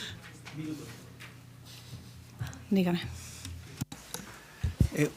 Gustaríame que respondera. Xa digo sempre que teñen 29 días ao mes para facer o que lle dé a gana. Aquí vamos estar 2-3 horas. Responda aos cidadáns a pregunta que lle estou facendo. Estaba axendada esa visita ou foi unha visita como reacción a nosa? Creo que é moi sinxelo dicir sí ou non.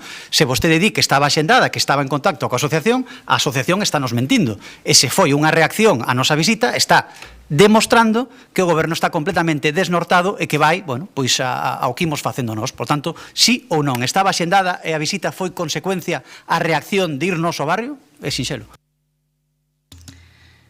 Ben, hai algunhas cuestións que a verdade que non merecen resposta, pero creo que de cando en vez vou dicir algunhas cuestións, non? Por favor, pídolles un pouco de respeto, porque eu non interrompo cando falen. Entón, son a alcaldesa do Concello de Santiago e, por tanto, represento non o conxunto só desta corporación, senón o conxunto de veciños e de veciñas de Santiago. Entón, por favor, teñan un mínimo de respeto coas institucións e coas persoas que representamos as institucións. Que iso xusto é o que está pasando aquí. Que falta de respeto houve por parte do grupo, por favor? A señora... Podería explicarlo antes de facer unha denuncia así tan pública e con tanta... Non vou ter que explicar porque ela sabe perfectamente. Vostedes... Queren facer o favor, estou na miña quenda de... As interrupcións que temos non son constantes e non vexo esa contundencia coa necesidade de respeto, porque vostede é alcaldesa, pero eu tamén son o voceiro da oposición. Estou na quenda de palabra. Vostedes o que queren é única e exclusivamente armar. Por favor, señor Duro, tamén saben perfectamente que eu sempre lle chamo a atención a uns e outros concelleiros cando hai algún tipo de interrupción. Tamén os concelleiros do goberno cando interrompen, pero as súas interrupcións creo que son bastante maioritarias. Tamén o creo, tamén o vou dicir. En todo caso, hai algunhas cuestións que creo que o portavoz do Partido Popular non ve, e é que cando a alcaldesa está representada nun acto público, está como alcaldesa. Por tanto, como alcaldesa do conxunto da corporación e como alcaldesa do conxunto de veciños e de veciñas. Vostede parece que o único que quere ver nese caso é o Bloque Nacionalista Galego, que para vostede se lo demo, pero non a alcaldesa. Debería de estar contento de que a alcaldesa e, por tanto, este Concello e esta institución estivese representado. Debería estar contento de que houvese ministros e ministras que quixesen vir a Santiago de Compostela xustamente a falar de políticas que estamos desenvolvendo porque son importantes. Debería de estar contento de que este Concello colabore con outras administracións, tamén que a Xunta de Galicia, con outras administracións para poder xustamente avanzar. Eso é o que significa a miña presenza nos actos. Non me represento a min mesma, non represento o BNG, represento o conxunto desta corporación. Podo facelo con algún erro, mas habitualmente, e eu creo que se vostedes fan un repaso, habitualmente en todas as miñas intervencións, acabo de facelo outro día na Casa das Máquinas, na presentación xustamente do novo contrato de ornamentación turística, habitualmente agradezo sempre aquelas cuestións que veñen dos mandatos pasados. É algo que fago de maneira reiterada, que algunha vez se me pode escapar, sí, pero é algo que fago. Eu creo que a verdade é que unha mentira repetida moitas veces non deixa de ser mentira. Por tanto, deixen de provocar e deixen de manipular. Eu agradecín públicamente e en rolda de prensa, e agradecín ademais con mensaxes persoais tanto o señor Noriega como o señor Bugallo, por suposto que agradecín tamén en rolda de prensa o señor Monteagudo e o señor Cutrín, a cuestión que está relacionada con unha batalla que ven de moi lonxe, que non é simplemente a historia das estatuas, senón toda a sociedade civil que fixe un traballo moi importante na memoria histórica na loita contra os Franco polo tema de Meirás e logo das estatuas. Tamén habería que facelo cun historiador fundamental como foi Francisco Prado Villar, e tamén quero aproveitar para dicilo con alguén que aquí ninguén nomea, con Carmen Atienza, traballadora desta casa, que fixo traballos importantes para explicar as circunstancias das adquisición das estatuas. Por tanto, isto é un mérito colectivo. Por suposto que é colectivo e algo que eu tamén sempre afirmei. Así que, por favor, pediríalles que deixen de manipular. Pasamos á votación, señor secretario. Proposición presentada polo Grupo Municipal do PP sobre a necesidade dun cambio de rumbo ante o lamentable estado dos barrios da cidade. Votos a favor? Grupos municipais, Partido Popular, Socialista, concelleiros non adscritos. Votos en contra? Non hai. Abstencións? Grupos municipais, BNG e Compostela Aberta. Apróbase a proposición. Pasamos ao seguinte punto, que é a proposición do Partido Popular en relación ao emprego sectario das canles oficiais de comunicación do Pazo de Raxoi por parte do Grupo Nacionalista do BNG. Quen intervén? Señor Villa, cando queira.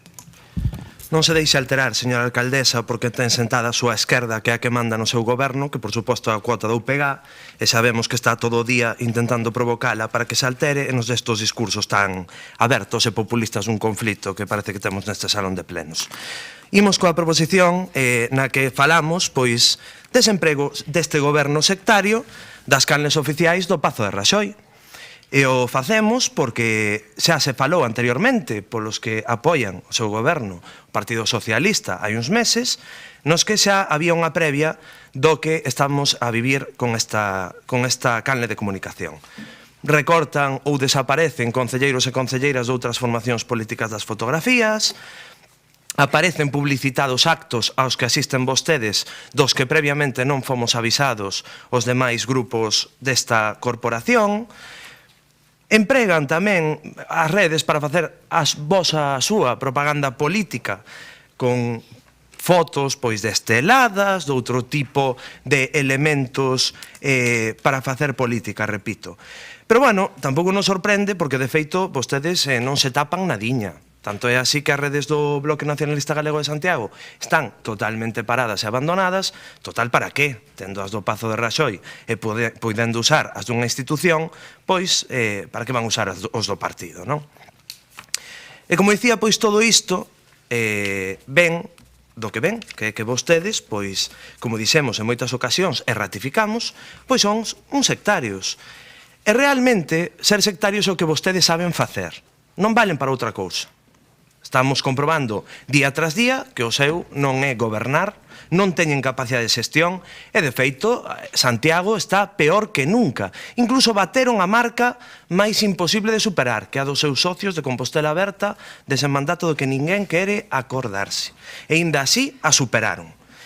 Entón, para que valen? Pois valen para sair á rúa coa pancarta, co altavoz, co megáfono, coas pegatinas, que é o que fixeron onte ás 8 da tarde, saíron vostedes coas consignas que lle dá o seu partido á porta da sede do Partido Popular de Santiago a chamarnos machistas, a chamarnos aos 11 concelleiros e concelleiras que estamos aquí sentados, porque é a sede do PP de Santiago. E ali era o que gritaban toda a súa camarilla, todo o seu exército. Pero claro, é curioso isto, non? Porque, en primeiro lugar, bueno, xa, o obvio é decirlles que se equivocaron de sede, que onte non tiñan que ir á sede do Partido Popular. O que pasa é que como salen da casa xa en vía directa, pois eu creo que aí alterouselles un pouco a ruta e debían ter pasado pola Casa do Pobo do Partido Socialista. Pero o curioso disto é esa dobre vara de medir do machismo, esa dobre vara de medir do dereito que temos todos de liberdade de expresión.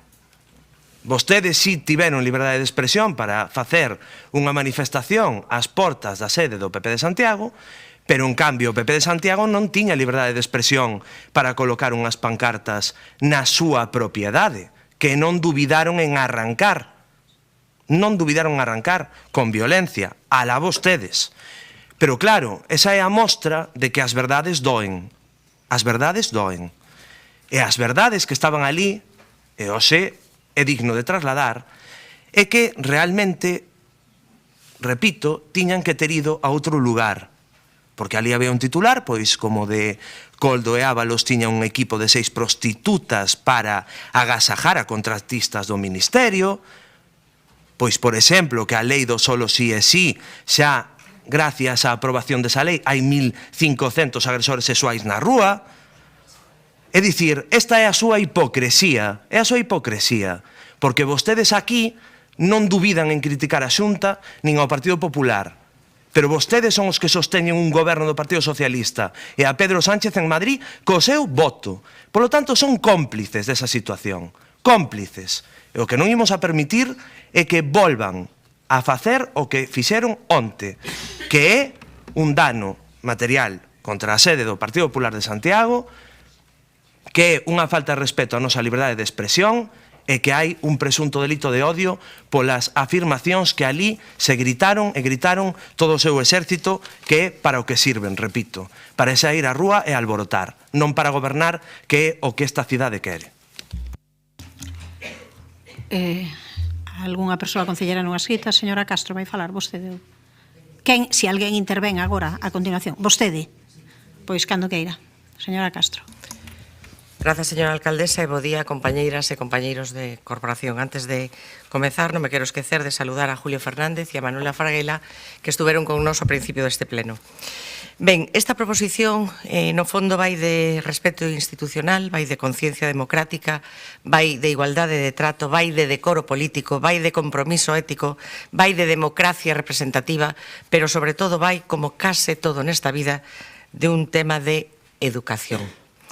Por aclarar, yo teño que dicirlles que cando o goberno local fai de menos a oposición, cando o goberno local oculta, esconde ou esquece invitacións, e isto é así, as concelleiras e concelleiros da oposición para participar en algunha inauguración, en algún acto, a verdade é que non nos están faltando respecto a nós.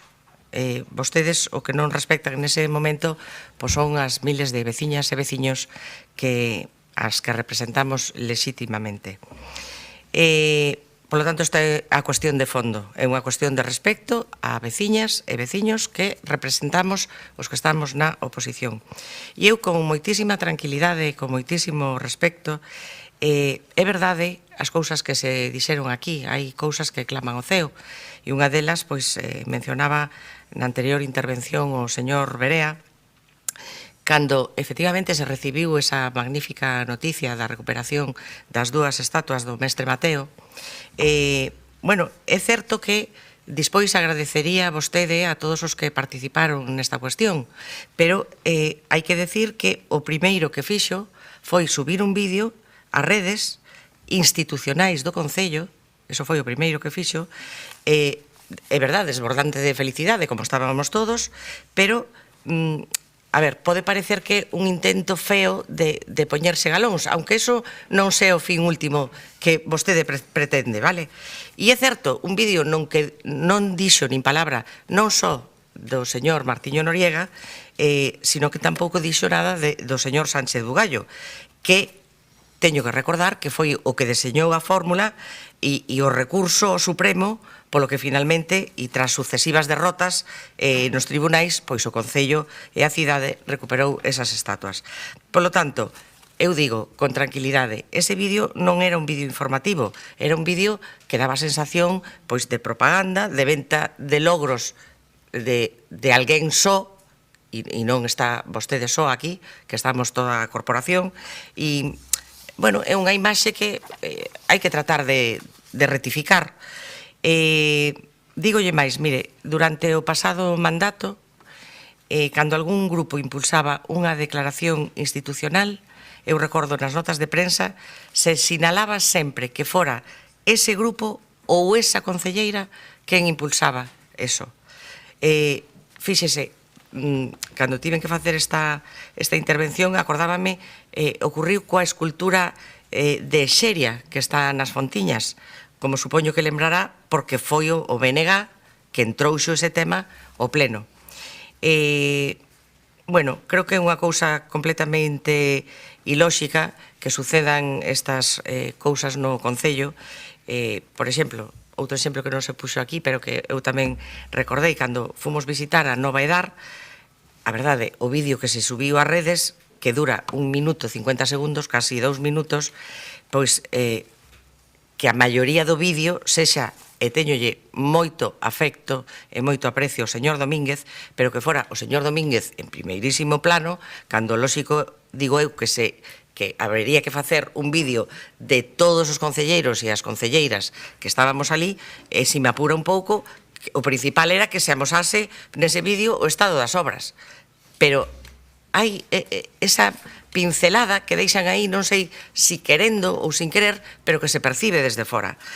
Eu vou recuperar unhas palabras da tenente alcaldesa María Rozas do pleno do día 21 de decembro de 2022, cando estábamos nos gobernando esta cidade, nas que dicía textualmente, e abro comillas, do que non me cabe dúbida é que vostedes non respectan o traballo da oposición e non habería que lembrarllo, pero a oposición tamén representa a cidadanía de Santiago e a oposición representamos todos xuntos a máis veciños que vostedes. Dígolle de verdade, señora San Martín, fágalle caso a súa tenente alcaldesa, fágase caso a vostede mesma e o que vostede predicaba cando estaba na oposición fago agora e respete todas as opinións e as concelleiras e concelleiros desta corporación. Mais nada, moitas grazas. Grazas polo Grupo Municipal Socialista, señor Guinarte, cando queira. A verdade é que, cando lemos esta proposición, pois non tiñamos moi claro a que situación se refería en concreto o señor Villa, teño que confesalo, porque, falaba de recortar ou eliminar fotografías ou vídeos, o meu coñecemento das redes sociais é cero, a venta de logros, aí concordo co que xa se dixo, de que eu creo que é educación e unha mínima xenerosidade política recoñecer o traballo das corporacións anteriores, sobre todo cando os logros dependen do traballo das corporacións anteriores, en fin, ineludible. A verdade é que non somos conscientes de actos institucionais aos que non se nos teña convidado nos últimos tempos. E logo, claro, cando se fala de exhibición de bandeiras non oficiais e un largo etcétera, pois claro, o de un largo etcétera, pois deixanos un pouco na incertidumbre, que si nos pretendeu en fin, sacar de dúbidas agora o señor Villa coa súa intervención, pois non o logrou. Respecto á exhibición de bandeiras, que eu saiba ahora mismo hai 2 bandeiras na fachada do Pazo de Raxoi, unha que é a LGTBI hai resolucións do Tribunal Supremo que avala que esa bandeira pode estar nos edificios públicos. A mí me parece, ademais, que debe estar. Hai unha bandeira palestina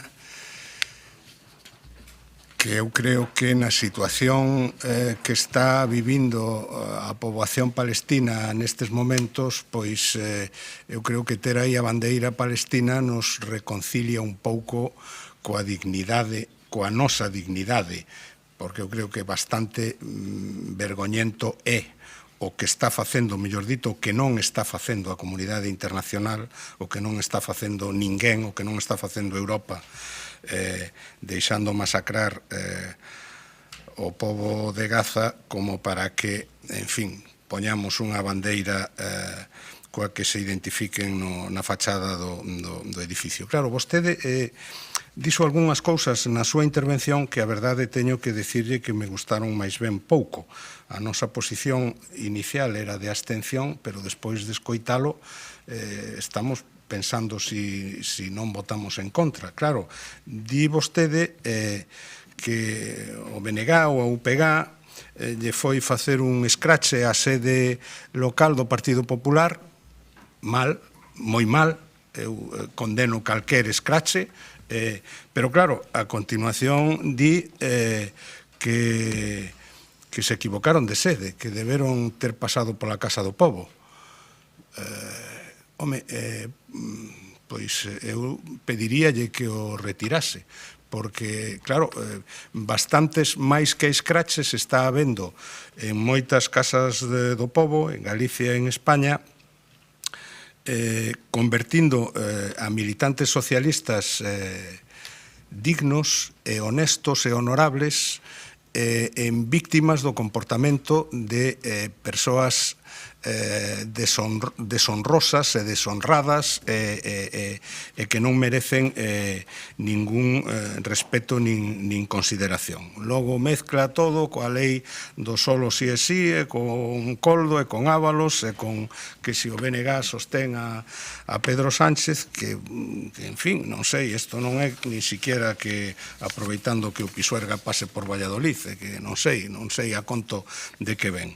En resumen, o goberno municipal terá que mellorar, obviamente, e corrixir cando teña que corrixir, e apoio esa idea, un tratamento equitativo de todos os grupos e persoas desta corporación nos actos institucionales, invitalos, sacalos nas fotos, recoñecer os logros das corporacións anteriores, pero non as outras cousas ás que vostede fixo referencia na súa intervención, das que discrepo absolutamente. Grazas, señor Guinarte. Ten a palabra a señora Louzao. Señor Villa, non lle imos permitir que nos dé leccións de feminismo, nin unha. Nin só unha. Pareceme francamente lamentable. Poderíamos estar aquí todo o día falando de múltiples exemplos, pero non é o caso, non é o tema do que vimos a falar hoxe. En todo caso, direlle que onte ás 8 da tarde estaba na casa preparando este pleno. O que vou facer? Responderlle a proposición, que parece que a vostede se lle esqueceu totalmente a proposición e xa falou do que lle parece, como nos teñen habitualmente acostumadas por outro lado. Política.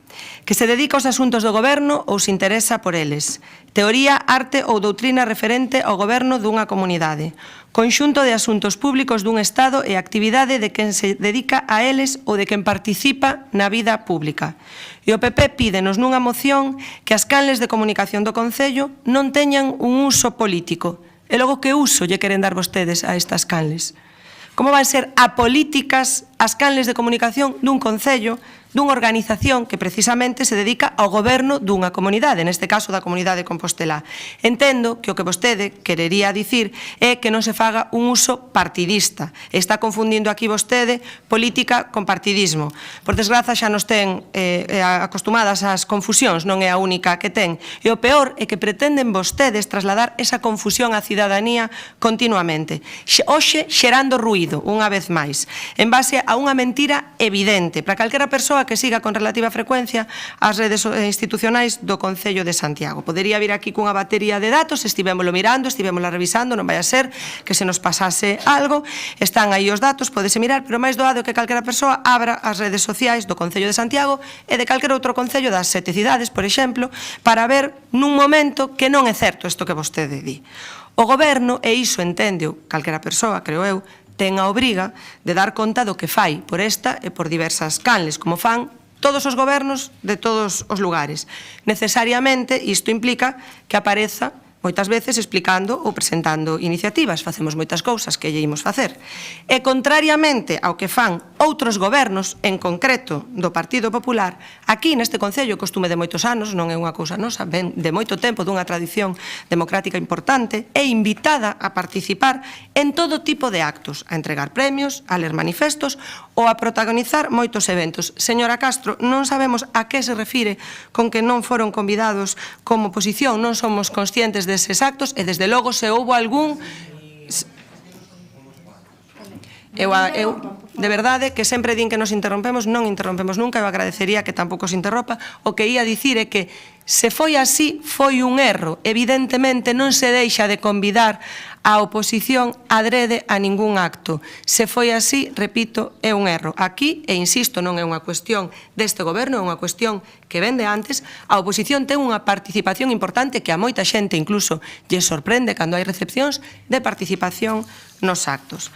E tamén, contrariamente ao que practican vostedes ali donde poden, no caso do Concello de Santiago, todos os concelleiros e concelleras saen nas fotos, o mellor nalgún momento dado polo formato da propia rede social, os que quedan no borde. Pode ser que nalgún momento dado sexan recortados, pero non é unha cuestión feita adrede. E máis, saben que incluso moitas veces hai concelleiros e concelleiras da oposición que chegan tarde e repítese a foto, e facémolo, e sábeno, non imos dar nomes porque non é aquí a cuestión de facer iso, pero sabemos todos a quen nos estamos referindo. O goberno o que non fai é chamar a participar o seu carón en visitas de obras, presentacións e actos diversos a cargos políticos das organizacións ás que pertencen os seus membros. Non verán vostedes a cargos orgánicos de Compostela Aberta ou do BNG neses actos, e non sei se todos podemos dicir o mesmo. Non hai absolutamente, por tanto, ningún uso partidista das redes do Concello.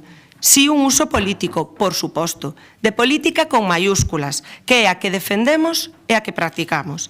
Nesta proposición non hai máis que argumentos de que queren disfrazar a súa frustración en deslegitimación. A motivación encuberta desta proposición é, en realidade, a súa resistencia, dicía yo antes a señora alcaldesa, a aceptar que non somos neste momento o goberno e, como tal, exercemos esa labor de representación. Van alá xa 2 anos. A estas alturas, deberíamos xa ter máis que asumido todos o lugar que ocupamos cada quen neste momento, con total normalidade democrática. Mas, lamentablemente, comprobamos unha vez máis que non é así. Se me paso, résteme, por favor. O que vostedes piden nesta proposición é, ademais, unha anomalía respecto do funcionamento da comunicación do Concello ao longo dos anos baixo distintos mandatos, pois sempre houbo un apoio lóxico por parte do persoal eventual de comunicación do Goberno ás labores de comunicación institucional, tamén no mandato do Partido Popular. Pero vostedes seguen dispostos a todo, incluso a mentir con tal de xerar ruído e confusión nun intento bastante lamentable de traer a este Concello o peor estilo da política do Estado. Sinto decirlles que, por máis que repitan unha mentira unha e outra vez, non rematará por converterse en realidade. E fronte a iso, fronte ao ruído, a mentira e as palabras grosas que seguen vostedes usando, nós seguiremos traballando con humildade, co foco posto en mellorar a vida da veciñanza compostelá e non imos caer nas súas provocacións. Gracias, señora Louzao. Señor Villa, cando queira. Bueno, señora Louzao, terei que ir por partes. Macarre, respetuoso, que non represento a miña cidade, di vostede que ese non é o estilo. Bueno, pois vostede o aplica moi ben. Para non ser o seu estilo, o aplica moi ben. Como lle decía anteriormente, o problema de todo isto, estos son as consecuencias das verdades que doen. Esas son as realidades. Mire, vostede dime que claro, que fan un uso responsable porque non fan un uso, nin aparece ningún representante de ninguna organización política. Entón, viume a min a mente, en calidade de que estivo Ana Pontón neste Concello hai uns meses? En calidade de que? Porque que eu saiba, non está ningún goberno. Que eu saiba, Entón, bueno, para que vexa a dobre vara de medir que ten vostede. Por outra banda, podo cometer erros, non digo que non, pero que vostede, claro, se simplifica e lee simplemente pois, o texto resolutivo, non quere ler o anterior, e aquí pon cunha plataforma de promoción partidista do seu propio diario político. Pon claramente, ademais no segundo parágrafo, non tiña que chegar moi lonxe tampouco. Por lo tanto, podo me equivocar? Sí, pero tampouco é o que vostede di. Bueno, señor Guinarte, sí que puntualizar, de verdade, aquí no texto tamén, que tamén o puido ler, pon bandeiras non oficiais. Se as bandeiras que están aquí son oficiais, están autorizadas, que o están, pois quere decir que non hai unha crítica desde esta banda, non lle dé a volta a tortilla, como que eu estou criticando nin a bandeira de Palestina, nin a bandeira LGTBI, porque eu non o fixen. Estou falando de bandeiras non oficiais, e sabe perfectamente a que bandeiras me podo referir cando goberna o Bloque.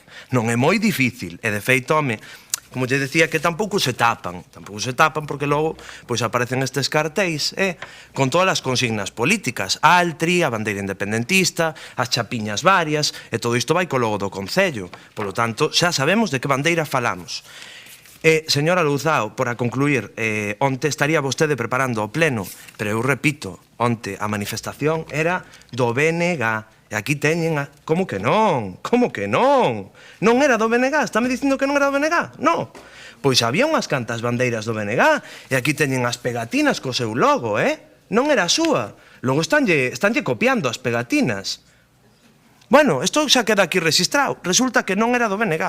Pois, oiga, alguén lles quere facer dano e poñer as súas pegatinas na porta doutras sedes políticas, Ten a palabra a señora Castro, 10 segundos menos, cando queira. Vale. Grazas, señora alcaldesa. A ver, eu voume cinguir o acordo que está posto nesta proposición. É certo que non vou a entrar en todo o mezcladillo que fixo o compañeiro Adrián, porque dentro dese mezcladillo houbo cousas desagradables, ou que a mí me parecen desagradables, porque eu lle diría que o que vostede non quere para a súa casa non lle pida que lle pase a ninguén. Vale, pero... Por favor, non interrompa, señor Pero Villa. entonces tanto ten Xan como Pericán, e eso non pode ser. Bueno, en fin, voume cinguir a eso e voulle tamén preguntar si acepta a emenda que presento. Continúe, señora Castro. Digo, simplemente porque quero explicar que esa emenda que propoñemos pon o acento no uso das canles de comunicación institucional, que creo que é o que importa aquí, máis aló de poñer o foco en determinadas persoas. De feito, en febreiro de 2024, fíxense, fai casi un ano, non, máis dun ano, xa aprobamos neste pleno unha moción que defendín eu mesma para garantir ese correcto uso dos mecanismos de comunicación institucional. Entonces, eu insisto, isto xa non é unha cuestión de decoro político, nin siquiera unha cuestión de compromiso ético, é de respecto á propia institución, á súa historia, porque este tipo de actitudes que sí que as hai, ás veces, de uso partidista de canles de comunicación corporativas, o que fan é desgastar a imaxe das institucións entre a cidadanía. E para rematar, a señora Louzao sí que lle diría que sí, que houbo veces que esta oposición, todos os grupos da oposición, nos tivemos que enterar por outras canles, fundamentalmente polas de comunicación de medios de, bueno, tanto de prensa como de radio, de que había pois algunha inauguración. Eu digolle que o que máis cerca me tocou, porque era de parques e xardíns no anterior mandato, pois hubo algún parque infantil o que tuven que asistir, como dice outro, de tapadillo non, porque aparecín ali con toda a miña, bueno, pois apetecíame estar porque ao final era un parque que habíamos posto nos en funcionamento, pero sí que houve cousas que se fixeron e que se fan mal. Señor Villa, acepta a emenda? Vale, pois o noso voto será de sí, afirmativo. Grazas. Ten a palabra o señor Guinarte cando queira. Dúas cousas. Bueno, igual é que non teño o alcance suficiente para entendelo, pero o concepto de bandeiras oficiais nos edificios públicos ten un sentido referido ás bandeiras que oficialmente se poden exhibir neses edificios públicos. Por tanto, as que eu me refería, efectivamente, son bandeiras oficiais pero non son as bandeiras oficiais. Bueno, eu creo que hai que falar con claridade cando se fai unha proposición ou unha moción, é dicir, o que se quere decir. Eu a verdade é que non lembro ver a bandeira galega cunha estrela, a bandeira que utiliza o BNG, posta no balcón do Concello. Si así fose, estou en absoluto desacordo. O festival, que eu saiba, non é un festival organizado polo Concello, sino polo BNG, que resulta que é o partido político que goberna no Concello, pero son cousas distintas. Mire, eu planteei antes unha cousa, e sí que lle vou pedir ademais á alcaldesa que lle dé a oportunidade de decilo. Eu voulle pedir que retire esa referencia a que o escrache debeu ser diante da Casa do Pobo e non diante da sede do Partido Popular. Grazas, señor Guinarte. Señora Louzao. Espere, ten 30 segundos menos. Espere. Agora. Cando queira. Pois mire, Ana Pontón pode vir en calidade de xefa de oposición, tal e como está o señor Feijóo o 25 de xullo na Praza do Obradoiro, pero claro, diferente vara de medir. Mira que lles proe, mira que lles proe. A verdade é que hai que ter valor, señor Villa, para traer este pleno unha proposición onde recriminan un suposto mal uso das redes sociais do Concello cando aínda temos fresco na retina ese vídeo no que vostede fai un uso claramente partidista do son do camiño e onde, ademais, lle falta o respeto a artistas e profesionais da cultura do Concello que representa. O seu concepto de uso partidista dos recursos institucionais ten claramente dúas varas de medir. Hai unha vara de medir onde vale que o PP da Xunta, segundo palabras do señor Villa, promova festivais de primeira orde por todo o país. Non os promove a Xunta de Galicia cos recursos públicos da Administración Autonómica, é dicir, de todos os galegos e galegas, non. Segundo un concelleiro desta corporación, faino, atención, o PP da Xunta. Aí ten claramente o que é un uso partidista, señor Villa. O vídeo retrata moi ben a quen o protagoniza, non hai nada máis que engadirlle. E despois hai outra vara de medir, que é a das redes sociais do Pazo de Raxoina, que parece ser que, por exemplo, non poderíamos publicar que a alcaldesa se reúne co presidente da Xunta, non. Publicación de actos aos que non se convida aos membros da corporación. Entón, aquí non poderíamos. Como non se convida aos membros da corporación, ese acto non podería aparecer nas redes sociais. Igual nos teñen que facer un decálogo de que actos se poden e cales non se poden. Non? O estilo de se eu non xogo, racho o balón e punto. É todo con moitísimo sentido. As redes sociais do Pazo de Raxoi, señoras e señores do PP, falan da alcaldesa, da que sexa no momento que sexa, dos membros do goberno, os que sexan no momento que sexan, e dos membros da corporación, cada quen no lugar que lle corresponde segundo os resultados das eleccións e no exercicio da súa representación institucional.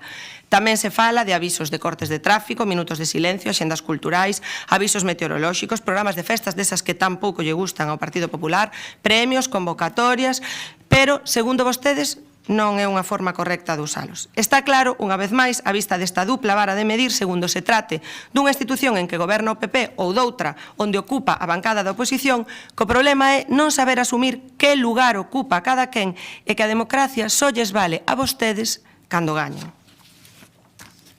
Puxéralle xa 2 minutos e medio, por tanto non tiña que recortala. Aí está o tempo que lle puxera, 2 minutos e medio. Non digo porque o señor Rubio me estaba indicando que non era así. Vale, pasamos á votación, señor secretario.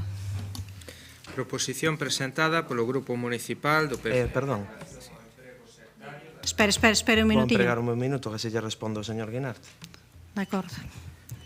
Non o vou a retirar. Señora Louzao, repito, as verdades doen.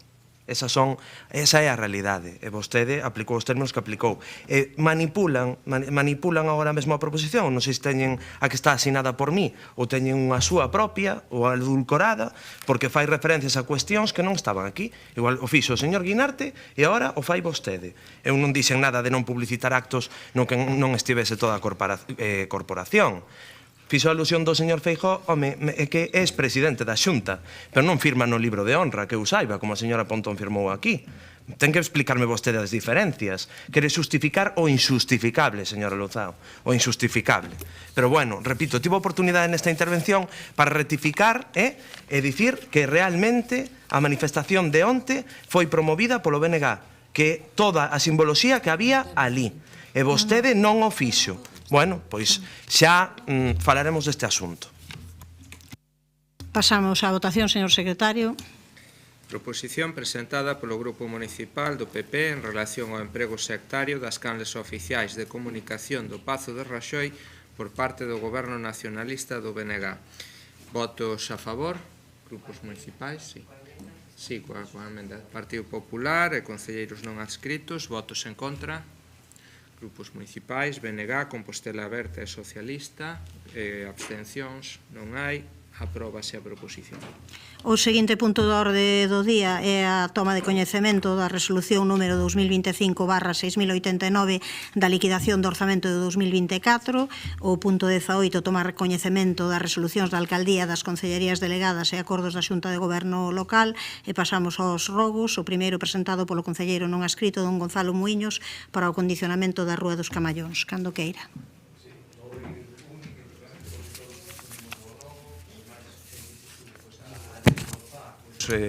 Outro día por aí, debeu ser casualidade que presentamos o rogo e xa se foi a desbrozar, como levamos xa pois 2 anos presentando o rogo e se fan as cousas. Pero bueno, que se realiza a maior brevidade posible unha actuación de desbroce e rebacheo na Rúa dos Camallóns. Se estudia a posibilidade de proxectar unha senda nesta rúa que una peatonalmente os barrios de Casas Novas, Lermo e Vista Alegre. Tamén nos comentaron os veciños que unha vez se procedeu ao desbroce hai que facer algún tipo de requerimento aos donos das distintas parcelas, porque xa durante este inverno hai algúns muros onde xa houve algún desprendimento, máis que nada para que de paso pois se revise, máis que nada por seguridade tanto dos vehículos como dos peóns. Grazas. Señor Domínguez, cando queira. Grazas de novo. Pois sí, os servizos de Roza do Concello pois estuveron traballando pois non só na rúa das Casas Novas, nos Camallóns, sino en toda a zona. O 16 de xuño, non sei se foi antes ou despois de presentar o rogo. En calqueira caso, pois está feito dentro da programación habitual. Incluiremos pois o que é o rebacheo nunha das campañas de rehabilitación de firmes urbanos, como non tiña que ser de outra maneira, e estudaremos pois a viabilidade desa senda pionil que propón pois para poder acondicionar máis itinerarios que favorezan unha mobilidade saudable e eficiente. Grazas, señor Domínguez. O seguinte rogo é tamén presentado, neste caso pola concelleira non adscrita, dona Milagros Castro, relativo á limpeza e desinfección dos colectores do lixo. Grazas, señora alcaldesa. Son moitas as queixas que nos fan chegar veciñas e veciños e que nós mesmas podemos percibir nos diferentes barrios e tamén no rural respecto á falta de limpeza que amosan os colectores de lixo, suciedade e mal cheiro que se aprecia ao pasar polo seu carón e situación que empeora nos días que fai máis calor. O contrato que temos en vigor do Servizo de Recollida de Residuos Domésticos ten definidas frecuencias mínimas de intervención, incluindo tamén as áreas circundantes aos puntos onde están situados estos colectores. Nos colectores de superficie ou soterrados deberíase facer unha limpeza externa e interna mecanizada cada 15 días para a fracción orgánica ou cada 30 días para a fracción resto en envases lixeiros. E nos colectores para eventos periódicos ou eventuais, esta limpeza externa e interna farase ao rematar cada evento que se celebre. Asimismo, se indica que aqueles colectores ou emprazamentos que presenten unha anormal suciedade serán lavados con carácter inmediato, con independencia da programación que teña de lavado a que se atopen sometidos. A vista de estas queixas que recibimos e despois de ter comprobado efectivamente que existe unha falta de atención á limpeza de estes colectores, nos traemos a este salón de pleno o rogo de que o Goberno Municipal ou o concelleiro responsable dean as instruccións necesarias para que se proceda á limpieza periódica destes colectores de acordo co que está establecido no contrato asinado. Ese informe, por quen corresponda, se a empresa estivo a realizar estas tarefas de limpeza e desinfección segundo o que dice este contrato que temos en vigor neste momento. Grazas. Grazas, señora Castro. Respóndelle o señor Domínguez. Grazas de novo. Pois, como ben decía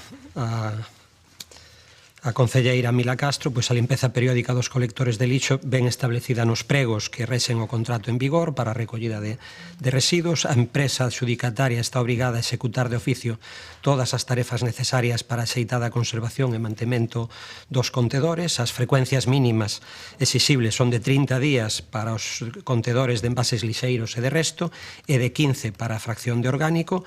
Isto ven supoñendo pois que cada contedor ten que ser lavado polo menos 12 ou 24 veces ao ano según o tipo de fracción. Manifestamos o noso compromiso de que se faga a prestación do servizo de limpeza viaria tal e como está contratada e mellorando a no posible. Vixiamos que a empresa cumpra co establecido no contrato e que garanta a limpeza de todos os colectores.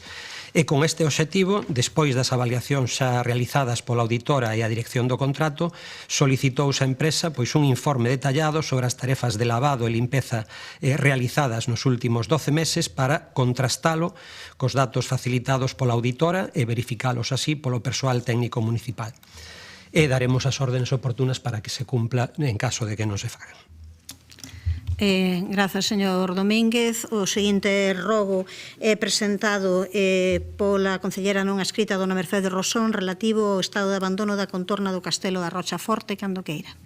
Bueno, moi boas de novo. Creo que todos coñecemos o Castelo da Rocha Forte, toda ese barrio da cidade tan importante vinculado pois á historia da nosa cidade.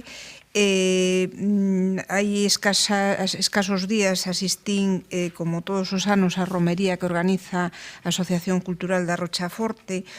E a verdade é que por primeira vez en moitos anos todo aquelo que ten que ver co ámbito expropiado polo plan especial de protección ao Castelo da Rocha pois estaba nunha situación bastante lamentable. Bueno, con moita inquedanza por parte dos veciños e veciñas que participaron na romería. Volví uns días despois e a situación, a verdade, é que estaba igual. Todo o que ten que ver con ese camiño que conduce dende o aparcamento, o castelo e todos eses terreos que obtidos a través do proxecto de expropiación se dotaron de frutais, pois estaban totalmente invadidos por ervas que pasaban da miña altura. Como este rogo xa se presentou hai 10 días, máis ou menos, supoño que a estas alturas, espero e desexo que xa este solucionado, e se non o está, pois rogo que así sea, porque e rogo ademais que sexa dunha forma constante, quero decir que antes de evitar que chegue a ese punto, pois que se desbroce e este pois na situación que un espazo tan singular, tan fermoso, que agora moi visitado tamén polos peregrinos que entran en Compostela a través do camiño portugués, pois creo que debe e merece estar nunha situación mellor. Nada máis, moitas grazas. A palabra, señor Domínguez. Grazas de novo.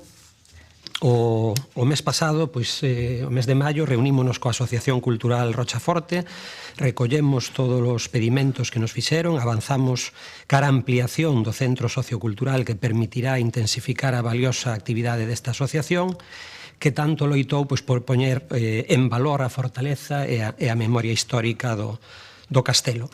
Nas últimas semanas fixéronse os labores de mantemento, os periódicos, seguindo a planificación e tamén as peticións da veciñanza. A parcela circundante ao castelo estaba totalmente rozada. Rozouse tamén toda a contorna do castelo e a zona do aparcamento.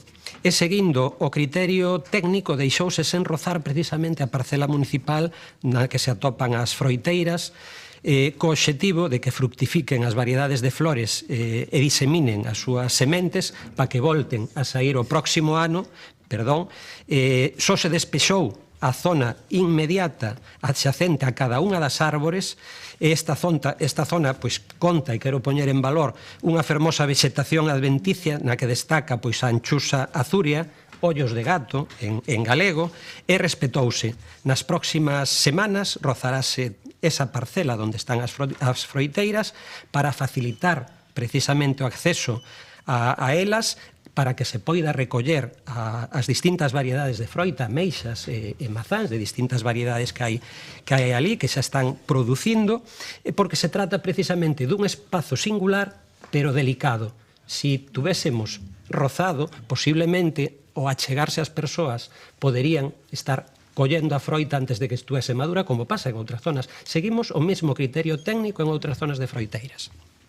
Grazas, señor Domínguez. Pasamos ao derradeiro rogo e derradeiras intervencións da sesión da mañá, este presentado polo PSDG-PSOE para que o Goberno Municipal estude e valore os usos máis axeitados para as plazas de estacionamento na Avenida de Xoán 23. Señor Rinarte.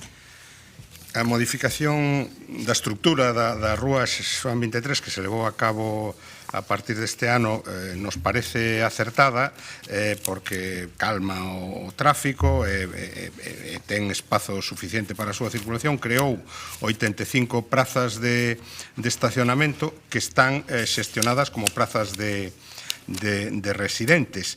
A verdade é que calquera que circule ou que pasee por ali comproba que a moitas horas unha altísima porcentaxe desas plazas están desocupadas, dende logo no tramo que vai dende a curva hacia San Caetano, pero tamén no tramo inferior, pois non é inhabitual que máis da metade de largo das prazas non estean ocupadas. Parece ser que o Goberno Municipal valorou nalgún momento, así se recolle na prensa, adicar 50 desas prazas a estacionamento polo sistema de hora, pero de momento sigue igual. Tamén é certo que coñecemos que as obras que se van levar a cabo nalgúnas rúas da contorna pois van a reducir o número de plazas e, por tanto, os residentes van a necesitar esas plazas, pero non sabemos tampouco cando se van levar a cabo esas obras. Por eso, o que pedimos é que se estudie, que se coñeza en detalle o nivel de ocupación desas prazas e que se valore en consecuencia, como resultado dese estudio, a posibilidade de cambiar o uso de algunhas delas para conseguir un óptimo aproveitamento das mesmas. Probablemente non sexa agora o momento de facer ese estudio, senón a volta de vacacións no mes de setembro, porque agora seguramente estaría distorsionado polas propias vacacións, pero eu creo que en setembro, en un mes, se pode facer perfectamente ese estudo e non fan falta moitos días para poñer en marcha a sinaléctica que permita un uso máis axeitado desas prazas. Ten a palabra o señor Duro, cando queira.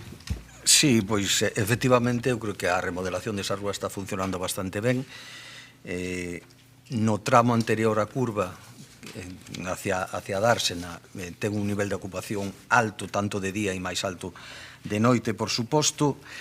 A intención inicial do estudio era ver se había posibilidade de implantación de hora. Vendo o nivel de uso, non entendemos que non é factible implantar a hora porque habería que nomear persoal para atender exclusivamente un número moi pequeno de plazas que non tería moito sentido. Vamos a deixar pasar o Bran, ver como sigue funcionando en Bran e valoraremos a implantación dunha parte, polo menos, en zona blanca, de aparcamento libre durante o día e mantelo reservado durante a noite para a zona verde e, ademais, valorar a posibilidade de incorporar algunha outra zona de zona verde para que poda aproveitar ali como centro do casco histórico. Grazas, señor Duro. Pois rematamos a sesión da mañá, retomamos a sesión pola tarde ás 4:30.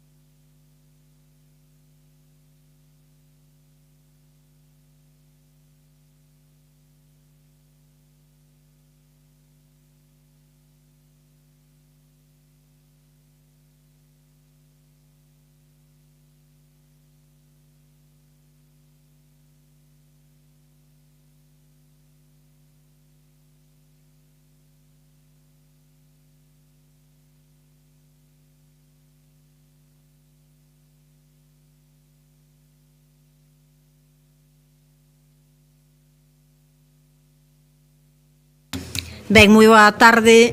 Imos ir comezando de novo, desculpando a ausencia de Gonzalo Muñoz, que non vai poder estar na sesión da tarde. Imos coa quenda, co apartado de preguntas orais. A primeira pregunta é formulada pola concelleira non adscrita dona Mercedes Rosón sobre a tramitación dos pregos para a xestión da Escola Municipal de Música. Cando queira. Moi boa tarde a todas e a todos. Creo que todas somos coñecedoras de que o persoal da Escola Municipal de Música anunciou a suspensión e suspendeu as actividades complementarias o pasado 6 de xuño deste ano como resposta pois á precarización das súas condicións laborais agravada pois dende o último concurso público. Na actualidade, pois as reclamacións do persoal pasan pola consolidación das variacións contractuais, implantar pois un mes adicional de vacacións no verán e pola equiparación salarial, entre outras cuestións que veñen exixindo a concesionaria e que en algún caso pois son froito das eivas dos anteriores pregos. Creo que coñecemos un pouco esa situación laboral. Concretamente, o persoal reclama unha equiparación dos salarios que actualmente están condicionados polo convenio colectivo de ensinanzas non regradas respecto ao convenio colectivo de ensinanza privada sostida total ou parcialmente con fondos públicos, o que supón pois, unha diferencia notable anualmente. Un cambio justificado dadas as características da docencia musical que se imparte na escola, toda vez que estamos ante un claustro de, creo que 22 persoas docentes que se reúnen pois, semanalmente para tratar de elevar un equilibrio entre todo o profesorado e que os usuarios pois, reciban a mellor formación posible.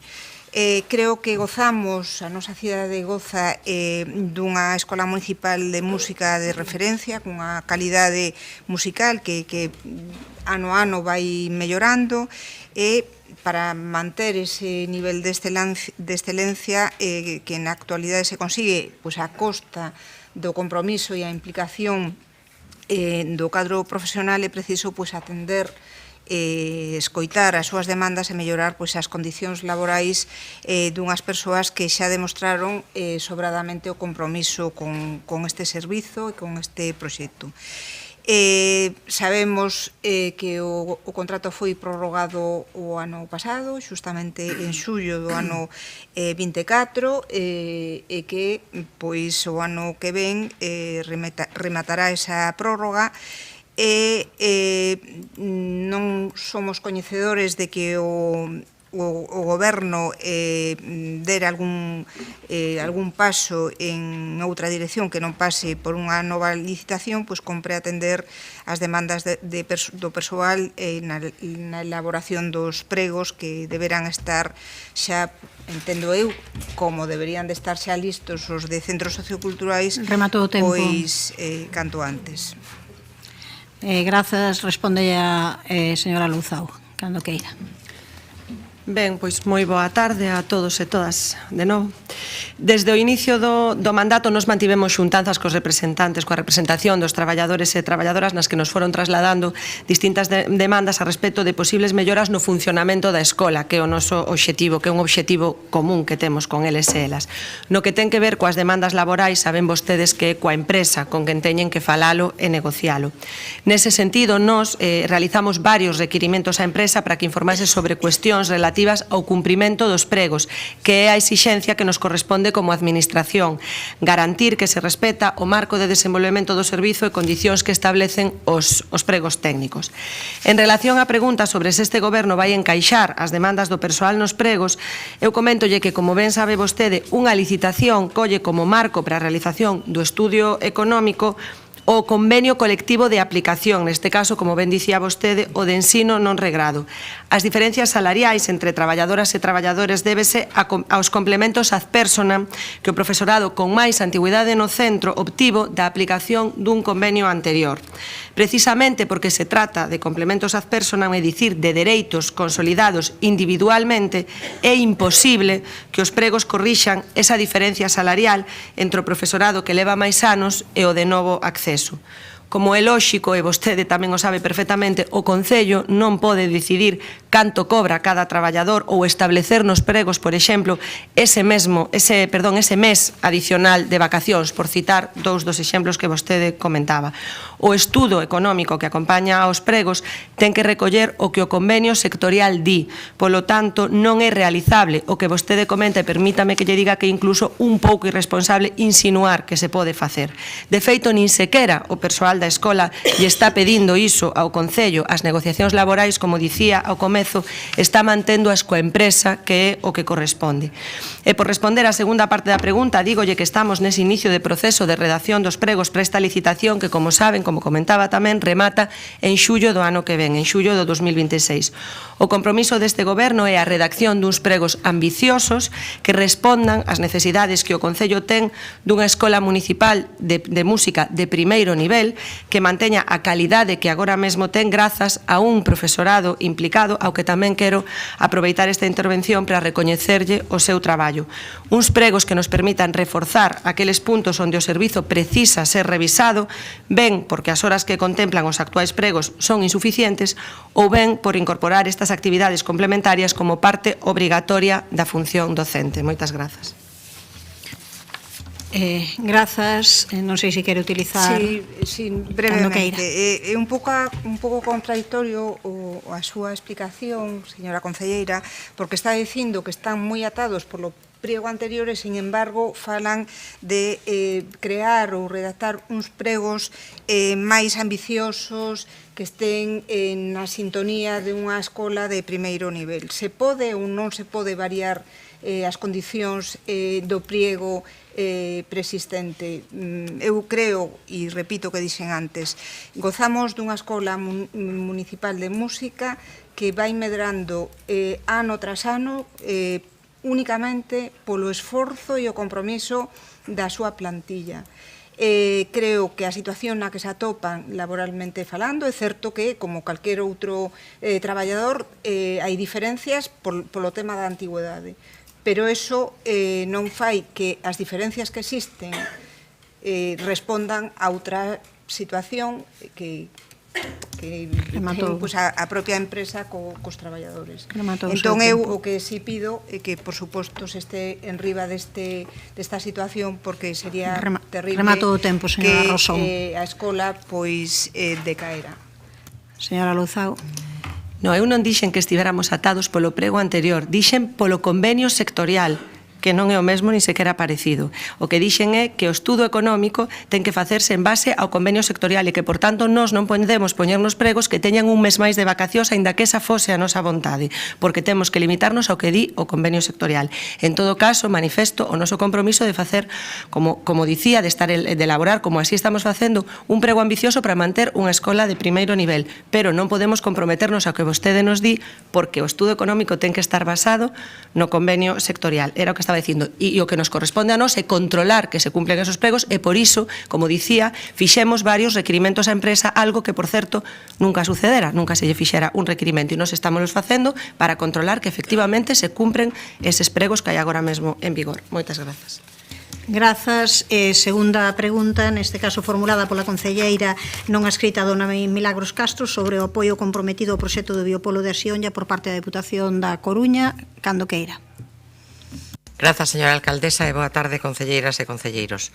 A pregunta pode sorprender, pero veño aquí a facela públicamente. Onde está o 1 millón de euros comprometido pola Deputación da Coruña para o proxecto do biopolo da Asionlla?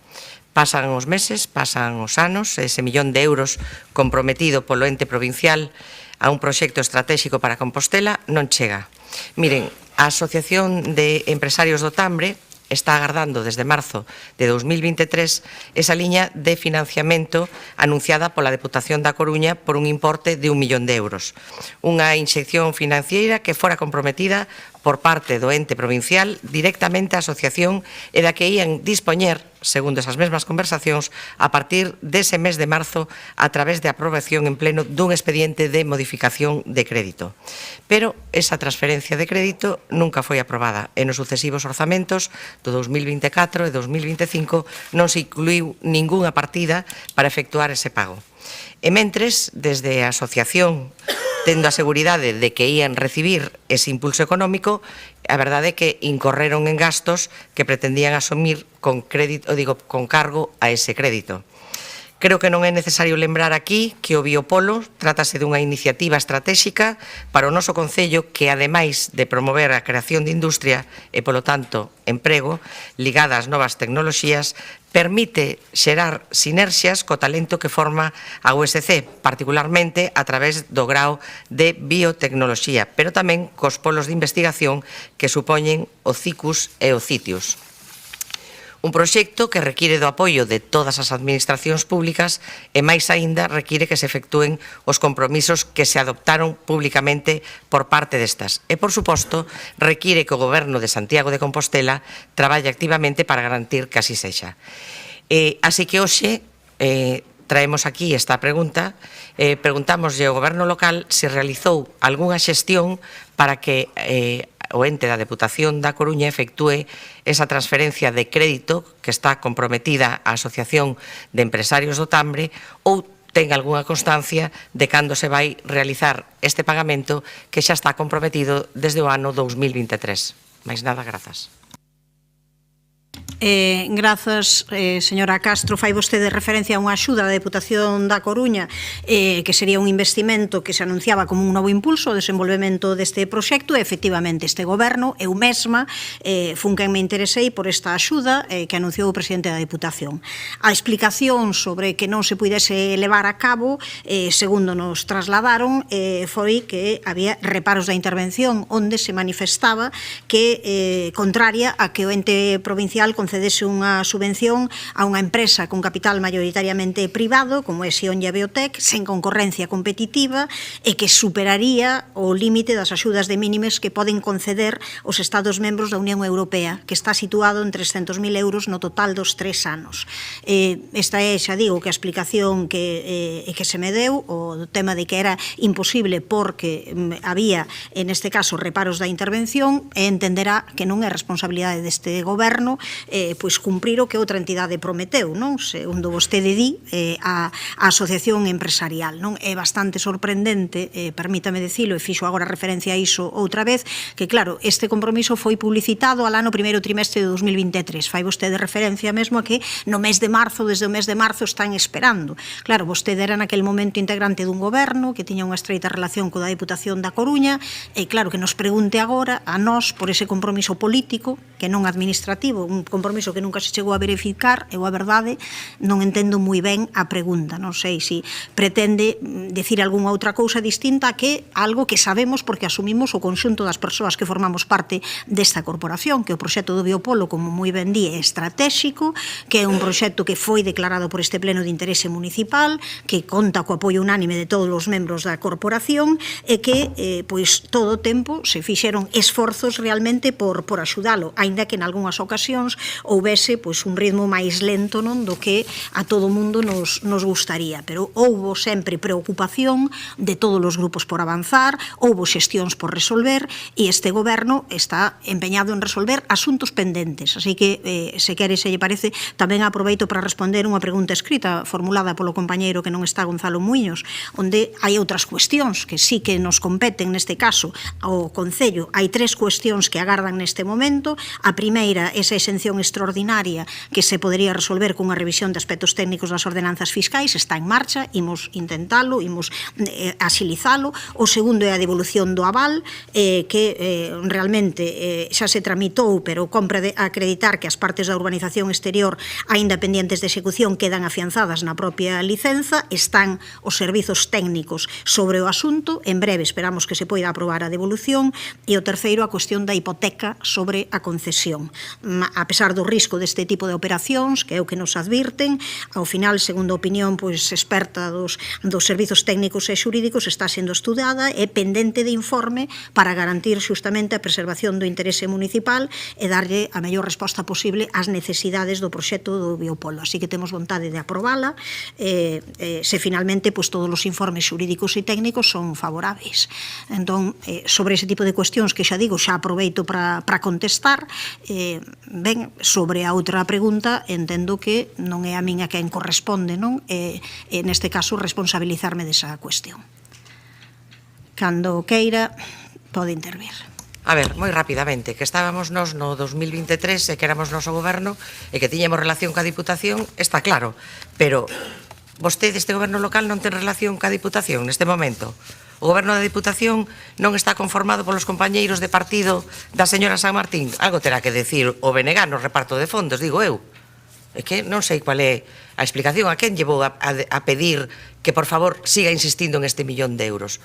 O veciño do Quinto non, terei yo que pedir o goberno local que neste momento está gobernando na cidade. Naquel momento nos fixemos pois eso, o que pudemos, e se nos comprometeu e se prometeu que se iba a habilitar ese 1.000.000 de euros. Como se ten que facer esa habilitación? Pois non serei eu a que teña que dar a resposta, pero xa digo, este goberno terá que seguir insistindo porque é como que a Diputación ahora non é deste goberno. E con respecto á pregunta do señor Muiños, que está moi ben que a contestase aquí, pero é unha pregunta por escrito, esperamos a contestación tamén por escrito. Mais nada, grazas. Vale. Mire, non é o problema de se a Deputación é ou non é, a cuestión é de quen ten que responsabilizarse das promesas que se fixeron. Esas promesas fixo, como vostede dixo tamén moi ben, o presidente da Deputación. En todo caso, nós xa lle trasladamos en distintas ocasións que había un compromiso e que a Asociación de Empresarios do Tambre estaba preocupada por iso. O que se nos traslada é que os informes de intervención pois non son favorables para facer esa axuda. En todo caso, digamos que é o que lle podo trasladar a ese respecto e o que tamén trasladei a Asociación de Empresarios do Tambre. Pasamos á seguinte pregunta, formulada polo PSDG-PSOE sobre a licitación do Servizo de Atención á Infancia para a conciliación da vida laboral, familiar e persoal no espazo de Lecer María Miramontes. Señora Val, cando queira. Gracias, alcaldesa. Nada, moi brevemente. No ano 2021 o Partido Socialista puxo en marcha no Concello de Santiago un programa pioneiro, que é un programa de conciliación os 365 días do ano, o programa piloto de conciliación no espazo de Lecer María Miramontes, tamén coñecido como a Ludoteca de Fontiñas. É un programa que creo que todos os que estamos aquí presentes sabemos que funciona excepcionalmente, unha maravilla. Todas as persoas usuarias están encantadas co servicio de conciliación que se ofrece desde esta ludoteca, pero é certo que un contrato é un servicio que dende agosto do ano 2023 se está a prestar en precario. Entonces, bueno, a nosa pregunta é moi simple. En que mes ten previsto o Goberno municipal licitar novamente este servicio para regularizar a súa prestación? Nada máis. Grazas, señora Val. Ten a palabra a señora Louzao cando queira. Efectivamente, un servizo moi ben valorado por toda a comunidade, por todas as familias que son usuarias, e este é un tema que xa tratamos aquí noutras ocasións neste pleno municipal. A última en decembro, naquel momento eu indicaba que o expediente de licitación estaba xa en contratación, e así era. Durante estes meses o expediente estivo sendo informado polos distintos departamentos que entran dentro do proceso, contratación, asesoría xurídica e intervención, e desde Educación tuvemos que ir facendo unha serie de correccións. Finalmente, a intervención intervención municipal detectou varios erros que fixeron que se devolvera de novo o expediente ao Departamento de Educación o 20 de maio. O expediente xa foi subsanado polo Departamento de Educación e remitido de novo ao Servizo de Contratación. Estamos pendente agora de novo de todos eses informes que agardamos que agora sexan moito máis áxiles, pois son uns pregos que xa foron revisados unha primeira vez por todos eles e nos que xa corriximos todo o que se nos solicitou. Por tanto, agardamos poder ter canto antes os informes positivos de todas as partes e comezar a licitación que asumimos efectivamente que debería ter sido xa feita e que vai moito máis lenta do que nos gustaría. Non sei se quere comentar algo, señora Val. Sí, a ver, nos realmente pedimos en que mes se vai a licitar, porque eso é un dato moi importante, pero tamén aproveitamos a intervención para pedirlles que coordinen. Non pode ser que un expediente, sabemos moitas veces das burocracias das administracións públicas en xeral, das complexidades que teñen, pero teñen que buscar a coordinación entre os distintos departamentos para que expedientes desta categoría, porque realmente este expediente tampouco debería de ser moi complexo de tramitar, non ten unha ingente cantidade de persoal, pois fora un pouquiño máis áxil. Non obstante, agardamos e esperamos que se licite canto antes e que se licite nas mesmas ou mellores condicións que se está a prestar o servicio na actualidade. Grazas, señora Val. Señora Louzao. Comparto absolutamente o que vostede dixa na primeira intervención que efectivamente tería que ter sido máis áxil, como comprenderá a min a primeira gustaríame que tivera sido xa moito máis áxil. Eu non vou falar de como van os pregos por cuestións obvias, si podo decir que van mellorados, por exemplo, no que ten que ver coa atención aos nenos e nenas con necesidades especiais, que se incorpora monitorado específico e que son uns pregos pois que melloran o servizo aínda máis se cabe e, por tanto, pois deberían estarse adxudicados. Eu estarei pendente de que vayan canto antes, mes non lle podo decir porque non depende de min, pero estarei pendente para que vayan canto antes. Moitas grazas. Grazas. Pasamos á seguinte pregunta formulada polo PSDG-PSOE sobre a licitación do contrato de conserxería e limpeza dos centros de educación infantil e primaria dependentes do Concello. Tamén, señora Val, cando queira. Bueno, este é un tema recurrente, pero non por ser recurrente deixa de ser importante. Recentemente, pois, coñecíamos a declaración feita polas traballadoras e traballadores do servizo que directamente, bueno, pois, convocaban unha folga para a volta de verán si non se atendían as súas demandas. É urxente licitar este servizo porque, claro, canto máis tratemos en licitalo, máis se van a cansar as traballadoras e traballadores que, insisto, prestaron un servicio excepcional, están a prestar un servicio excepcional imprescindible, unha competencia propia do Concello de Santiago, unha das poucas competencias propias que temos en materia educativa, e que durante a pandemia da COVID-19 a verdade é que, bueno, fixérono de 10 e dende o Grupo Municipal Socialista non queremos deixar de dar as gracias unha e outra vez pola súa entrega, sempre, pero en especial durante os momentos máis duros da pandemia da COVID-19. A pregunta é moi sinxela, sobre todo porque estamos preocupados polo recente anuncio de convocatoria de folga indefinida pois a volta de vacacións. En que mes ten previsto licitar o Goberno municipal o contrato imprescindible, contrato de conserxería e limpeza de instalacións dos centros de educación infantil e primaria do Concello? Grazas, señora Val. Responde a señora Louzao. Pois unha vez máis eu non podo decirlle en que mes, o que si lle podo decir é que neste momento están eses pregos en asesoría xurídica, confiamos que informados canto antes para que poidamos avanzar a licitación tamén canto antes. Elaboramos uns pregos neste caso que melloran moito a prestación do servizo, tamén o encarecen, lóxicamente, pois trátase dun contrato que leva moitos anos en precario, sabe o vostede, pero tal como asumimos tamén o inicio do mandato, era importante aumentar a partida deste contrato e lanzar esta licitación como unha das prioridades no Departamento de Educación para ofrecer unha prestación de servizo máis acorde ás necesidades. Tampouco vou comentar aquí, por cuestións que xa dixemos máis veces, datos específicos dos pregos, pero tal e como lle comentei a vostede cando falamos desta cuestión, melloran moito o servicio recollendo, por exemplo, ese aumento de horas tan necesaria de limpeza para cubrir as necesidades tanto dos centros educativos como dos pabillóns. E, por tanto, pois xa lle digo, están en asesoría xurídica, tamén estamos pendentes e agardamos que saian a licitación canto antes a poder ser efectivamente antes do inicio de curso por esta cuestión tamén que vostede comentaba. Moitas grazas. Non sei se quere comentar algo, Sí, señora Val. esperemos que se licite canto antes, pero tamén non forma parte en concreto do obxecto desta pregunta, pero esperamos e deseamos que o Goberno municipal este en permanente contacto cas traballadoras e traballadores. Diálogo constante, transparente. Somos conscientes que bueno, non é difícil solucionar a complexidade destos servicios, somos conscientes, pero é importante que manteñan un diálogo fluido, transparente, información prácticamente o día de como está a licitación, porque senón é que o único que conseguiremos é que perdan a paciencia, e a verdade é que con toda a razón. Grazas, señora Val e señora Louzao. Eu xa dixen aquí en diversas ocasións e manteño agora de novo que efectivamente son un persoal que ten moita paciencia porque falamos dun contrato que leva case 10 anos, o sea, un servizo que leva case 10 anos con contratos en estar en vigor. Cando vostede fala de contacto permanente, eu non teño ningún problema nun contacto permanente, pero eu non podo informar aos traballadores de como están os pregos porque non se pode informar de cuestións específicas dos pregos por motivos polos que xa falamos aquí noutro momento. En todo caso, tamén me gustaría destacar que efectivamente este servizo estivo sin contrato durante todo o mandato anterior. Vostede mesma dicía agora a complicación que ten. Costounos moito sacar estes pregos, son uns pregos efectivamente complicados porque levaban moito tempo, vamos a máis do dobre do custo que tiña o servizo, son uns pregos ambiciosos, son uns pregos que eu creo que van a cubrir ese servizo con calidade como ten que ser e por iso nos levou máis tempo. Entón, eu sí que lle pediría un pouco máis de paciencia, sendo plenamente consciente de que tiveron moita, pero tamén é certo que eu confío en que agora sí vais a ir a licitación e vai no facer de forma acaída para ter un bo servizo. Remato o tempo. Perdón.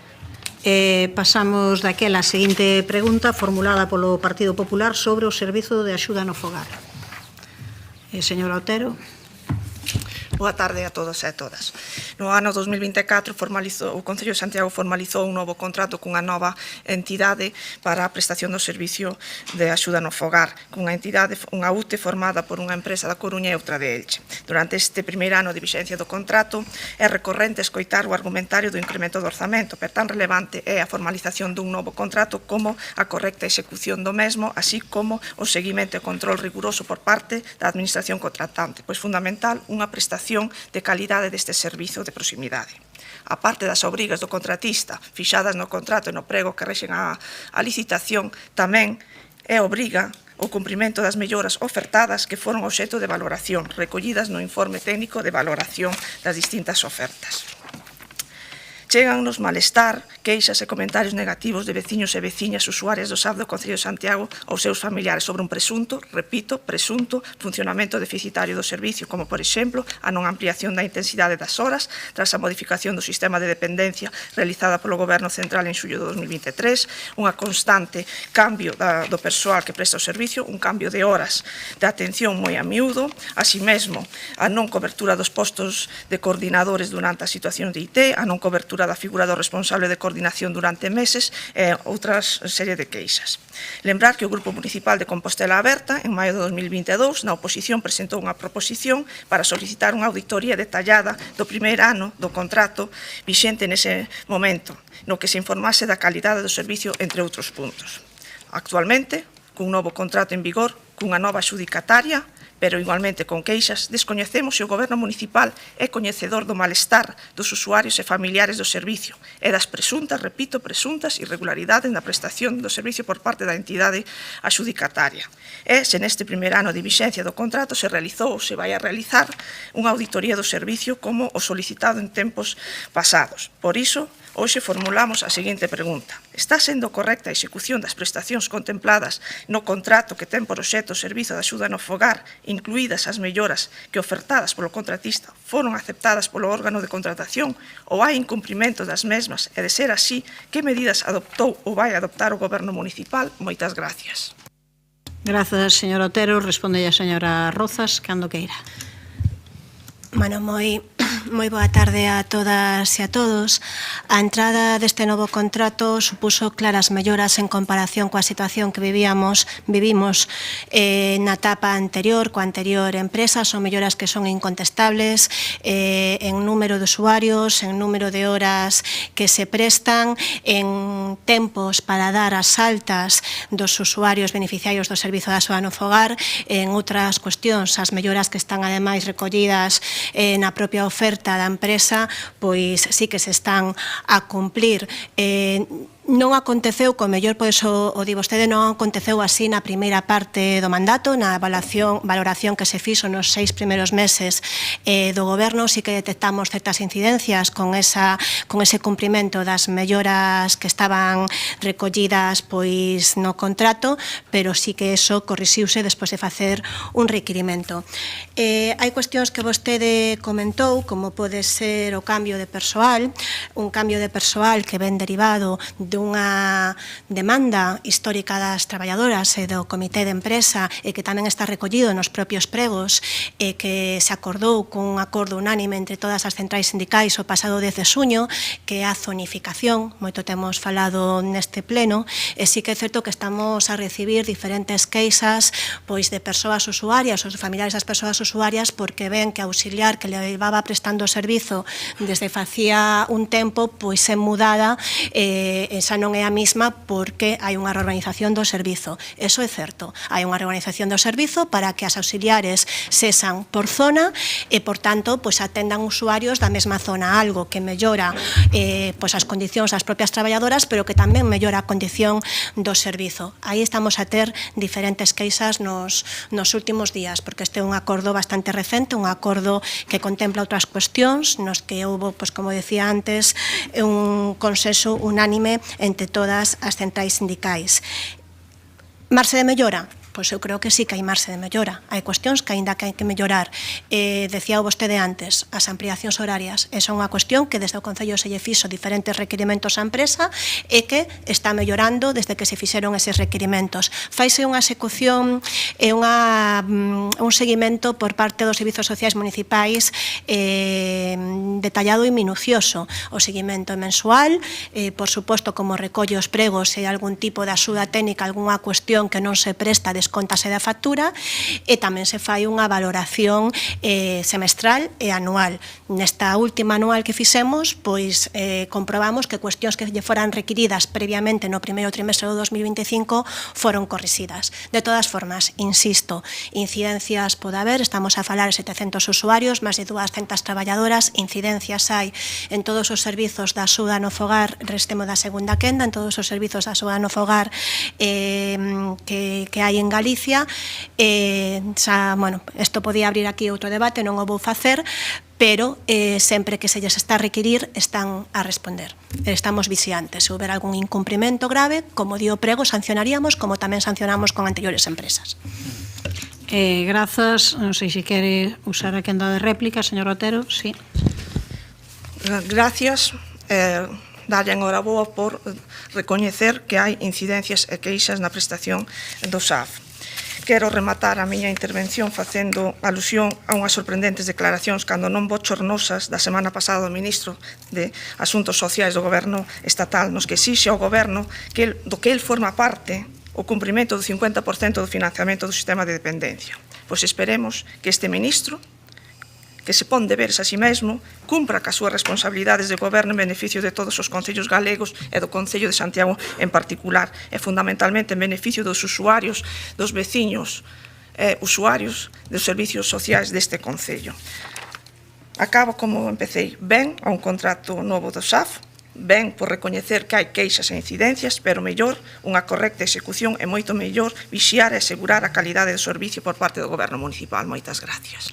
Grazas, señora Otero. Ten 40 segundos. Ao chegar a 20 debía parar. Cando queira, señora Rozas. Eu garantízolle, señora Otero, que estamos vixiantes porque creo que a nosa obriga é que calquera incidencia que detectemos actuamos desde o primeiro momento que nos chega para corrixila. Ese é o protocolo que temos. De todas formas, eu insisto en que a mellora é considerable co anterior contrato e aí están os datos objetivos positivos, marxe de mellora hai sempre, por suposto que sí, eu creo que debemos de ser ambiciosos e nunca conformarnos co que temos e intentar que o servizo sexa o mellor que se pode prestar. Tamén lle digo outra cousa, se o Concello de Santiago e o resto de administracións locais recibíramos a financiación que merece e que costa o servizo, teríamos un mellor servizo. Rematou o tempo, volvemos coa seguinte pregunta. A segunda pregunta é formulada polo Partido Popular sobre o contrato do Servizo de Mantemento e Conservación dos Sistemas de Control de Tráfico. Quen a realiza? Señora Ferreiro, cando queira. Boa tarde a todas e a todas. Pois estamos a falar dunha licitación que foi aprobada o 11 de xullo de 2024 e publicado o 15 de xullo deste ano, con orzamento de licitación de 3,5 millóns de euros e 3 anos de execución. Tras a interposición de varios recursos especiais en materia de contratación, licitouse de novo 23 de outubro do mesmo ano, pero incorreuse en distintos erros no contido dos documentos que forman parte do expediente respecto dos requisitos de persoal que se debían ascribir á execución do contrato, o que obrigou ao Goberno a desistir desta contratación. En concreto, mediante acordo da Xunta de Goberno Local do 30 de outubro de 2024, desistiuse desta contratación e na propia resolución de desistencia se acorda iniciar pola tramitación de urxencia un novo procedimento de licitación. Imos xa para 8 meses dende a resolución de desistencia sin terse iniciado un novo procedimento, polo que formulamos a seguinte pregunta, que é cal é a previsión que teñen desta licitación.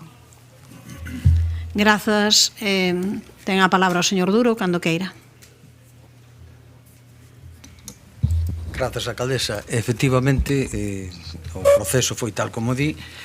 Podes informar que ahora mismo toda a documentación técnica, o PPT, o estudo económico, os criterios de evaluación, etc., están feitas. Estáse preparando o informe de necesidade xa para iniciar nestas semanas o proceso interior de informes e logo iniciar a licitación. Saben que hai unha prórroga hasta o mes de decembro deste ano da empresa que está actualmente, prórroga que estaba establecida dentro do contrato, así que vamos en plazo. Gracias.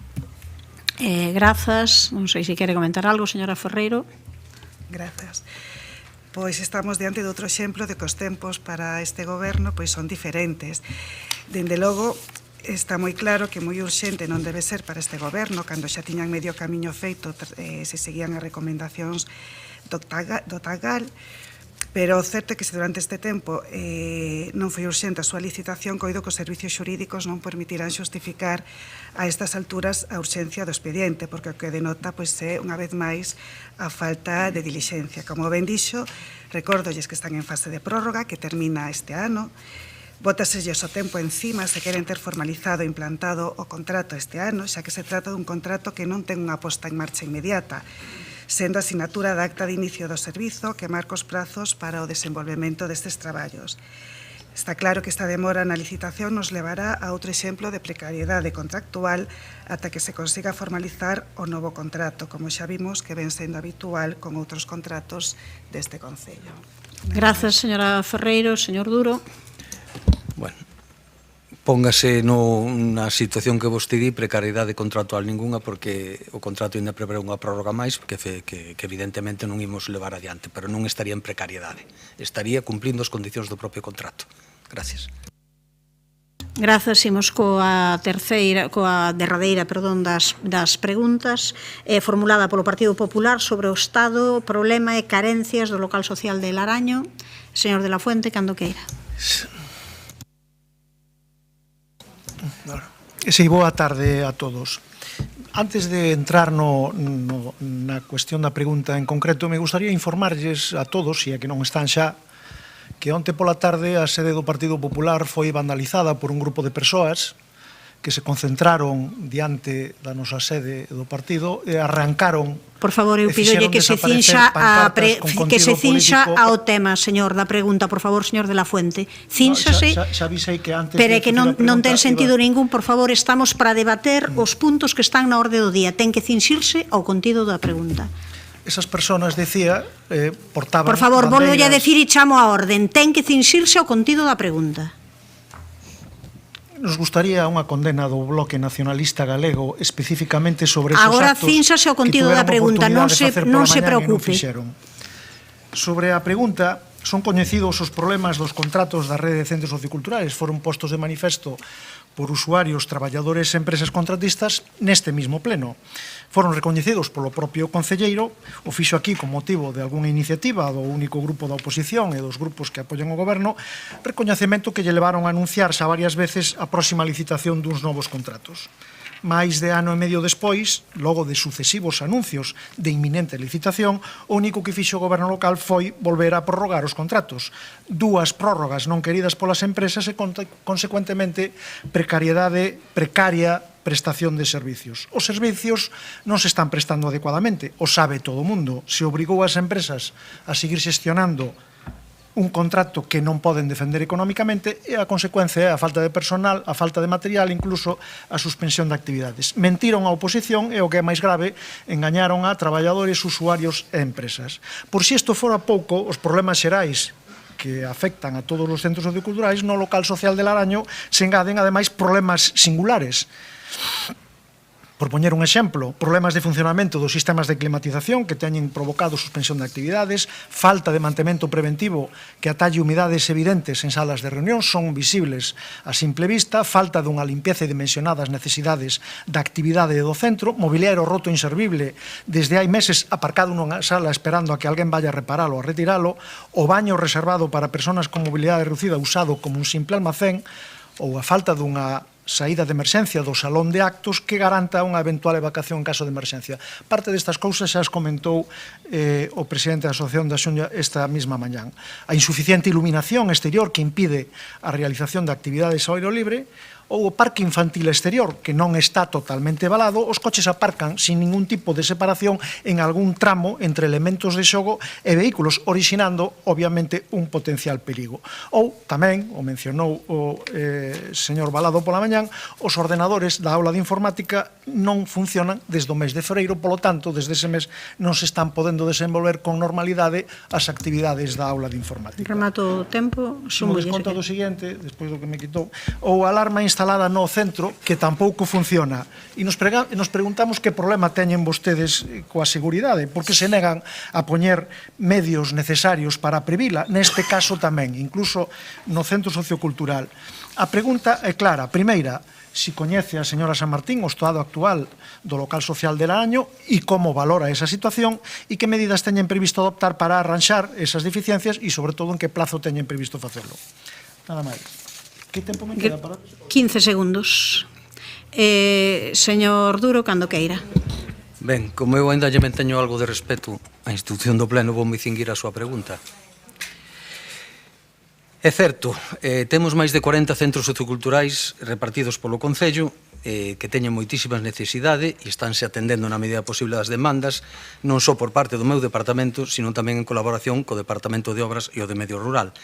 En concreto, no Centro Sociocultural de Laraño, teñense realizado arranxo de portas, arranxo de mesas de obradoiros, panéis de madeiras do salón de acto, buzóns, pinturas de teitos e paredes con humeada, chaves, madeiras soltas, entradas de auga polo rail da porta do salón e pola fachada, manivelas, bueno, en definitiva un montón de pequenas obras que se fixeron. Está renovado totalmente o parque infantil do espazo e que temos programado, que era unha das súas preguntas, durante o verán vaise facer o cambio do portalón de entrada que está dando bastantes problemas de apertura, tanto o recinto centro cultural como o colexio, que é o mesmo.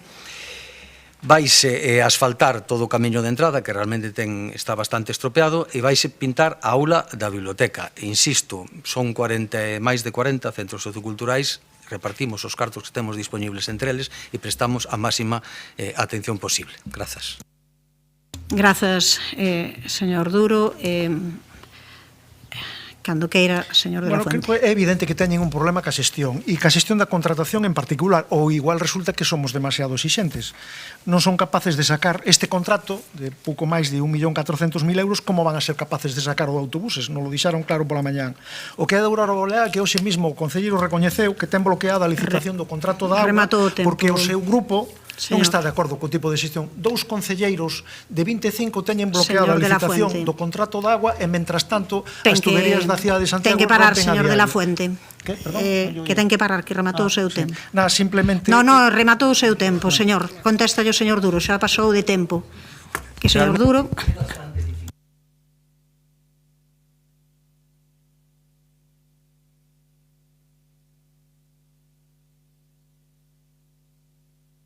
Favor o micro. Perdón. Constatei a súa pregunta. Non sei para que mete agua, non sei para que mete isto, non sei para que mete os autobuses. Se hai un contrato en licitación de centros culturais, sabe por que tarda ese contrato? Porque este goberno está facendo un esforzo enorme para atender unhas necesidades laborais da plantilla que, digamos que a administración pública fai bastante complicado. Por eso se retrasa. Non porque non estemos facendo nada, sino porque estamos doitando polos dereitos duns traballadores que ben o merecen. Así que, por favor, céntrese no que se ten que centrar e deixe de demagoxia. Pasamos ao apartado de mocións. A primeira das mocións, por favor, a primeira das mocións é presentada polo grupo, pola concelleira non escrita, dona Marta Álvarez, para a inclusión de Santiago na Alianza de Cidades contra a Obesidade. Cando queira. Grazas, alcaldesa, e boas tardes a todos. Bueno, pois falar que a Alianza, explicar que a Alianza de Cidades contra a Obesidade está liderada pola Sociedade Española de Endocrinoloxía e Nutrición, ASEN, a través da súa área de coñecemento de obesidade. Esta é unha plataforma que constitúe un soporte excelente para promover a prevención e o adecuado tratamento á obesidade e ás súas múltiples complicacións. Trátase dunha acción de máxima importancia sanitaria pola gran relevancia que ten a obesidade, o seu alto custe económico, a sobrecarga asistencial que está a provocar nun sistema sanitario que xa está de por sí tensionado. Esta é unha iniciativa na que está inscrita unha vintena de cidades de España e ninguna da nosa comunidade. Todos sabemos que a obesidade é unha enfermidade crónica, multifactorial, progresiva, afecta a máis de 650 millóns de persoas ao mundo. Estamos a falar de que causa unha mortalidade anual de 2.800.000 persoas. Algúnas características propias da nosa sociedade como o sedentarismo, inxesta excesiva, o estrés e o incremento de enfermedades psiquiátricas pois constitúen un caldo de cultivo perfecto para estar a falar dun sobrepeso cunha prevalencia no noso país superior ao 63% en poboación adulta. Ante esta realidade, a Alianza de Cidades contra a Obesidade pon a disposición de cada un dos municipios que a integran material especificamente que este deseñado para atender os aspectos máis relevantes, unha plataforma na que os municipios participantes poidan dar a coñecer as súas iniciativas e fomentan a accións conxuntas, a colaboración da SEN na avaliación e a difusión dos resultados de saúde obtivos en cada municipio participante e a promoción por parte da Fundación da SEN de becas e premios que recoñecen as iniciativas e as accións máis relevantes. Trátase, por tanto, dunha ferramenta que permite xerar sinerxias con outros municipios ao tempo que se consiga asesoramento por parte da SEN nesta materia. Por todos estes motivos se solicita ao Pleno da Corporación a adopción do seguinte acordo. Que a Corporación Municipal insta ao Goberno local a realización dos trámites precisos para a inclusión do Concello de Santiago na Alianza de Cidades contra a Obesidade liderada pola SEN co obxectivo de impulsar actividades para combater o sedentarismo, o sobrepeso e para a promoción de hábitos de vida saudable. Grazas. Grazas, señora Álvarez. Ten a palabra polo Partido Socialista. Señora Abal, cando queira. Hola, moi breve. Bueno, nada, pois como capital galega que somos e cidade do coñecemento tamén, pois Compostela ten a responsabilidade de liderar o desenvolvemento de políticas públicas pois comprometidas coa saúde pública. Polo que, bueno, dende o Grupo Municipal Socialista parecenos ben que Santiago se unha alianza de cidades contra a obesidade para promover unha vida máis saudable entre a súa veciñanza, especialmente entre a infancia e a adolescencia e, bueno, e tamén entre o resto dos espectros de idade, pero especialmente entre a infancia e a adolescencia, porque, polo que, bueno, votaremos a favor desta moción. Grazas, señora Abal. Ten a palabra a señora Lueiro, cando queira. Ben, pois moi boa tarde a todos e a todas. Vou comezar dunha maneira que non tiña previsto, pero A vista está de que son unha persoa obesa, sufro obesidade dende que teño uso de razón, bueno, dende sempre, dende hai 49 anos, e tamén gordofobia. Entón, hai unha cousa que me gustaría, antes de pasar a ler a miña intervención, decir que hai na moción, no segundo parágrafo, no que se fixo fincapé, que me gustaría que se eliminase, se intentase eliminar no sucesivo. A obesidade ten un alto custe económico e unha sobrecarga asistencial. Temos o mesmo custe económico os obesos, cos fumadores, cos bebedores, os calquera persoa que sufra calquera outra enfermidade. Entón, iso gustaríame deixalo por diante. Dito isto, a obesidade non é un desafío individual, senón un problema de saúde pública que ten un impacto directo nas nosas vidas. É importante investir en educación preventiva, en accións directas desde distintos ámbitos públicos, como os centros sanitarios ou os centros de ensino para que se poidan ver resultados a futuro e ir reducindo este problema e os relacionados con el que tanto sofre a nosa sociedade. Sumármonos á rede de cidades dedicadas á prevención, tratamentos e investigación da obesidade permítenos estar en contacto con medidas implementadas noutros concellos, aprendendo de boas prácticas destes ao mesmo tempo que contribuímos a esta rede coas nosas propias iniciativas. Como ben dixo a concelleira Marta, unha das liñas estratégicas sobre as que estamos a traballar no proceso de elaboración do primeiro Plan Municipal de Saúde é precisamente a actuación fronte ao sedentarismo e sobrepeso. E desenvolverase sobre dous obxectos de traballo. O primeiro, o fomento da actividade físico-deportiva para combater o sedentarismo e o sobrepeso da poboación de Santiago, e o segundo, relativo á planificación de actuacións dirixidas a desenvolver hábitos de vida saudables tendo un punto de vista da alimentación e da actividade física.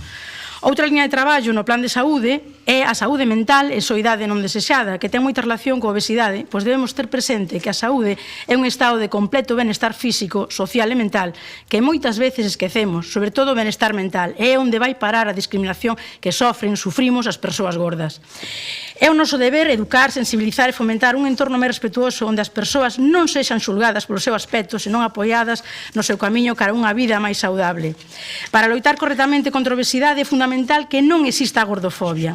Un corpo gordo nunha sociedade gordofóbica é visto como un corpo deforme, erróneo, fracasado, e isto fai que se nos castigue e discrimine socialmente en todos os espazos sociais onde habitamos.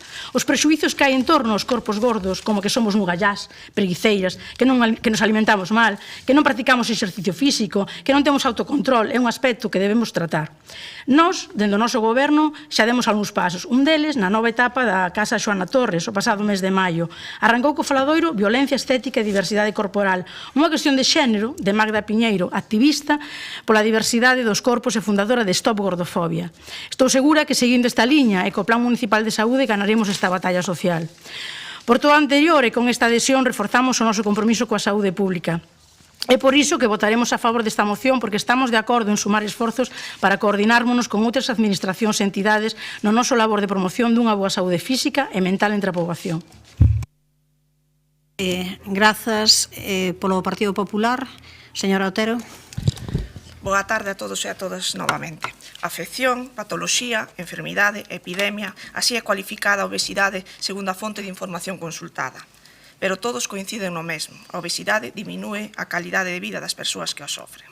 A obesidade diferenciase do sobrepeso en que este último se refire a un peso corporal elevado, mentras que a obesidade implica un exceso de granxa corporal, segundo os expertos neste ámbito. Segundo a última enquisa Europa de Saúde, un 39,2% da poboación galega ten sobrepeso e un 16% sofre obesidade.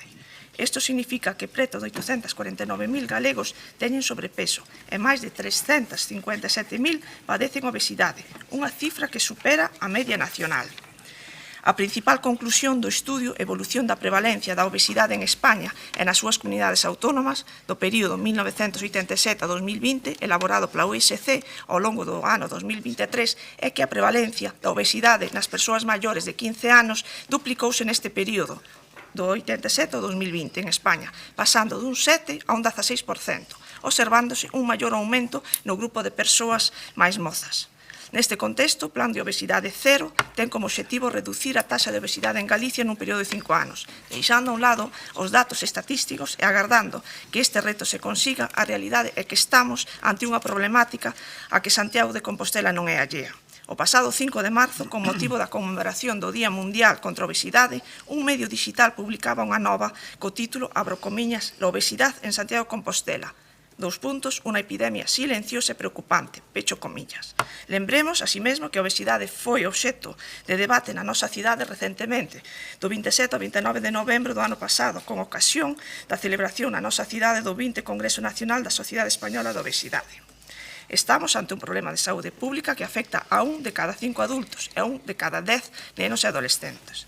Ante esta realidade social, a Sociedade Española de Endocrinoloxía e Nutrición, comumente coñecida como ASEN, lanzou esta iniciativa da Alianza de Cidades contra a Obesidade, un proxecto que convida aos concellos a que implementen accións que promovan estilos de vida saudables entre a veciñanza e reduzan as tasas de obesidade. Así mesmo, ASEN é relevante que fixo un chamamento para a elaboración dun plan nacional que aborde a obesidade que inclúe tanto a prevención como o tratamento da obesidade. Lembremos que en España os fármacos contra a obesidade non están incluídos no financiamento do Sistema Nacional de Saúde. Neste senso, a UCO ven reclamando que en España se establezcan criterios para o financiamento de determinados medicamentos contra a obesidade para determinados doentes. Deixando a un lado o posicionamento da UCO e as diferentes opinións ao respecto, tampouco podemos esquecer que o sesgo do peso e a estigmación son frecuentes en moitos ámbitos. Así, a obesidade foi calificada como estigma do século XXI. Estudos citados pola propia SEN indican que o 80% das persoas con obesidade experimentan estigmación. Quen non escoitou nunca a expresión está gordo porque quere? Mais alá das implicacións físicas do impacto da obesidade na saúde das persoas e na súa calidade de vida tamén ten un impacto na saúde mental. Así, existen estudos que demostran a relación entre a obesidade e problemas como a ansiedade, a depresión e a baixa autoestima. Os estigmas sociais asociados ao peso dunha persoa tamén contribuyen ao illamento social e ao empeoramento do benestar psicolóxico. Os problemas de saúde derivados da obesidade teñen un elevado impacto individual e social en termos de calidade de vida. Esta é a conclusión. Un informe da OCDE estima que para o ano 2050 a expectativa de vida en España, por tanto en Galicia, verase reducida en 2,6 anos debido aos problemas de saúde derivados da obesidade. Así pois, baixo a óptica da saúde, como calidade de vida, toda acción positiva é necesaria cara a mellora da calidade de vida da veciñanza de Compostela, a prevención da obesidade, como é a adhesión da nosa cidade á Alianza de Cidades contra a Obesidade da SEN. Se acudimos ao portal web desta entidade... Remato o tempo, pero descónteme.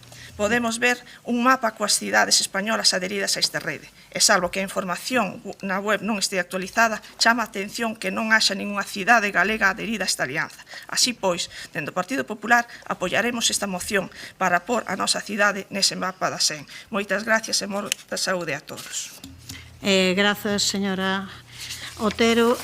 Tempo para a réplica, se quere usala, señora Álvarez. Nada, agradecer pois que o apoio a acollida desta iniciativa por parte de todos os grupos municipais e me gustaría incidir que cando, fomos coñecedores desta alianza, pois creemos que nos encaixou perfectamente con Santiago. Por un lado, porque unha das liñas estratégicas do Plan Municipal de Saúde é o estilo de vida activa, por la existencia que xa temos de rutas de senderismo que invitan pois a combater o sedentarismo, porque ademais pensamos que un marco perfecto ano que ven vaise celebrar na nosa cidade o Congreso Nacional de Endocrinoloxía, e nos parecía un marco perfecto para presentarnos xa como unha das cidades adheridas a este proxecto. Xa está, grazas. Grazas, señora Álvarez, señora Val, señora Lueiro. Si, só unha cousa. Eu, xa digo, como persoa que o sufro, para a semana que ven cumplirán 5 anos da miña operación bariátrica, unha operación bariátrica que está non dá o resultado que ten que dar porque hai 2 anos que estou ca menopausia. Ese é outro tema que o mellor dá para outra iniciativa. Simplemente decir que creo que vamos a ganar con esta adhesión, pero tamén que non se esqueza a sanidade pública de nós, porque o tratamento médico é moi importante para a obesidade, porque ten que ser individualizado e que non pode ser ir ao médico de cabeceira que nos abra un caixón e nos dea unha dieta a un e a outro como se fosen chupachus. Nada máis. Grazas, señora Otero. Ten 30 segundos menos cando queira. Espere, vou poñer xa. Aí está, cando queira. Nada, simplemente lembrar 3 puntos. A importancia de traballar para ofrecer á veciñanza de Compostela instrumentos e recursos para a mellora da calidade de vida. En segundo lugar, a importancia de que a capital de Galicia establezca sinerxias con outras cidades, entidades e asociacións por tender pontes para avanzar cara a unha cidade na vanguarda. En terceiro lugar, repudiar calquer calificación ás persoas polo seu aspecto físico. E, finalmente, darlle as gracias a nosa compañeira Pilar por compartir unha experiencia personal con todos nós. Moitas gracias e, repito, moita saúde a todos. Gracias. Grazas, señora Otero. Pasamos á votación, señor secretario. Moción presentada pola concelleira non adscrita, dona Marta Álvarez Vázquez, para a inclusión de Santiago na Alianza de Cidades contra a Obesidade da SEN. Votos a favor? Apróbase por unanimidade. Pasamos daquela seguinte moción, que neste caso van ser dúas, que por consideracións da Xunta de Portavoces quedamos de debater conxuntamente. A primeira e a segunda na orde do día das mocións, presentada polo PSDG-PSOE sobre a elaboración do Plan Anual de Mantemento de Infraestructuras, Espazos e Elementos Urbanos, que a debataremos en conxunto coa que figura no número 7 da convocatoria, que é a moción do Partido Popular para a mellora do mantemento das vías e espazos públicos ante o deterioro e degradación que presentan. Así que, en primeiro lugar, estes grupos, comeza o Partido Socialista, quen a defende, a señora Abal, cando queira. Gracias, alcaldesa. Bueno, nos últimos meses son recorrentes as queixas das nosas veciñas e veciños sobre a falta de mantemento da infraestructura e espazos urbanos, pois poda de árbores, mantemento dos pavimentos asfálticos, limpeza de fincas, queixas que evidencian unha clara falta de planificación por parte do goberno municipal. Son recorrentes as queixas dos veciños do rural compostelán que piden que se atendan as súas demandas de roza de maleza e de mantemento das vías, Volta do Castro, a Peregrina, a Amio. Estes ademais levan 15 roturas de tubaxe en 7 meses, Rúa Loureiros, o empedrado da rúa está totalmente estragado, fochancas que se estenden de principio a fin da vía cunha considerable fondura e perigo para os condutores e peóns. Ademais, intentaron amallarse con parcheos de asfalto no medio do empedrado que transmiten unha moi pobre imaxe de respeto ao patrimonio no que é o camiño de entrada ao casco histórico por unha das 7 portas da antigua muralla de Santiago, a Porta da Pena. A falta de mantemento da rúa acabará desembocando nun investimento máis custoso. A contorna de Lamas de Abade, na Rúa da Divina Pastora, unha zona tremendamente castigada polo tráfico xerado por autobuses e coches que acoden aos centros educativos. O firme, pois, está totalmente levantado. E isto, a pesar de que, como viñemos insistindo unha e outra vez, o goberno municipal conta coas ferramentas necesarias, conta con diversos contratos de mantemento, contrato de desbroce, limpeza e mantemento das marxes e drenaxes dos viarios, carreiros fluviais e parcelas municipais, contrato de operacións de conservación, mantemento e reparación de pavimentos asfálticos en viarios públicos municipais do contrato urbano, contrato de mantemento de espazos públicos do entorno urbano, contrato de mantemento de pavimentos e drenaxes nos viarios e espazos públicos municipais, etc., etc., etc.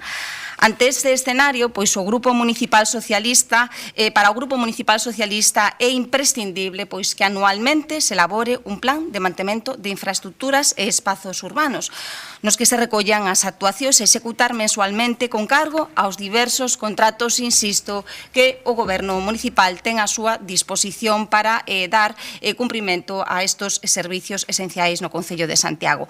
Un plan anual de mantemento pois permitirá coordinar, calendarizar e executar as tarefas necesarias de forma preventiva, sostible e con criterios claros. Un plan que lles permitirá optimizar os recursos, priorizar actuacións e mellorar a resposta ante as necesidades de mantemento da cidade.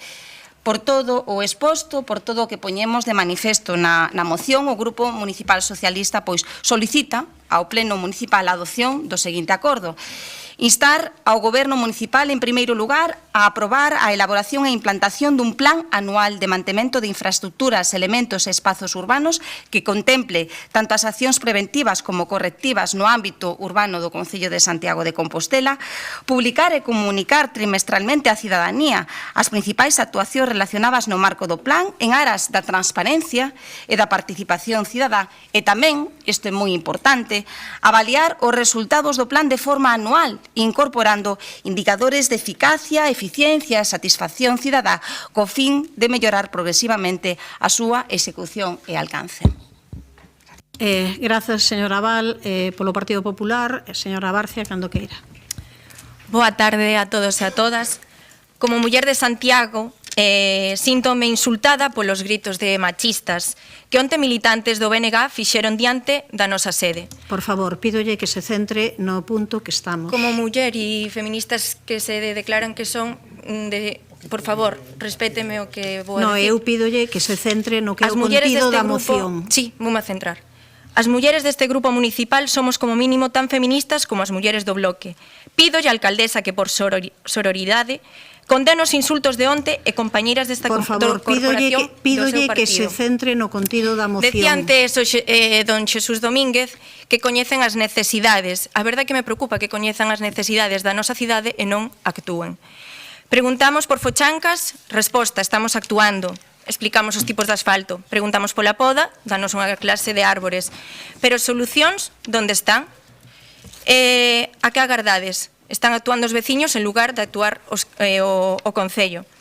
Que resposta dades? Que corten as polas os veciños. Surrealista esta resposta, verdade? Pois non, estas son as respostas que dá o Bloque Nacionalista Galego ás necesidades dos veciños de Santiago.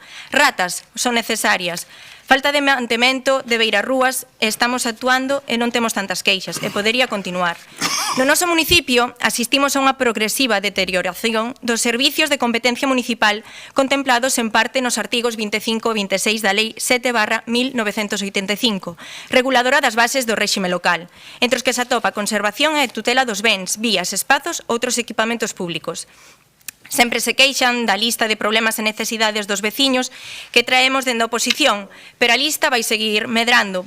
Por qué? Porque a falta de coordinación, a carencia de competencias, non contratar ao persoal, sí que é unha problemática do bloque nacionalista, pero, iso sí, vamos a invertir en asesores e aí non imos a escatimar. É moi evidente o deterioro da nosa cidade e non é porque o diga o Partido Popular, senón é pola evidencia das queixas e queixas dos veciños.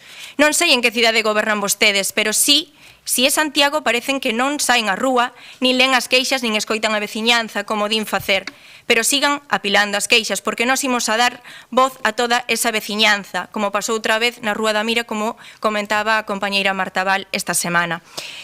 Se o goberno local non é quen de manter a cidade limpa, sin ratas, sen pintadas dos seus, sen maleza, porque as beirarrúas seguen intransitables, serán capaces de elaborar ese plan, serán capaces de executalo e de levar unha continuidade deste plan que solicita o Partido Socialista?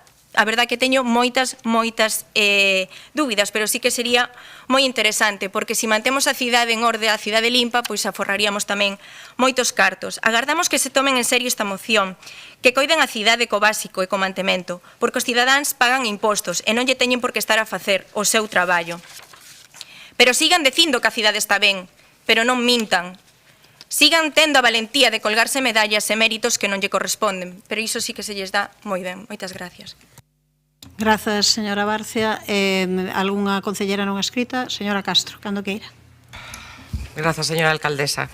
Ben, as dúas mocións que presentan o Partido Popular e o Partido Socialista, a verdade é que son idénticas en forma e fondo. O que piden basicamente é un plan anual de mantemento e conservación dos espazos públicos. O que se reclama nestas dúas mocións é o mesmo. Nos coincidimos na necesidade de actuar, coincidimos, polo tanto, na diagnose que se fai. Hai unha falta de xestión diaria no mantemento e limpeza das zonas verdes, nos asfaltados e rebacheados, nas concesionarias, en fin, non estamos nin moito menos, desde logo, satisfeitos coa xestión do día a día do goberno local. Agora ben, é de supoñer que despois de 2 anos de goberno, cada área xa ten os seus respectivos plans sectoriais de actuación, é dicir, existe un plan de actuación para o cuidado das zonas verdes, deberá traballarse desde as obras nos lotes de asfaltado que avalíen as rúas necesitadas de actuación, existe un contrato de mantemento das zonas urbanas, existe unha programación da poda das árbores, etcétera, etcétera. Por lo tanto, nós non creemos que sexa útil pero, sobre todo, non creemos que sexa efectivo e operativo realizar un plan global que diga o mesmo que o que hai que facer é implementar os plans sectoriais e vixiar a súa aplicación. O que hai que facer, nós creemos que é actuar con carácter urxente, pasar a acción. Pensamos que con estas ideas dos plans anuais o que fan é darlle o goberno local unha nova carta para atrasar máis os traballos. Creemos que non hai nada que estudiar nin planificar, o que hai é que actuar, que se execute desde cada concellería o que está marcado, para que temos a necesidade de elaborar un plan, outro plan, que reúna todo isto cando xa sabemos o que hai que facer. E que xa se sabe. Queren saber o que hai que facer para coidar o mantemento das zonas verdes, Xardíns de Santiago, a poda? Pois está recollido nos pregos do contrato. Que hai que facer para conservar o Parque da Alameda e os elementos escultóricos da zona? Pois haberá que servirse do plan, ese plan fantasma director da Alameda, elaborado polo consorcio tantas veces reclamado neste salón de plenos. Como se actúa para mellorar a limpeza viaria e recollida de lixo? Pois, de novo, pregos do servizo. Dixen non hai un pouco coa limpeza dos colectores de lixo. Rebacheo das rúas ou a roza de maleza? Pois tamén xa existen unhos contratos en vigor que hai que cumprir e que hai que garantir que se cumpran. É preciso acometer o reacondicionamento de vías? Pois terán que sacar a licitación de lotes de asfaltado como facíamos os demais. Por certo, como se acordou nos orzamentos que os concelleiros socialistas votaron a favor. Haberá que exixir o seu cumprimento, non pedir plans para dilatar máis os prazos. Polo tanto, nós creemos que o que hai que exixir é máis xestión, control das empresas concesionarias e, desde logo, garantir o cumprimento dos pregos do contrato. Só con iso, a cidade dará o cambio que toda a cidadanía está desexando, porque, efectivamente, non hai día que veñamos a este salón de pleno municipal no que non se critique por parte da veciñanza a desidia do goberno local no mantemento da cidade e no cuidado dos espazos públicos. Nós creemos que iso é o que compre exixir, máis aló de plans anuais que dilaten prazos e que o que único que fagan se convertan en papéis que o soportan todo e que rematan por non traducirse en feitos reais. Máis nada, moitas grazas. Grazas, señora Castro. Ten a palabra o señor Domínguez. Grazas, alcaldesa. Boa tarde de novo. A mellora dos pavimentos urbanos, o mobiliario público, a iluminación e as zonas verdes con criterios de sustentabilidade ambiental, económica e social é o principal eixo de traballo deste concelleiro, ademais das urxencias e imprevistos. A situación non é a que nos gustaría, mas conseguimos avances significativos para mellorar as condicións físicas dos barrios, que complementa o esforzo do Consorcio de Santiago por manter os pavimentos da cidade histórica. E incluso, moitas veces, o que é responsabilidade tamén de outras administracións, onde tamén actuamos. O Concello conta, como ben decían, con dous grandes contratos cos que garantir o mantemento do espazo urbano, un de conservación e pequenas reformas, co que se dou resposta a máis de 1.100 incidencias en este tempo e das que temos outras 400 asignadas xa. E outro de asfaltados que permiteu intervir en máis de 30.000 metros cadrados. Tamén se abordan proxectos específicos cun enfoque correctivo e preventivo, co que xa se renovaron ou están en marcha o pavimentado doutras 17 rúas. Para ámbitos concretos, como os parques infantís, co fin de reverter a delicada situación en que os atopamos, licitamos un novo contrato plurianual de mantemento case preparado para a súa aprobación por máis de 1.300.000 euros. E licitaremos contratos para atender rozas no ámbito urbano e gabias no rural. Para establecer a prioridade dos traballos, contamos coa constante revisión técnica e temos sempre presente a colaboración cidadá. As incidencias que a veciñanza advierte no espazo público son comunicadas a través de diversas canles, como Liña Verde, o Rexistro ou mesmo a través das mismas asociacións veciñais. Semanalmente, a Dirección Técnica dos Contratos reúnese para coordinar, planificar e executar os traballos atendendo ao seu nivel de urxencia. Por outra banda, os investimentos de alcance que se executan van transformando importantes áreas da cidade e incorporan novos criterios de intervención que reducen as necesidades de mantemento. Avanzamos a vez que na execución de obras na aprobación de plans e estrategias para mellorar tamén o espazo común. Aprobamos o Plan de Accesibilidade Universal, que nos permite planificar con unha perspectiva global. Estamos xa en 18 actuacións diferentes, en distintas localizacións. En materia de zonas verdes, xunto coa USC e co financiamento da Fundación Biodiversidade, estamos a redactar a primeira estrategia local de infraestructura verde e adaptación ao cambio climático do país, que será a folla de ruta en xestión de espazos verdes. Encargamos unha diagnose para paliar os efectos dos asolagamentos en varios puntos da cidade, actuando para solucionar os problemas xerados por unhas redes mal planificadas ou obsoletas coas que conviviu a veciñanza durante anos. En definitiva, actuamos no día a día e temos tamén plans de longo percorrido. Non falta planificación, non fan falta plans. Non compre recoller en máis documentos o que xa se está a facer e está máis que diagnosticado. Somos conscientes das necesidades existentes, das que se arrastran do sempre escaso mantemento e de que os recursos nunca alcanzan para todas as expectativas.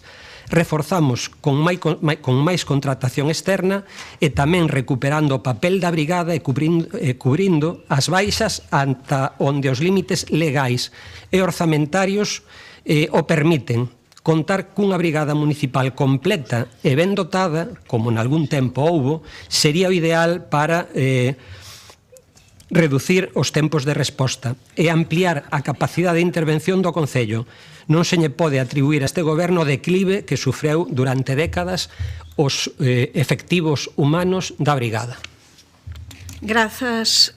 Tempo para a réplica, señora Abal. Gracias, alcaldesa. Imaginan vostedes anualmente que se publique a principios de ano un plan anual de mantemento que se incorpore os múltiples contratos de mantemento que temos na cidade e que a cidadanía poida ver por onde van os tiros? Imagíneno por un momento. A ver, somos plenamente conscientes que a veces facer estos esforzos dá traballo. Claro que dá traballo. A coordinación ao principio dá traballo.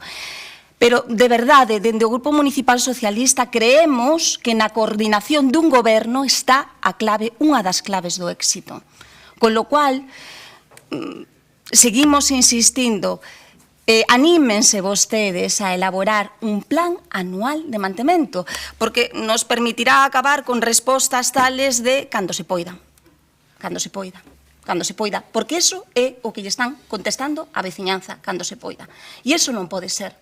Eso non pode ser. Somos conscientes que a extensión do término municipal de Santiago é grande, somos moi conscientes, o dixo recentemente a alcaldesa, o decíamos nós, é así, pero tamén somos conscientes que vostedes teñen os contratos máis dotados económicamente, eso é verdade, e que teñen que empregalos, con coordinación.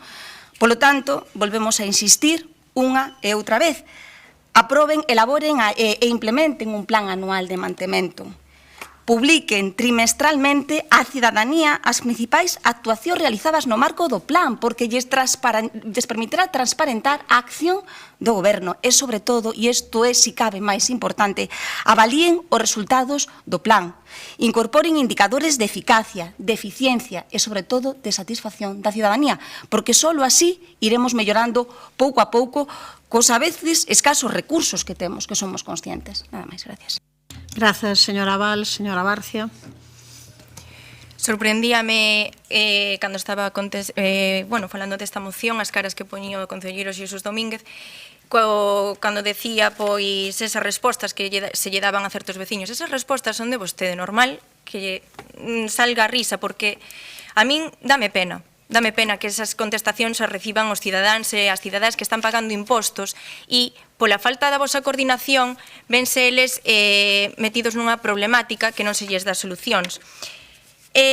Volvo a repetir, como comezaba, conocen as necesidades e non actúan. Eso sí que é moi preocupante, moi preocupante. Midan as respostas que din, porque de verdade que unhas vez que as pensas e as asimilas non sei, dá pena, volvo a repetir. Decía que a situación que lle gustaría que cambiase, que sabe que non está ben, a situación está nas vosas mans. De que mans depende? non sei entonces que avances hai, tamén decía, onde está o mantenimento, constantes revisións. Se iso acontecese, a cidade non estaría como está, nin recibirían tantas queixas como reciben cada mes por liña verde, que non son contestadas, son apiladas por teléfono, porque os veciños din non me collen o teléfono, a quen acudo, xa fixen esta queixa o mes pasado, que acontece? Non se queixan como deberían, pasan un pouco de todo. E dou as gracias aos compostelás e as composteláns por avisar de todas as incidencias. Se vostedes estiveran na rúa, se vostedes fixeran caso a todo o que lle din, todo estaría moito mellor. De que sirve aprobar e aprobar plans, aprobar novos proxectos? De que sirve? De que sirve se non van a ter un mantemento? De que sirve se non van a estar detrás da xente que o realiza? De que sirve se o goberno non ten ganas de traballar? Señor Xesús, de que sirve todo isto? Agardamos que nestes 2 anos de mandato que lle quedan poida facer un pouquiño do que non fixo nestes 2 anos. Moitas gracias. Gracias, señora Barcia. Señora Castro, cando queira.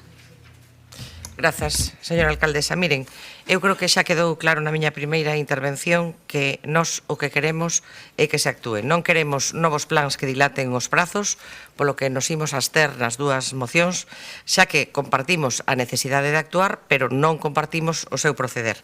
Falta implicación, falta control dos pregos, falta pisar a rúa, falta tamén diálogo coas asociacións veciñais, e iso xa o saben, é unha constante nas críticas que recibimos por parte da cidadanía, pero como ese é o problema, o que compre é exixir precisamente un maior control sobre esas empresas concesionarias, o que exixe é xestionar eses plans sectoriais que, insisto, cada concellaría ten o seu plan para actuar correctamente, e non hai que facer máis plans, porque, ao final, xa digo, o papel suxeita todo, podemos poñer nun papel o inicio do ano ou a mitad do ano o que vamos facer, pero, bueno, xa sabemos que despois faise o que se pode ou faise o que debemos facer. O noso voto vai ser a abstención, tanto na moción do Partido Popular como no do Partido Socialista. Máis nada, grazas. Gracias, señora Castro. Ten a palabra o señor Domínguez. Grazas de novo. Como xa dixen, temos plans, temos modelos, criterios, equipos que dirixen e planifican, contratos en vigor e outros en marcha. E se máis houvese, máis fondos tivésemos, en máis lugares poderíamos actuar. Pregúntolle a señora Val si fixo o que agora nos piden, todo eso que dice, de que habería que anunciar e non sei que, e ter plans, creo que non.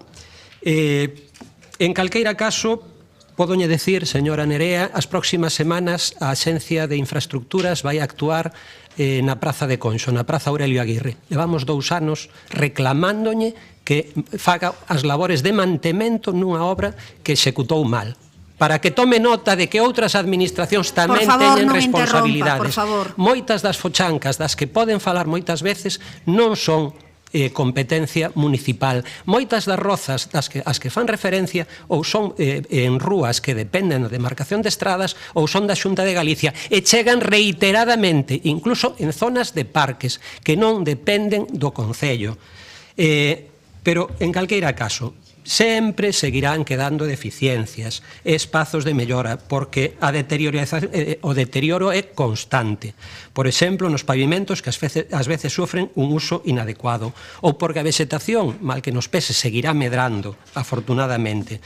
Estamos traballando arreo e seguirémolo facendo. Non podemos concordar en ningún caso con esa diagnose catastrofista que poñen, porque estamos resolvendo, e xa dixen, máis de 1.100 actuacións das queixas que chegan por liña verde, 400 asignadas, outras devoltas porque non corresponden ao Departamento de Vías e Obras ou ao de Parques. Mais non hai dúbida, o noso compromiso co mantemento e mellora do espazo público non se preocupe que seguirá sendo firme. Remato o tempo, pasamos a... É soamente para cuestións de reforzo novidosos, non para volver a insistir en argumentos xa dados, Diga. Eu non dubido da palabra dos veciños. Eu o que dubido do voso traballo, que tampouco dubido, porque a realidade é que non están traballando. Os veciños dan unhas queixas e nós trasladámolas e decimos os veciños dinnos que non atenden as súas demandas. E aí está a realidade. Rúa da Mira, non sei cantas veces xa van neste ano as tuberías rotas. Ali estuvemos outro día, onde estaba vostede? Onde estaba vostede? Non estaba. E as queixas persisten. Estaban sen auga. Vostede na vosa casa, como ten auga, pois non lle preocupa, verdade? A que non? Pero os veciños teñen familias, moitos nenos que non tiñan auga para poder ducharse despois de vir das actividades, despois as augas saen turbias, amianto, veciños enfermos, pero a que agardan? Isto é unha verdadeira mofa. Pasamos á votación, señor secretario. Votamos cada unha separadamente, se lle parece. Moción presentada polo PSDG-PSOE sobre a elaboración do Plan Anual de Mantemento de Infraestructuras, Espazos e Elementos Urbanos. Votos a favor. Grupo Municipal Socialista e Partido Popular. Votos en contra. Non hai. Abstencións. Grupos municipais, BNG, Compostela Aberta e concelleiros non adscritos. Apróbase a moción. E a continuación, moción presentada polo PP para a mellora do mantemento das vías e espazos públicos ante o deterioro e degradación que presentan. Votos a favor. Grupos municipais do Partido Popular e Partido Socialista. Votos en contra. Non hai. Abstencións.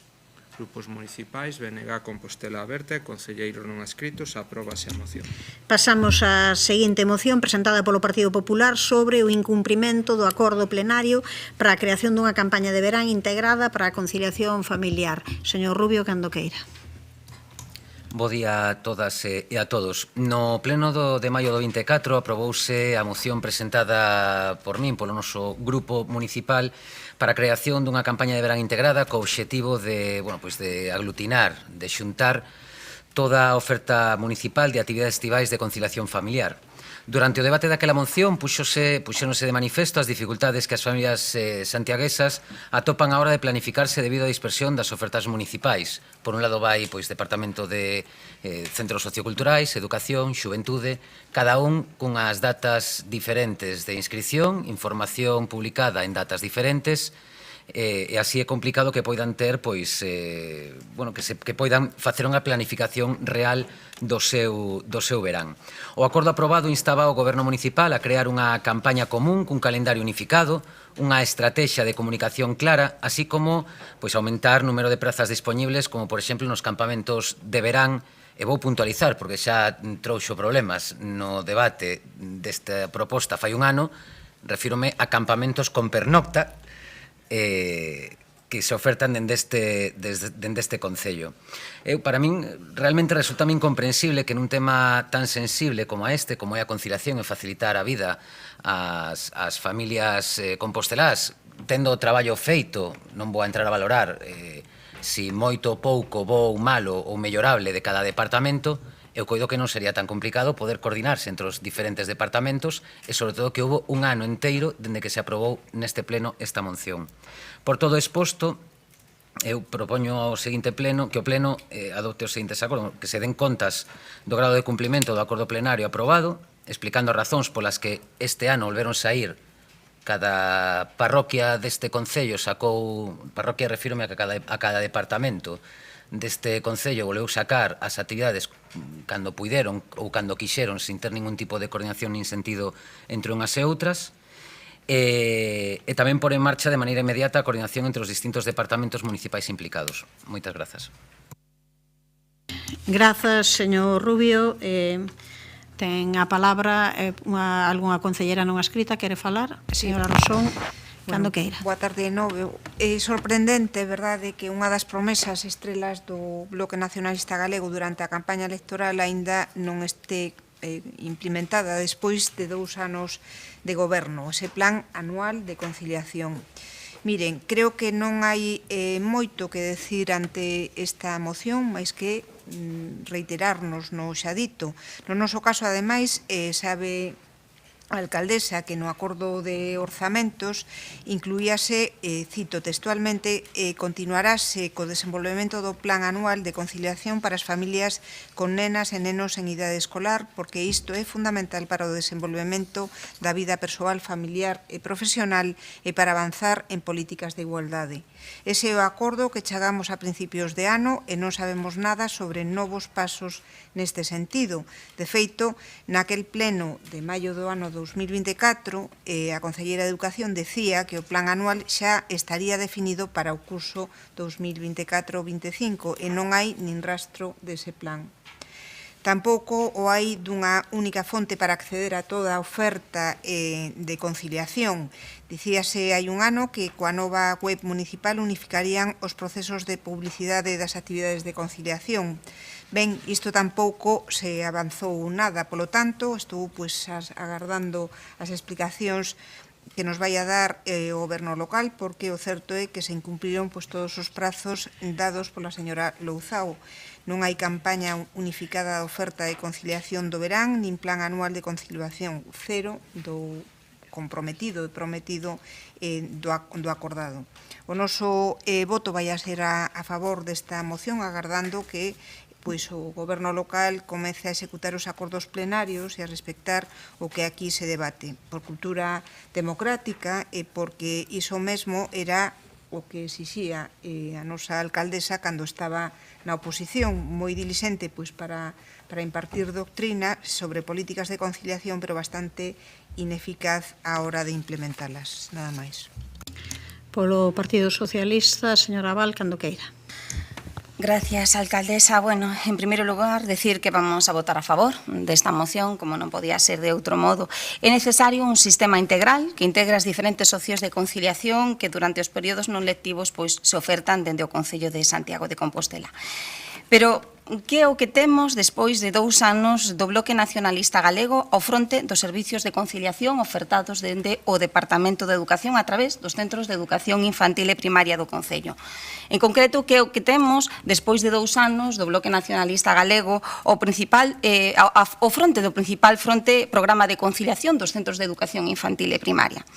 Pois o que temos, señora Louzao, é moi simple. Un servicio de conciliación de verán con incremento notable das tarifas a pagar por todas as familias, con prácticamente as mesmas prazas para actividades que se ofertaron durante o mandato socialista, incrementaron as prazas de comedor, pero para actividades son prácticamente as mesmas.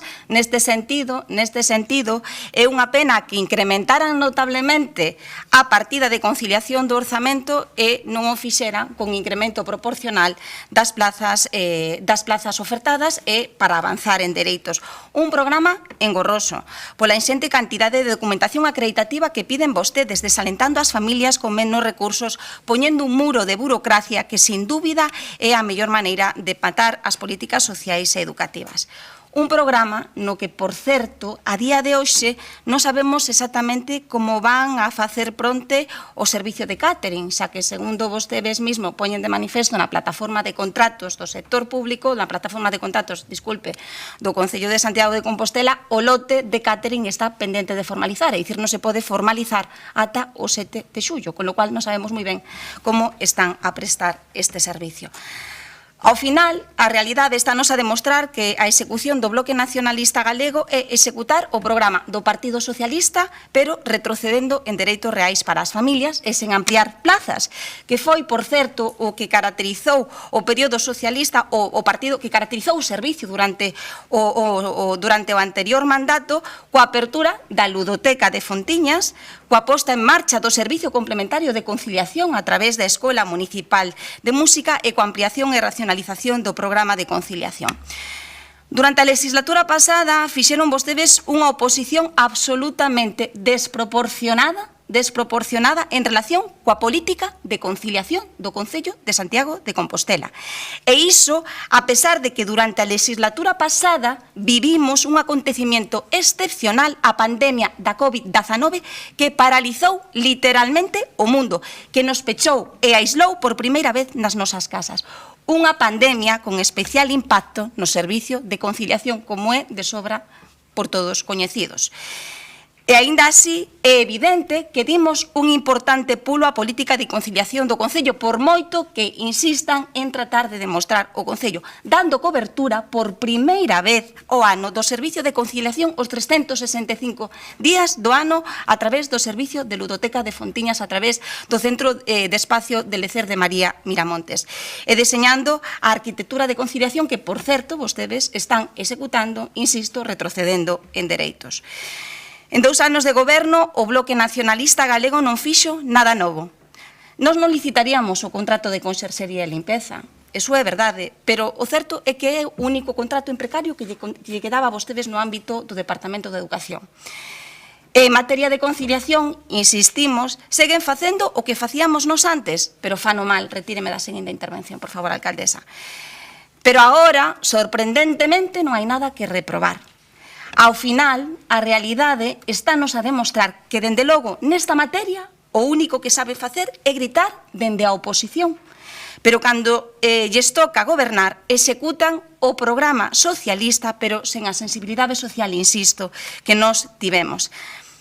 Conclúo dicindo que sí, que evidentemente votaremos a favor porque se debe avanzar nun servicio integral que incorpore toda a oferta existente no Concello. Por favor, se van a avanzar nun servicio integral, se van a coordinar, por favor, que sexa baixo os criterios da Concellaría de María Rozas, que foi quen de sacar un programa de conciliación para a xuventude gratuito e con menos trabas burocráticas. Pola contra, o que nos está a demostrar o Bloque Nacionalista Galego é que protexe os seus programas con muros de burocracia e con subida dos precios. E así, pois non vamos ben.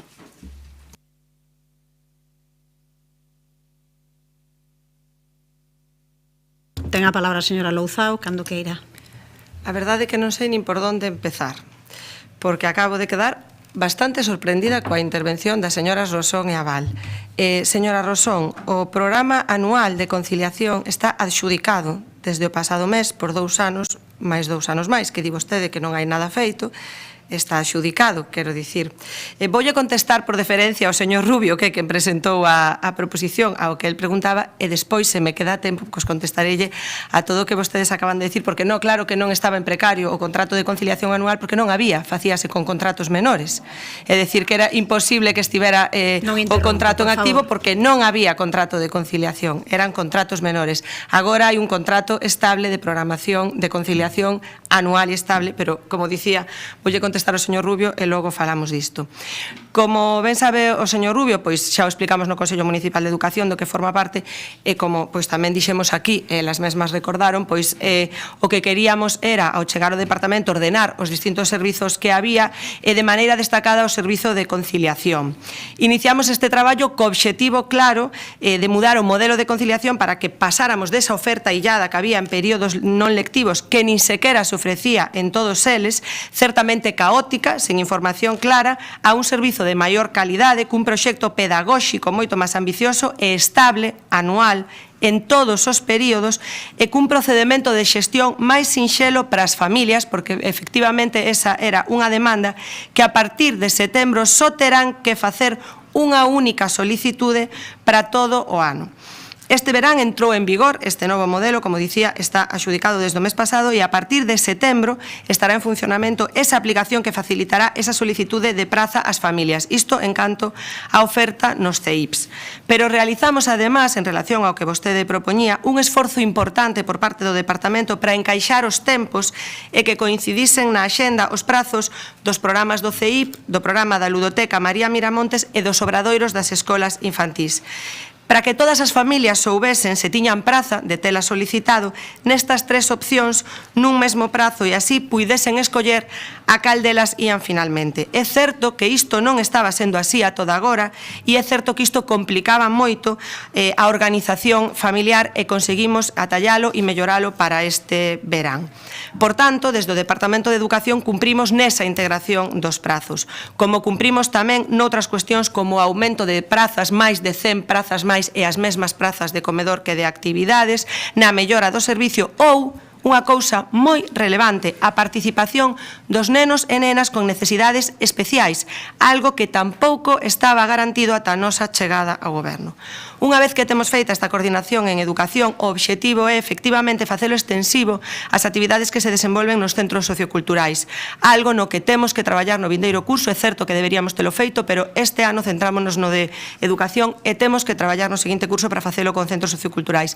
Tamén con mocidade, aínda que aquí é certo que nos estamos dirixindo a unha franxa de idade diferente.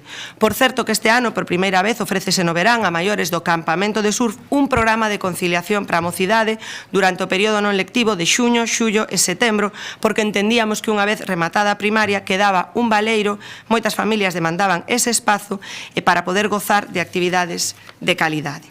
Isto en canto aos prazos e novas propostas, pero entendemos que tamén debemos ser ambiciosas no relativo á comunicación e asumimos que temos claramente unha eiva aí e que temos moita marxe de mellora.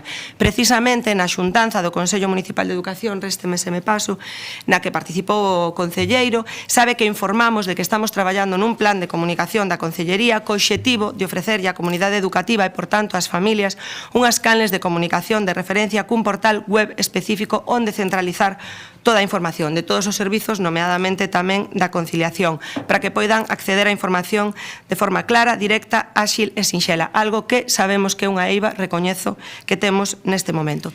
Son consciente de que non está todo o traballo feito, pero sí de que avanzamos moito no que pide esta moción e tamén de que damos conta do feito ata o momento, polo tanto, votaremos a favor.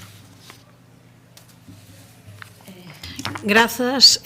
Tempo para a réplica para o señor Rubio, cando queira. A ver, por onde comezo? É sorprendente, non? É dicir, é sorprendente que se fale de diferentes departamentos e que ao final se centre en educación. É dicir, a conciliación de educación, primeiro, eu son un firme defensor de que sexa vulgarmente coñecido como conciliación, que como se di, pero as actividades ao final son dirixidas ás crianzas que son os beneficiarios, non? Deben ser actividades de ocio educativo. Non vou entrar, porque coido que non é o momento, porque a moción non decía iso, no contido da contratación ou da visión da conciliación nova que saca este goberno. Entrarei a valorar máis polo miúdo noutra ocasión. Menciona que se comentou e que eu teño esa información polo Consello que tivemos fai pouco. Xa estaba registrada esta moción, sobre todo porque incumpliron. E teño unha data que recordarei toda a miña vida porque foi especial, que foi o 19 de maio de 2023, fun ao meu primeiro debate radiofónico en Compostela, en Santiago, e a señora, a día de hoxe, alcaldesa, daquelas candidata á alcaldía de Santiago, pois non paraba de decir que o goberno anterior non cumplira ningún acordo que se votara neste pleno. De todos os temas que trouxen eu personalmente a este pleno e que se aprobaron na súa maioría por unanimidade, non se cumpliu ningún. Nin a capital europea da xuventude, nin o plan de voluntariado, nin o plan de xuventude, nin, bueno, xa non falemos de que cando me deixou caer que non controlaba moito que o plan, o contrato de limpeza e conserxería que xa estaba nos orzamentos do 24 e que sairía seguro. Estamos a mediados do 25 e seguimos igual, pero falouse del, non? Entón, a raíz desta moción é, por un lado, que nos estamos orgullosas de sacar 24 prazas dun campamento con pernocta que calqueira concello do redor de Santiago, dende Boqueixón, que ten 3 opcións diferentes de campamentos con pernocta, triplican as prazas de Santiago de Compostela cunha poboación de máis de 5.000 mozos e mozas de entre 10 e 16 anos que poderían dirixirse estes campamentos. Moitas grazas. Grazas, señor Rubio. Ten a palabra a señora Rosón, cando queira. Nos reiterámonos no xa dito. Grazas. E votaremos a favor desta moción. Ten a palabra a señora Abal, ten 1 minuto e 5 segundos, cando queira. Moitas gracias, alcaldesa. Nada, moi breve. Como xa dixemos, vamos a votar a favor desta moción. Estamos a favor de un servicio integral que coordine, que integre no que se integre as diferentes opcións de conciliación para todas as idades que oferta o Concello, pero simplemente por contestarlle a concelleira Miriam Louzao, servicio caótico. Volvo a decir, fomos quen de manter a conciliación a pesar da pandemia da COVID-19. Fixemos un importante esforzo fiscal no momento da subida dos precios. Despois da pandemia, tuvemos a guerra de Ucraína, provocou unha subida exacerbada dos prezos e fomos quen de facer un importante esforzo fiscal para ofertar o servicio gratuito a cidadanía. Eu non sei, revise vostede as diferencias, pero eu recoñézolle que incrementan vostede as plazas de xantar e as plazas tamén dos almorzos, pero as plazas para actividades seguen sendo as mesmas que os ofertabas para o ano 2023, prego que licitamos dende o grupo municipal, dende o Partido Socialista, con lo cual... Rematou o tempo, disculpe. Bueno, eso. Vale. Ten 1 minuto 35, señora Louzao, cando queira. Caos, señora Val, caos. Digo yo como usuaria e sábeno todas as familias deste Concello. Non quería eu decir isto hoxe, pero é así. Ás veces de balde, ás veces 400 euros polos días de Nadal, ás veces saber o día anterior a que acabara a escola se tiñamos prazas ou non. Caos era o que había a realidade. Nós aumentamos a quenda de entroido, melloramos nos prazos de solicitude de adxudicación. Todas as familias souberon desde o primeiro día en prazo e con tempo que tiñan praza. Coordinamos, como dicía, os prazos dos 3 servizos que ofrecemos. Máis de 100 prazas a maiores no ano, polo que ninguén nunca quedou en lista da garda. Mesmo número de prazas agora a partir deste verán en comedor que en actividades. Poñer en marcha o servizo anual que está adxudicado cunha estabilidade por 2 anos prorrogable por outros 2. Facelo en 2 lotes, por un lado monitorado e atención pedagóxica e por outro lado xantar, buscando unha especialización das 2 empresas que levarán a cabo o traballo. A partir de setembro, esa aplicación con un usuario cada familia para solicitar unha soa vez e facilitar a burocracia e ir activando as quendas como se fai na ludoteca e acceso directo a toda a información. Crear o programa de conciliación para a mocidade, garantir a participación de todos os nenos e nenas independentemente das súas capacidades e das súas necesidades, cun 3% de prazas adicional, cunha ratio de monitor por persoa que ata o momento que chegamos noso goberno non podían participar en igualdade de condicións. Que queda moito que mellorar, señor Rubio, recoñézollo. Que diga que non avanzamos, paréceme que prefiro non calificalo. Moitas grazas. Grazas. Pasamos á votación, señor secretario. Moción presentada polo PP sobre o incumprimento do acordo plenario para a creación dunha campaña de verán integrada para a conciliación familiar. Votos a favor. Apróbase por unanimidade. Pasamos daquela seguinte moción presentada polo Partido Popular para a limpeza e mantemento do río Sarela no Parque Municipal de Galeras. Señor Ben, cando queira. Gracias, alcaldesa. Dende o Grupo Municipal Popular vimos denunciando reiteradamente o abandono que sofre a cidade en aspectos como a limpeza e mantemento dos espazos públicos. Non se trata dun feito puntual, senón que algo generalizado en toda a cidade. O Goberno Municipal non pode seguir de costas as queixas das veciñas e veciños que denuncian a través dos distintos canales a falta de limpeza de rúas, parques, xardíns e con especial atención debe abordarse a situación na que se atopa o tramo urbano do río Sarela no seu descorrer polo Parque Municipal de Galeras, ofrecendo unha imaxe de abandono, evidenciando unha falta de limpeza e mantemento, cunha vexetación medrando o seu atollo. A canle fluvial chega a non ser visible en determinados puntos, atopándose solagada polo arborado e maleza, o que se engade que as saídas das aguas pluviais están taponadas pola vexetación. O mal estado no que se atopa este tramo do río Sarela entre a Fonte de Ouro e a Ponte do Carme exixe unha intervención por parte do Goberno Municipal con competencias en limpeza e mantemento das canles fluviais en tramos urbanos. Unha intervención que, respetando as especies protegidas que habitan na zona, permita esta parte do patrimonio hidráulico público da capital de Galicia mudar a imaxe de abandono ao tempo, que é unha medida necesaria para evitar obstruccións por vegetación ou materiais e inundacións por choivas. A falta de limpeza das canais pluviais provoca a acumulación de vegetación, sedimentos e residuos que incrementa os riscos de desbordamento e inundacións.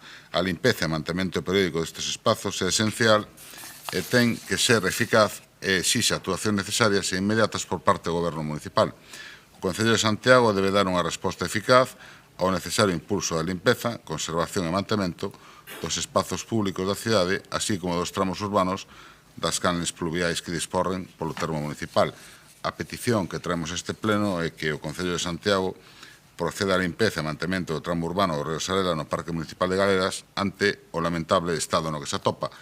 Antes de rematar esta primeira intervención, quería decir que este é un tema que nos últimos anos xa foi recurrente, se o trouxemos nós con anterioridade, estando o anterior goberno, aprobouse, co voto a favor da señora alcaldesa, penso que o trouxo Compostela Aberta no seu momento tamén, se aprobou co voto a favor de todo o mundo, antes que o voto, que é importante o sentido do voto, que ten un compromiso político, o que si pedimos é que se arranxe, se é que non se arranxou xa, porque como solen actuar unha semana despois da presentación das iniciativas, ao mellor, desde o 18 de xuño, xa pasaron a limpiar por ali. Nada máis e gracias. Grazas, señor Ben. Ten a palabra a señora Castro, cando queira. Grazas, señora alcaldesa. Ben, farei só unha intervención. Esta non é a primeira vez que falamos deste tema sobre a limpeza e mantemento dos ríos, e dicirse tamén ao señor Ben que era unha cousa que se facía todos os anos, a limpeza do río Sar e do río Sarela. De feito, estou recordando que no río Sar, no noso mandato, no mandato anterior, facía moitísimos anos que non se limpiaba pois os ollos da ponte do Sar, que estaban totalmente obstruídos, non sin antes ter que facer, bueno, unha serie de solicitudes e de cousas que nos Augas de Galicia nos pedían naquel momento. Isto non é tan sinxelo. Por iso que eu creo que este é un tema complexo, creo que non debemos caer pois eso, en discursos populistas de decir que os ríos están ben. Creo que hai que tratalo con rigor. Tamén comezo dicindo que nos vamos a votar a favor desta moción, aínda que por eso pois, me gustaríame facer unha serie de matices que me parecen importantes e que suelo facer cando ven este tema dos ríos, non? O primeiro é que xa dixen noutras ocasións é que os ríos non son nin regatos artificiais, nin unhas tubaxes polas que discorre a auga, que canalizan agua sin máis, non? Son ecosistemas e como tales ecosistemas teñen plantas, teñen arbustos, teñen vegetación, eso é o normal. Despois, na exposición de motivos, explícase aquí que o falar de retirada de sedimentos e vegetación como se iso estuvera detrás das inundacións, e de verdade que hai moitísimos estudios de xente experta en isto, que eu non son experta en temas de ríos, pero sí que me tocou o tema e tuve que ler sobre este asunto.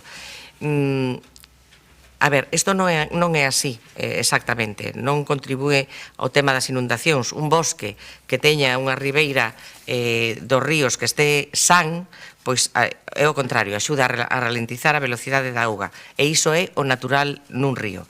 Cousa distinta é un tronco dunha árbore que se rompa, tapone o río, ou un desprendimento desa ribeira que eu digo que ten que estar san e que ao desprenderse, pois provoca un taponamento no río. Aí sí que teríamos que actuar de xeito inmediato. E claro, tamén na exposición de motivos inclúese unha instrucción de Augas de Galicia para dicir que a limpeza dos ríos no tramo urbano é responsabilidade das administracións locais, e isto sabémolo todos. Pero, claro, aquí esquécense engadir que tamén Augas de Galicia tamén nos di como temos que facer esa limpeza dos ríos. E entre os criterios que establece, repito, Augas de Galicia, existen varias cortapisas que fan que non podemos chegar ao cauce dun río, arrasar co ecosistema e bueno, pues deixar o leito do río cristalino, que sería o que nos gustaría a todos, non? Polo tanto, iso non se pode facer. Non o pode facer o goberno local neste momento, non o podemos facer nós cando estábamos no goberno e non o podería facer o Partido Popular se estivera no goberno tamén. O que podemos facer, insisto, é retirar especies mortas ou residuos que se acumulan pola mala actividade humana. Incluso pódese facer algunha sega que non arranque de algunhas das especies vegetais que ten o cauce do río.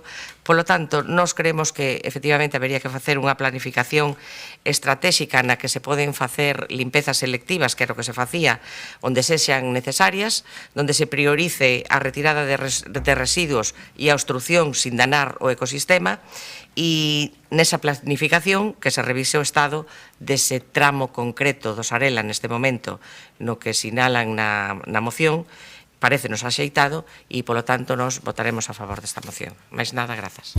Grazas, señora Castro e señora Abal, cando queira. Nada, moi breve. Votamos a favor, evidentemente, que se proceda a limpeza cando proceda, valga a redundancia, do tramo urbano do río Sarela, que mellor ocasión ou que mellor oportunidade para volver a traer a colación a necesidade dun plan anual anual no que se reflita, no que se poña de manifesto cando se vai a proceder ou cando se prevé que se vai a proceder da limpeza do río Salera de acordo coas instruccións, coa normativa existente e que de algún modo a cidadanía pois este informada sin ter que estar preguntando cando vai ser, e sin que se lle teña que contestar pois cando se poida. Grazas, señora Val. Señor Domínguez. Grazas de novo. O Concello encomendoulle á empresa concesionaria do Servizo Municipal de Augas a limpeza dos ríos Sar e Sarela como se ven facendo desde o inicio do contrato. Solicitou ao órgano xestor do dominio público hidráulico, a Augas de Galiza, a autorización para executar os traballos o 16 de abril deste ano. Durante os meses de maio e xuño realizáronse as tarefas en toda a longitude do río que transcorre polas parroquias da Peregrina, Vistalegre, Sampaio, ata Vidán, pasando tamén pois, pola zona de Galeras, evidentemente. Os traballos fixéronse entre o 16 de maio e o 21 de xuño en todo o río Sarela e no río Sar están precisamente executándose en este momento. Veñen augas abaixo e siguen limpando. Retiráronse todo tipo de residuos sólidos, trapos, papéis, plásticos, envases, toalliñas, que son un grave problema e que aparecen aí cando hai pois, procesos de enchentas, de que entran en carga algunhas tuberías, non? Que son as que verdadeiramente poñen en perigo o ecosistema e a calidade da auga. Tamén se eliminaron restos de vegetación morta no leito ou nas marxes do río, así como árbores en mal estado de saúde, deixando o cauce despexado de cara ao inverno. Isto faise con un equipo de 3-4 persoas, cos equipos de vadeo, metidos no río e con todo ese tramo. En definitiva, elimínanse todos os elementos que poidan obstruir o curso do río, conservando a vegetación de ribeira e respectando a sedimentación natural dos leitos. Como comprenderán, estes traballos realízanse seguindo as directrices e indicacións de Augas de Galiza e outras normativas coas que hai que cumplir. Segundo os datos que constan no servizo e que foron aportados pola empresa que realizou os traballos, retiráronse, nesta ocasión, 769 kilos de residuos e máis de 50 árbores enteiras en mal estado e algunhas ponlas que tamén poderían supoñer un problema. E os residuos mandáronse a tratar a xestor autorizado. Unha vez máis, simplemente indicar que os ríos non son canles hidráulicas, son organismos vivos e gustaríame poñer en valor o gran esforzo que supón a eliminación de sustancias e materiais contaminantes que nunca deberían chegar aos ríos e que o Grupo Popular nunca menciona. Non querrán ter malos recordos para manter a calidade da auga tanto no noso municipio como en augas abaixo, para que non cheguen ao mar, en definitiva. E, por adiantar, posto que estamos facendo, acabo de dar os datos de todo o traballo que se está facendo no Sarela e no Sar, no seu momento teremos esos informes, pois votaremos a favor. Ten a palabra para a réplica o señor Ben, cando queira. Bueno, muchas gracias a todos por el voto favorable. Mira, yo creo que efectivamente hay que limpiar conforme a las normas, pero una cosa es llegar a un punto que no se vea el cauce. Es que eso ya, quiero decir, ahí algún problema ha existido. Me acaba de volver a pasar las fotos con José Ramón de la Fuente y, hombre, este sábado allí no se había llegado. Entonces, entre las instrucciones que usted da a las empresas que prestan los servicios, desde que las reciben y lo hacen, o hay un fallo en el canal o en el código de transmisión, esto del lenguaje nos enseñan de pequeños, porque del emisor al receptor algo falla, porque no se están haciendo las cosas con toda la premura que se deberían hacer en estos casos, ¿no? Entonces yo le pido que revise esta cuestión en el tramo urbano. En el caso de Galeras, un parque muy frecuentado en verano, yo creo que la imagen que damos como ciudad, aparte del uso que hace la gente de la ciudad de esta zona, creo que merece dar una vuelta y pegar un toque para que esto esté lo antes posible, de la mejor manera posible, respecto, por supuesto, respetando las normas. Y ya solo para acabar, no tiene que ver con esto, ya se lo anticipo a la alcaldesa, pero solamente me dice Rosario, señor Duro, revise la información que le ha dado antes con respecto al plazo de la prórroga. Revísela, por favor, porque está equivocado. Acaba este julio, no se descanse que logo tendrán un problema en diciembre deste año. Gracias. Ten a palabra, non sei se quere intervir a señora Castro. Pero antes dixen que non, pero son nada, 10 segundos. Nada, solamente decirlle ao señor Ben que, de verdad, parece que non pode ser así, pero ten que ser así. Si esas especies son protegidas e están no cauce do río, non se pode chegar ali, aínda que non se vexa o cauce, chegar e arrincalas. Como moito, deixan segar as especies ao borde da auga, que tamén pasan 2 semanas e volven a estar crecidas. De verdad que non se pode. Si son especies protegidas, non deixan facer eso. Digo yo de verdad. Señora Val, non sei se quere intervir. Señor Domínguez. Brevemente, o pasado luns pois hubo precisamente a plataforma de Galeras convocou unha mesa redonda onde convocou pois a un biólogo, a un técnico municipal e a veciñanza para falar pois precisamente dos ríos, e aí pois douse conta das características do río, das dinámicas hidrolóxicas, da legislación, das instruccións que debemos cumplir e que debemos seguir os concellos en materia de a hora de limpar os tramos urbanos. Esa legislación que nos traslada a Augas de Galicia, precisamente a vegetación riparia do cauce do río é parte desas dinámicas e que son elevadas, en canto chega un pouco de auga, arrastra eses áridos, parte dese equilibrio natural dos ríos. Non podemos modificar ese ecosistema tan sensible como pretende, non ás veces. Eu antes leíañe un parágrafo que era, en definitiva, elimínanse todos os elementos que poidan obstruir o curso do río, conservando a vegetación de ribeira, respetando a sedimentación natural dos leitos. Como comprenderán, estes traballos realízanse seguindo as directrices e indicacións de Augas de Galicia e outras normativas. Isto quitino precisamente das declaracións feitas por unha concelleira en Ferrol comunicando a limpeza de 14 tramos urbanos. Non nos inventamos nada, facemos o que temos que facer. Pasamos a votación daquela, señor secretario. Moción presentada polo PP para a limpeza e mantemento do río Xarela no Parque Municipal de Galeras. Votos a favor. Apróbase por unanimidade. Pasamos daquela a penúltima das mocións, neste caso presentada polo Partido Popular para solicitar a desratización e reforzo da limpeza no barrio das Fontiñas. Señora Baleato. Boa tarde. No barrio das Fontiñas, entre a Rúa Dublín e a Rúa da Raxeira, na Rúa de Bruxelas, no entorno do Parque Infantil e da Rúa de Roma, así como noutros puntos do barrio, hai unha importante presencia de ratas que tamén se pode ver en moitos outros espazos da cidade. As imaxes destas ratas circulando polas Fontiñas son inxustificables. Teño que dicir que esta situación non debería terse producido e moito menos preto dun parque infantil, porque de pouco importa responder a xiña ante un feito que non tería que terse producido, e non se tería que ter producido se o barrio estivera nas condicións que debería estar e se vostedes fixeran ben o seu traballo. Porque o barrio das Fontiñas está máis sucio que nunca. Os seus xardíns están máis abandonados que nunca. As súas beirarrúas están en peores condicións que nunca. Os colectores do lixo baleiranse con pouca frecuencia. Os colectores do lixo non se limpan. A vegetación está sen podar e as árbores entran polas ventás de algunhas vivendas. E as ratas, insisto, as ratas paseanse libremente por algunhas zonas do barrio e o que é máis sorprendente é que o mesmo o fagan de día.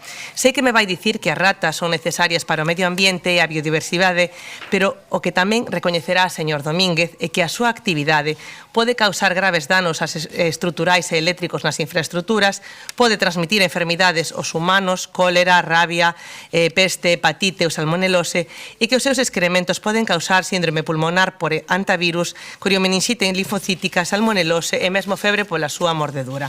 Non me atrevo a cualificar a presenza das ratas nas Fontiñas como unha praga, porque evidentemente non son unha experta. A prensa si o facía, dicía que para controlar esta praga. A praga caracterízase por unha presencia masiva destes roedores nun lugar determinado, o que pode causar diversos problemas para a saúde humana, a propiedade e a economía. Pero no que si concordará comigo, señor Domínguez, é que un parque infantil non é o lugar axeitado para atopar estes múridos. Isto lévanos a preguntarnos por que hai tantas ratas nese espazo. Pois unha opción é porque hai alimentos, restos de comida e lixo sen recoller. Así que non se recolle ben o lixo, nin se limpa ben, hai unha mala xestión municipal dos contratos de limpeza, de recollida do lixo, de xardinería, de mantemento dos espazos públicos urbanos. En segundo lugar, porque haxe unha falta de control de pragas. O Concello xudicou o 22 de xullo do ano pasado o servizo de derratización e desinfectación. Correspondelle a vostede o control desa execución dese contrato. Neses pregos establecíase labores de limpeza nas vías públicas, parques e xardíns en todos aqueles lugares, locais e zonas públicas ou privadas que se requiran xustificadamente e por motivos operativos de saúde pública. Tamén nos pregos se dispoñía expresamente que o adxudicatario está en disposición de realizar accións de maneira inmediata en caso de detectarse calquera tipo de praga ou situación grave que xere riscos para a saúde pública. Así que, se non se está executando ben este contrato, pregunto, mala xestión municipal.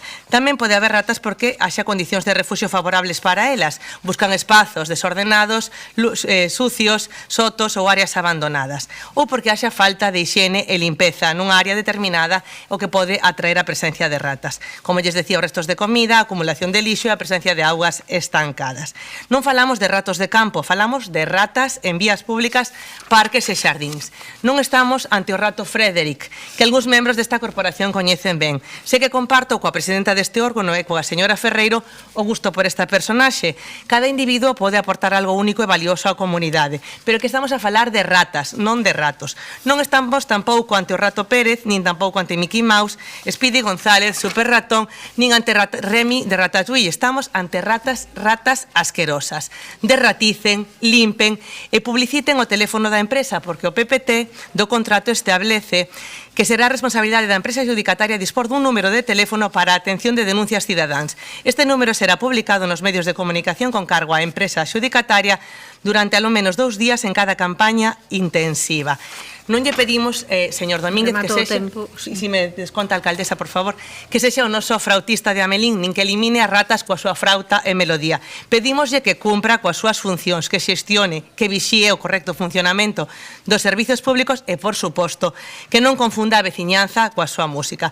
Remato cunha simple casualidade histórica. Sucedeu o 26 de xuño de hai 741 anos exactamente, no ano 1284. Por un frautista vestido con toda sorte de cores foron seducidos 130 nenos nacidos en Amelín e se perderon no lugar do Calvario, preto dos Outeiros.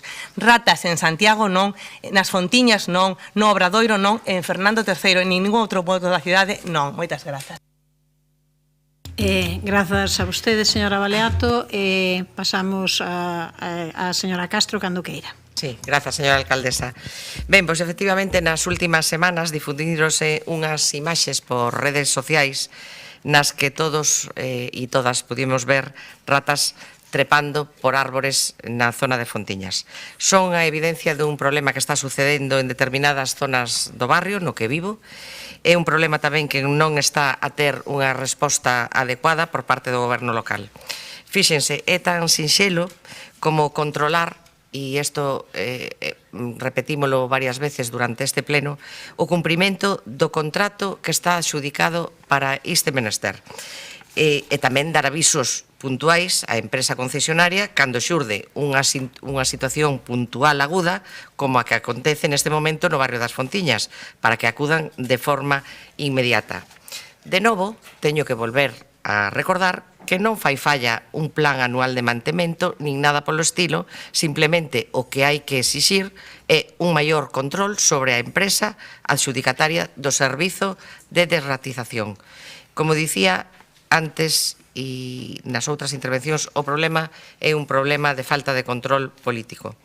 Díxeno en varias ocasións, cando estaba no goberno, e agora é certo que nas cidades hai unha poboación de ratas, que é inevitable, incluso necesaria, pero o que hai que facer, e precisamente por eso os concellos teñen estas concesionarias de desratización, é controlar esta poboación de ratas. Non podemos deixar que esta poboación se dispare e pase de ser unha poboación controlada a ser unha praga.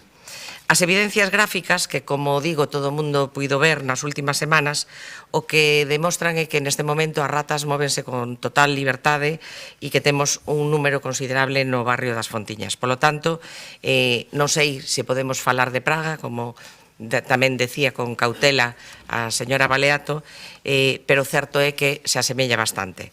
Nos imos votar a favor desta moción. Hai que reforzar o control sobre a empresa adxudicataria do servizo e hai que actuar sobre este problema. E tamén me gustaría engadir, e nos gustaría dicir, que non é unha coincidencia que nos vídeos das ratas, en algúns vídeos, non en todas as zonas hai o que vou decir, pero nese vídeo donde subían polas árbores, resulta que debaixo das árbores hai unhas casetiñas para as comunidades felinas que hai en Fontiñas. Entonces, isto tamén nos debera facer reflexionar e pensar tanto o goberno local como a todos e a todas os que estamos aquí para buscar un equilibrio entre unha cousa e outra. É dicir, buscar algunha maneira de que esas comunidades felinas controlen a administración da comida e do pienso que se lle pon elí os gatos, porque está claro que ese mesmo alimento é do que se van a aproveitar estas ratas que estaban ali. Así que creo que isto é unha cuestión a ter en conta. Non estou dicindo con isto que ahora haxa que retirar as casetas dos gatos, nin que non se me entenda isto, pero sí que é certo que, de algún xeito, temos que buscar ese equilibrio, porque sabemos que as ratas van buscando precisamente eso, o alimento que se deposita ali pos gatos que hai na zona. Mais nada, moitas grazas. Grazas, señora Castro. Señora Val, cando queira. Bueno, moi breve tamén vamos a votar a favor desta moción porque, bueno, estáse producindo este problema no barrio das Fontiñas como ben puxo a nosa querida compañeira María Baleato, pois unha poboación elevada de ratas pois pode ter consecuencias serias, as cousas como son, entonces hai que evitar atallar este problema. Pode provocar consecuencias serias na saúde, con riscos para a saúde pública, xa que non podemos esquecer que as ratas son transmisoras de enfermidades. A súa presencia, ademais, pode causar danos nas infraestructuras, ao roer o cableado, tuberías, tamén os elementos de madeira.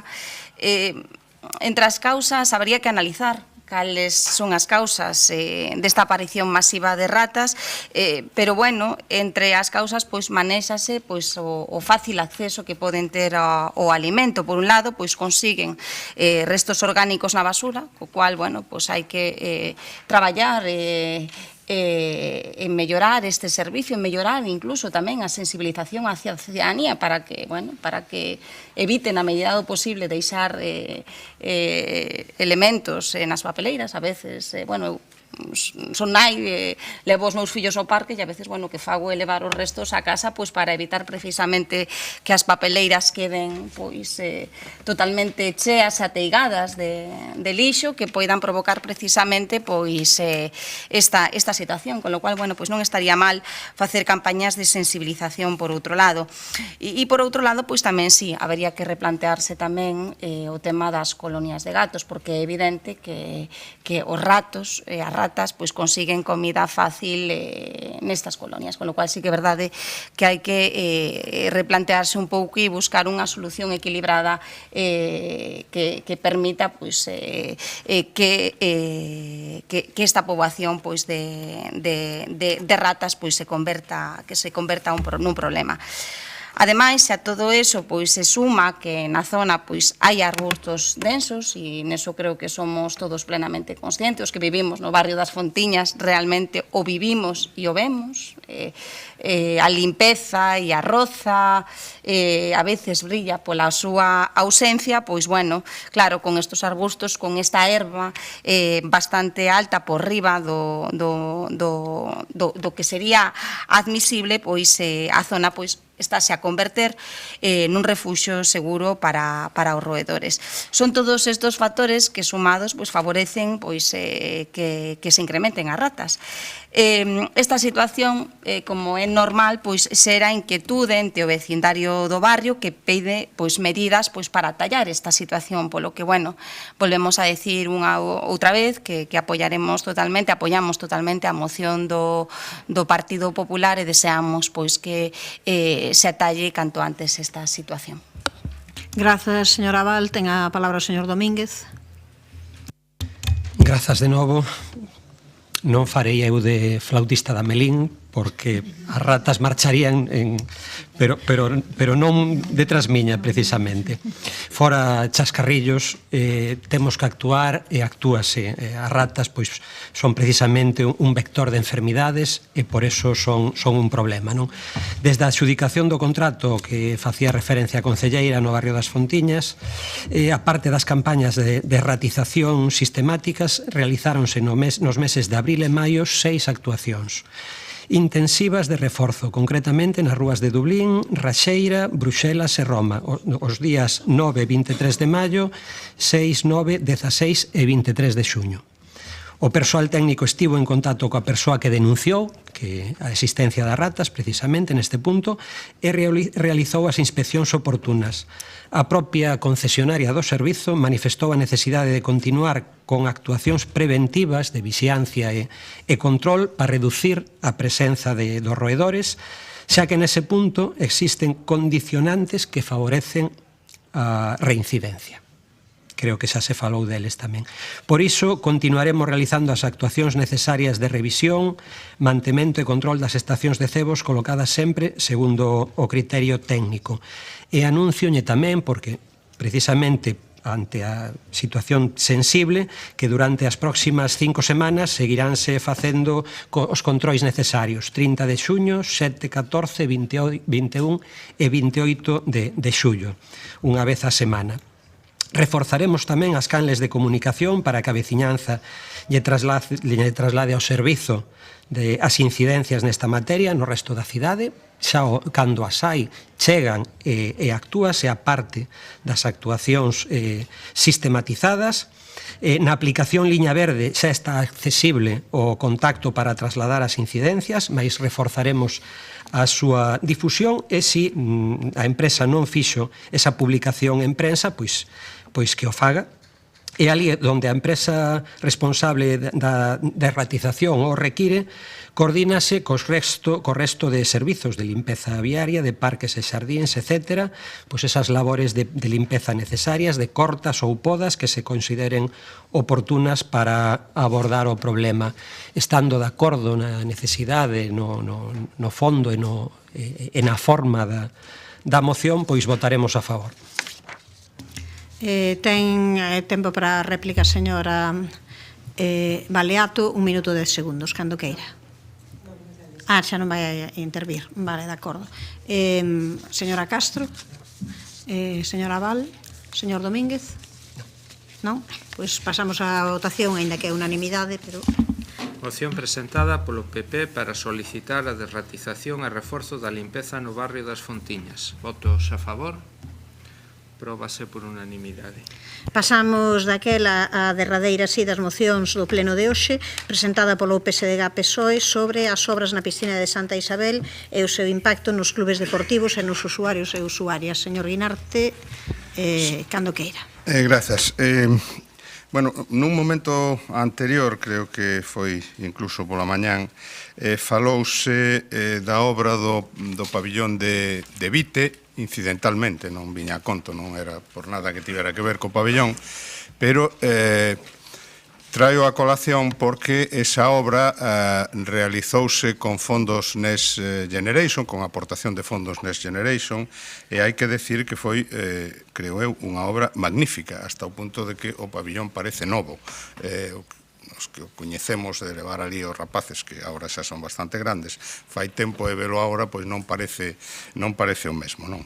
Bueno, o pabillón de Santa Isabel e a piscina tamén van ser obxeto de unha fonda remodelación, tamén con aportación de fondos Next Generation, Estou seguro que cando o inaugure a alcaldesa se lembrará de que eses fondos ven do mandato do goberno anterior e así o citará, pero esas obras, como todas as obras, evidentemente, pois afectan aos usuarios desas instalacións. En concreto, a piscina de Santa Isabel pois é a sede de adestramento de varios clubes da cidade, de un club de natación, de outro de waterpolo e de dous de triatlón, alo menos, non? Moitos asociados a eses clubs, por tanto, se ven afectados. Polo que nos transmitiron o 28 de maio mantívose unha xuntanza entre o Concello e os clubs na que se lles informou da duración da obra e das piscinas que habería dispoñibles, manifestando aos clubs a necesidade de que houvese unha planificación a longo plazo, durante todo o plazo de execución das obras que lles permitise programar a súa actividade. Nós, que tamén falamos con eles, pois presentamos o día 18 de xuño esta moción.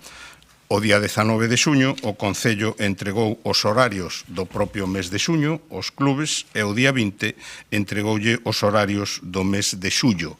Ao parecer, con anterioridade, os horarios iban entregándose de semana en semana, non? Bueno, as piscinas ofrecidas polo Concello, os clubs foron Peleteiro, a da USC, SAR e a piscina de Padrón. O Club de Natación Cidade de Santiago tamén está realizando os adestramentos en Teo, que lle queda máis cerca que Padrón é máis barato. Eles, en fin, aluden a que non se quiso negociar con Teo por non sei que cuestións, non vou entrar neso, non. Logo, na piscina de SAR, pois hai unha especie de autoxestión dos clubs de triatlón e de waterpolo que se reparten a lámina de auga, os horarios e o espazo, e polo que tamén nos dixeron, na piscina da Universidade ten 2 calles ata finais de xullo, a través de un acordo informal entre o Concello e a Universidade. O problema é que os pais ten incertidume respecto do que vai pasar, non? Incluso, pois, plantéanse quitar aos fillos do deporte de auga no que estean por esa incertidume provocada. Eu creo que o máis importante nesta situación é atallar esa desinformación, esa falta de información. Eles non saben, descóntame do segundo turno, se fai falta. Eles non saben se na vindeira tempada van poder realizar competicións. Aquí en Santiago non saben o que vai pasar entre setembro e xaneiro, que parece que é a data na que van rematar as obras. Agora están adestrando na USC, pero ese acordo informal só chega hasta finais de xullo. Despois, que vai pasar?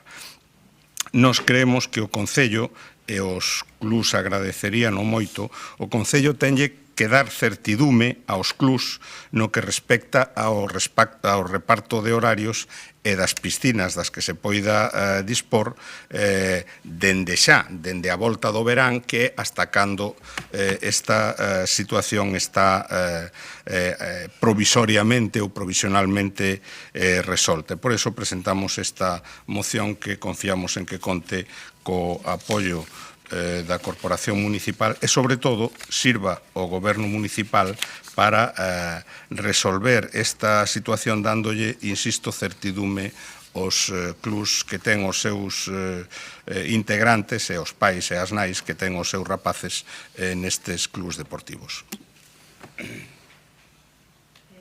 Grazas, señor Guinarte.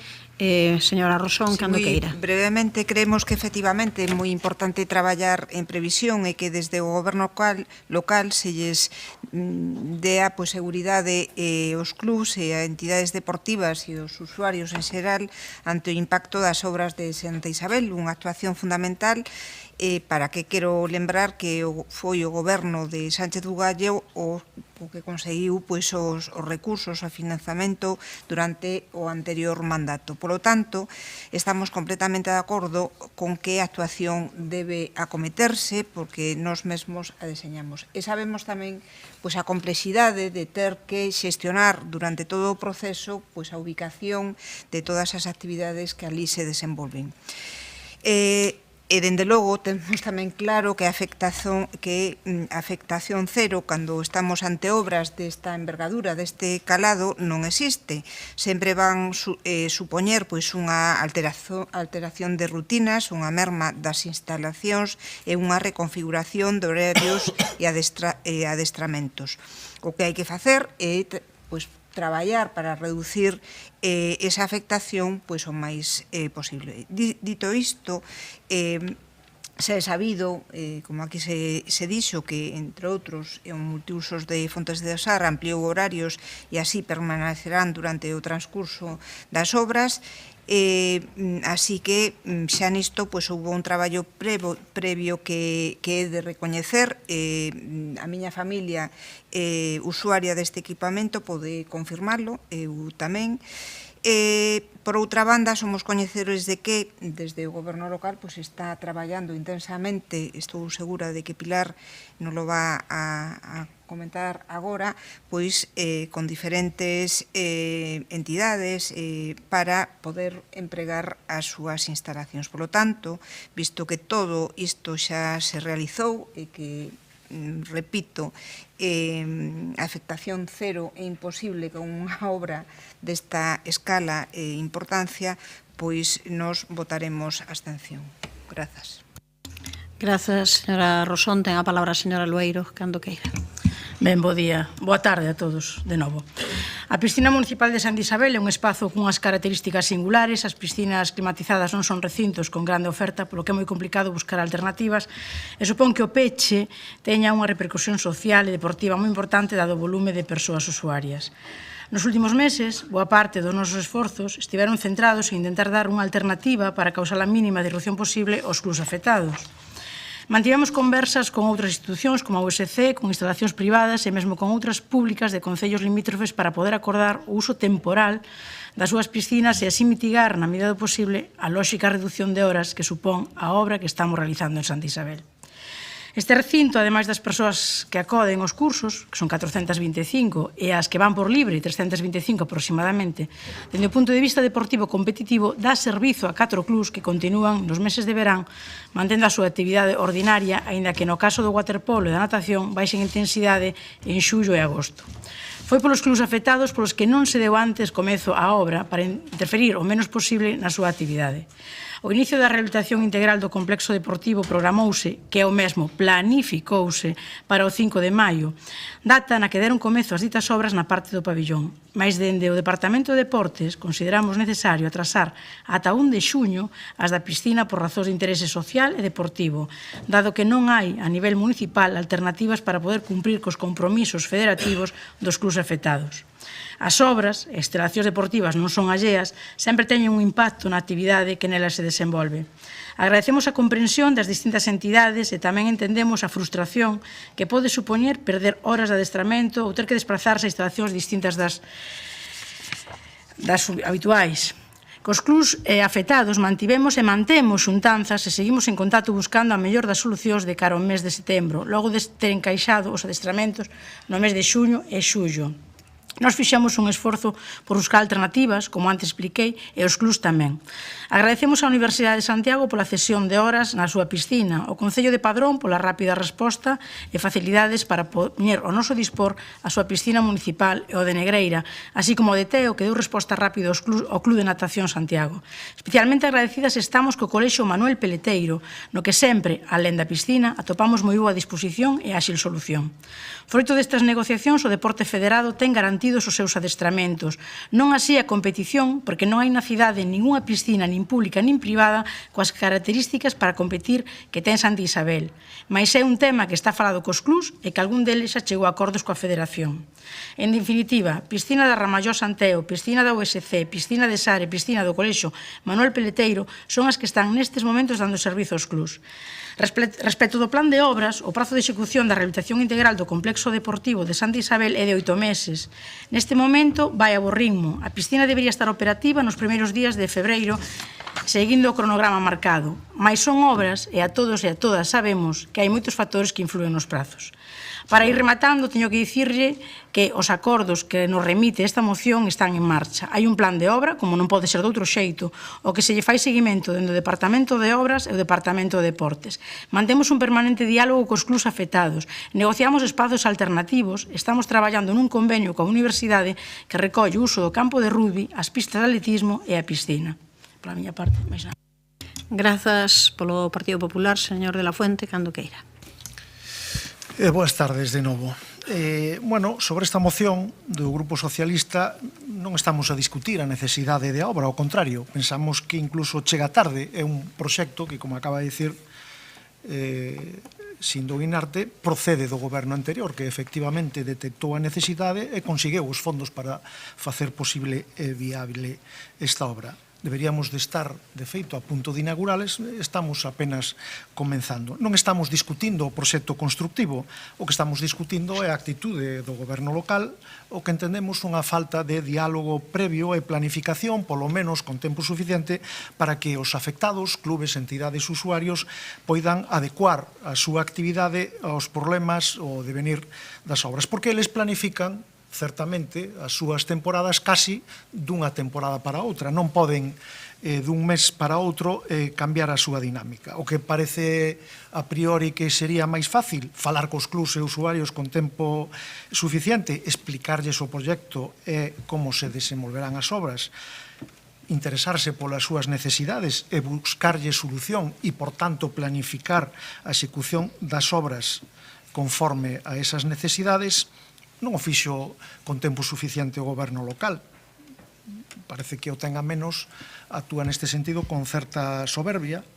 Anunciar o anuncio das obras con certa laraca así, eso o fixeron moi ben, pero dialogar con tempo e planificar con tempo, deso parece que nada. A preocupación do BNG pola propaganda e a publicidade é evidente. Chegaron, recordarán, a principios deste mandato, a desviar 100.000 euros que estaban previstos para mantemento de campos de fútbol para destinalos a propaganda, precisamente, a pesar que xa daquela o campo de fútbol de Conxo se atopaba nun estado deplorable, como vimos recentemente.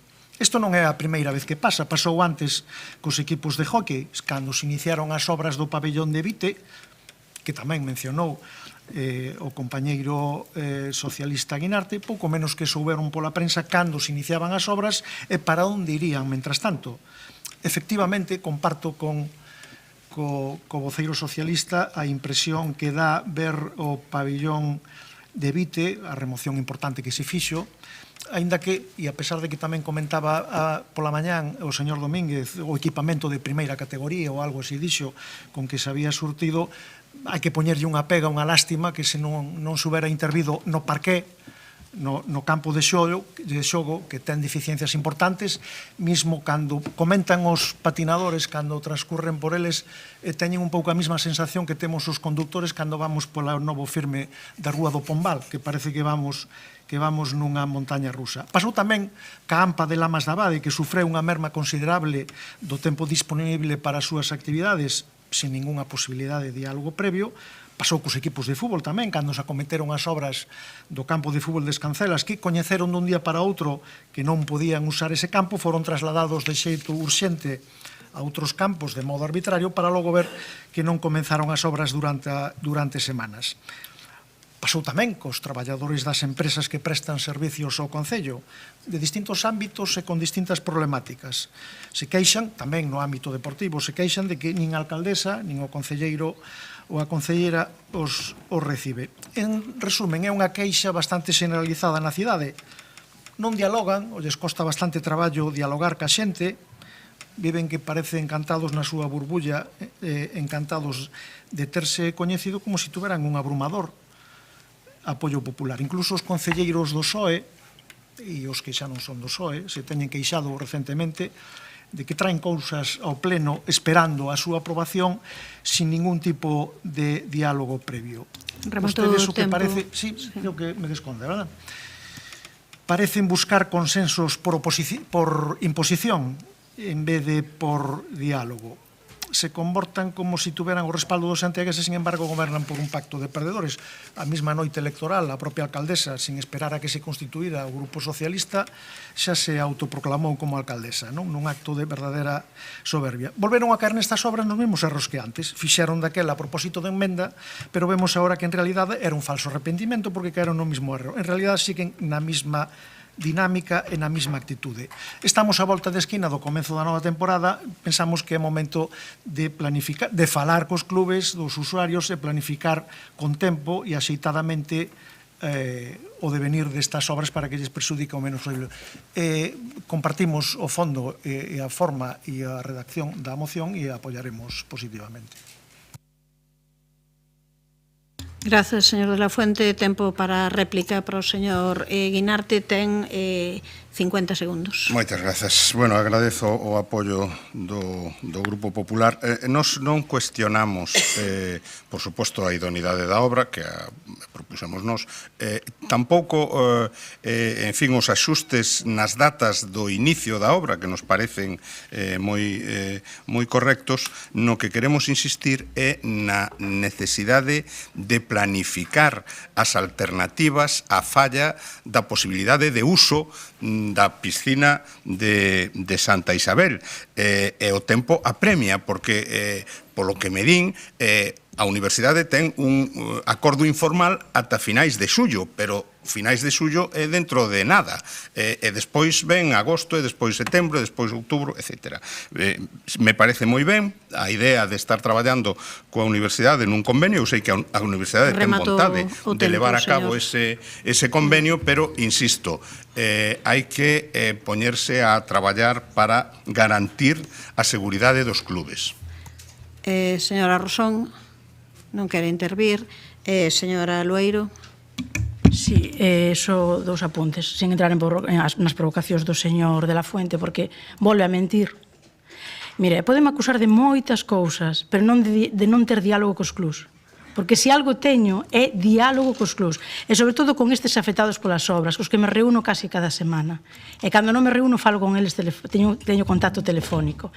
Entón, non mintan. Respecto dos proxectos que se falou aquí, é dicir que efectivamente o proxecto de Vite e o proxecto de Santa Isabel son proxectos herdados, pois son proxectos herdados que houve que mellorar.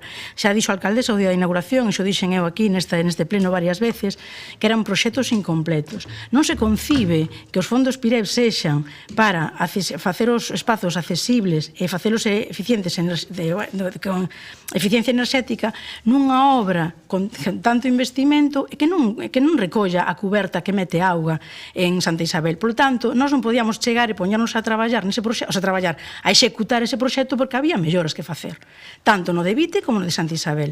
Nin era accesible, nin tiña eficiencia enerxética, porque, xa digo, unha cuberta que mete auga e que non estea contemplada no proxecto, hai que melloralo. Do campo de Conxo fomos facendo melloras, pero xo recollimos así de cando o PP gobernaba. Respecto ao previsto de prazas na piscina da USC, é certo que a USC ten que dar tamén servizo á súa comunidade e de momento non nos proporcionou as horas libres que hai para o mes de setembro. Seguimos traballando e de verdade non hai tampouco moitas máis alternativas, pero o diálogo é constante. E, por certo, señor de la Fuente, se vostede cree que eu desviei cartos, levemos xulgado. Perdón, o noso voto vai ser a abstención.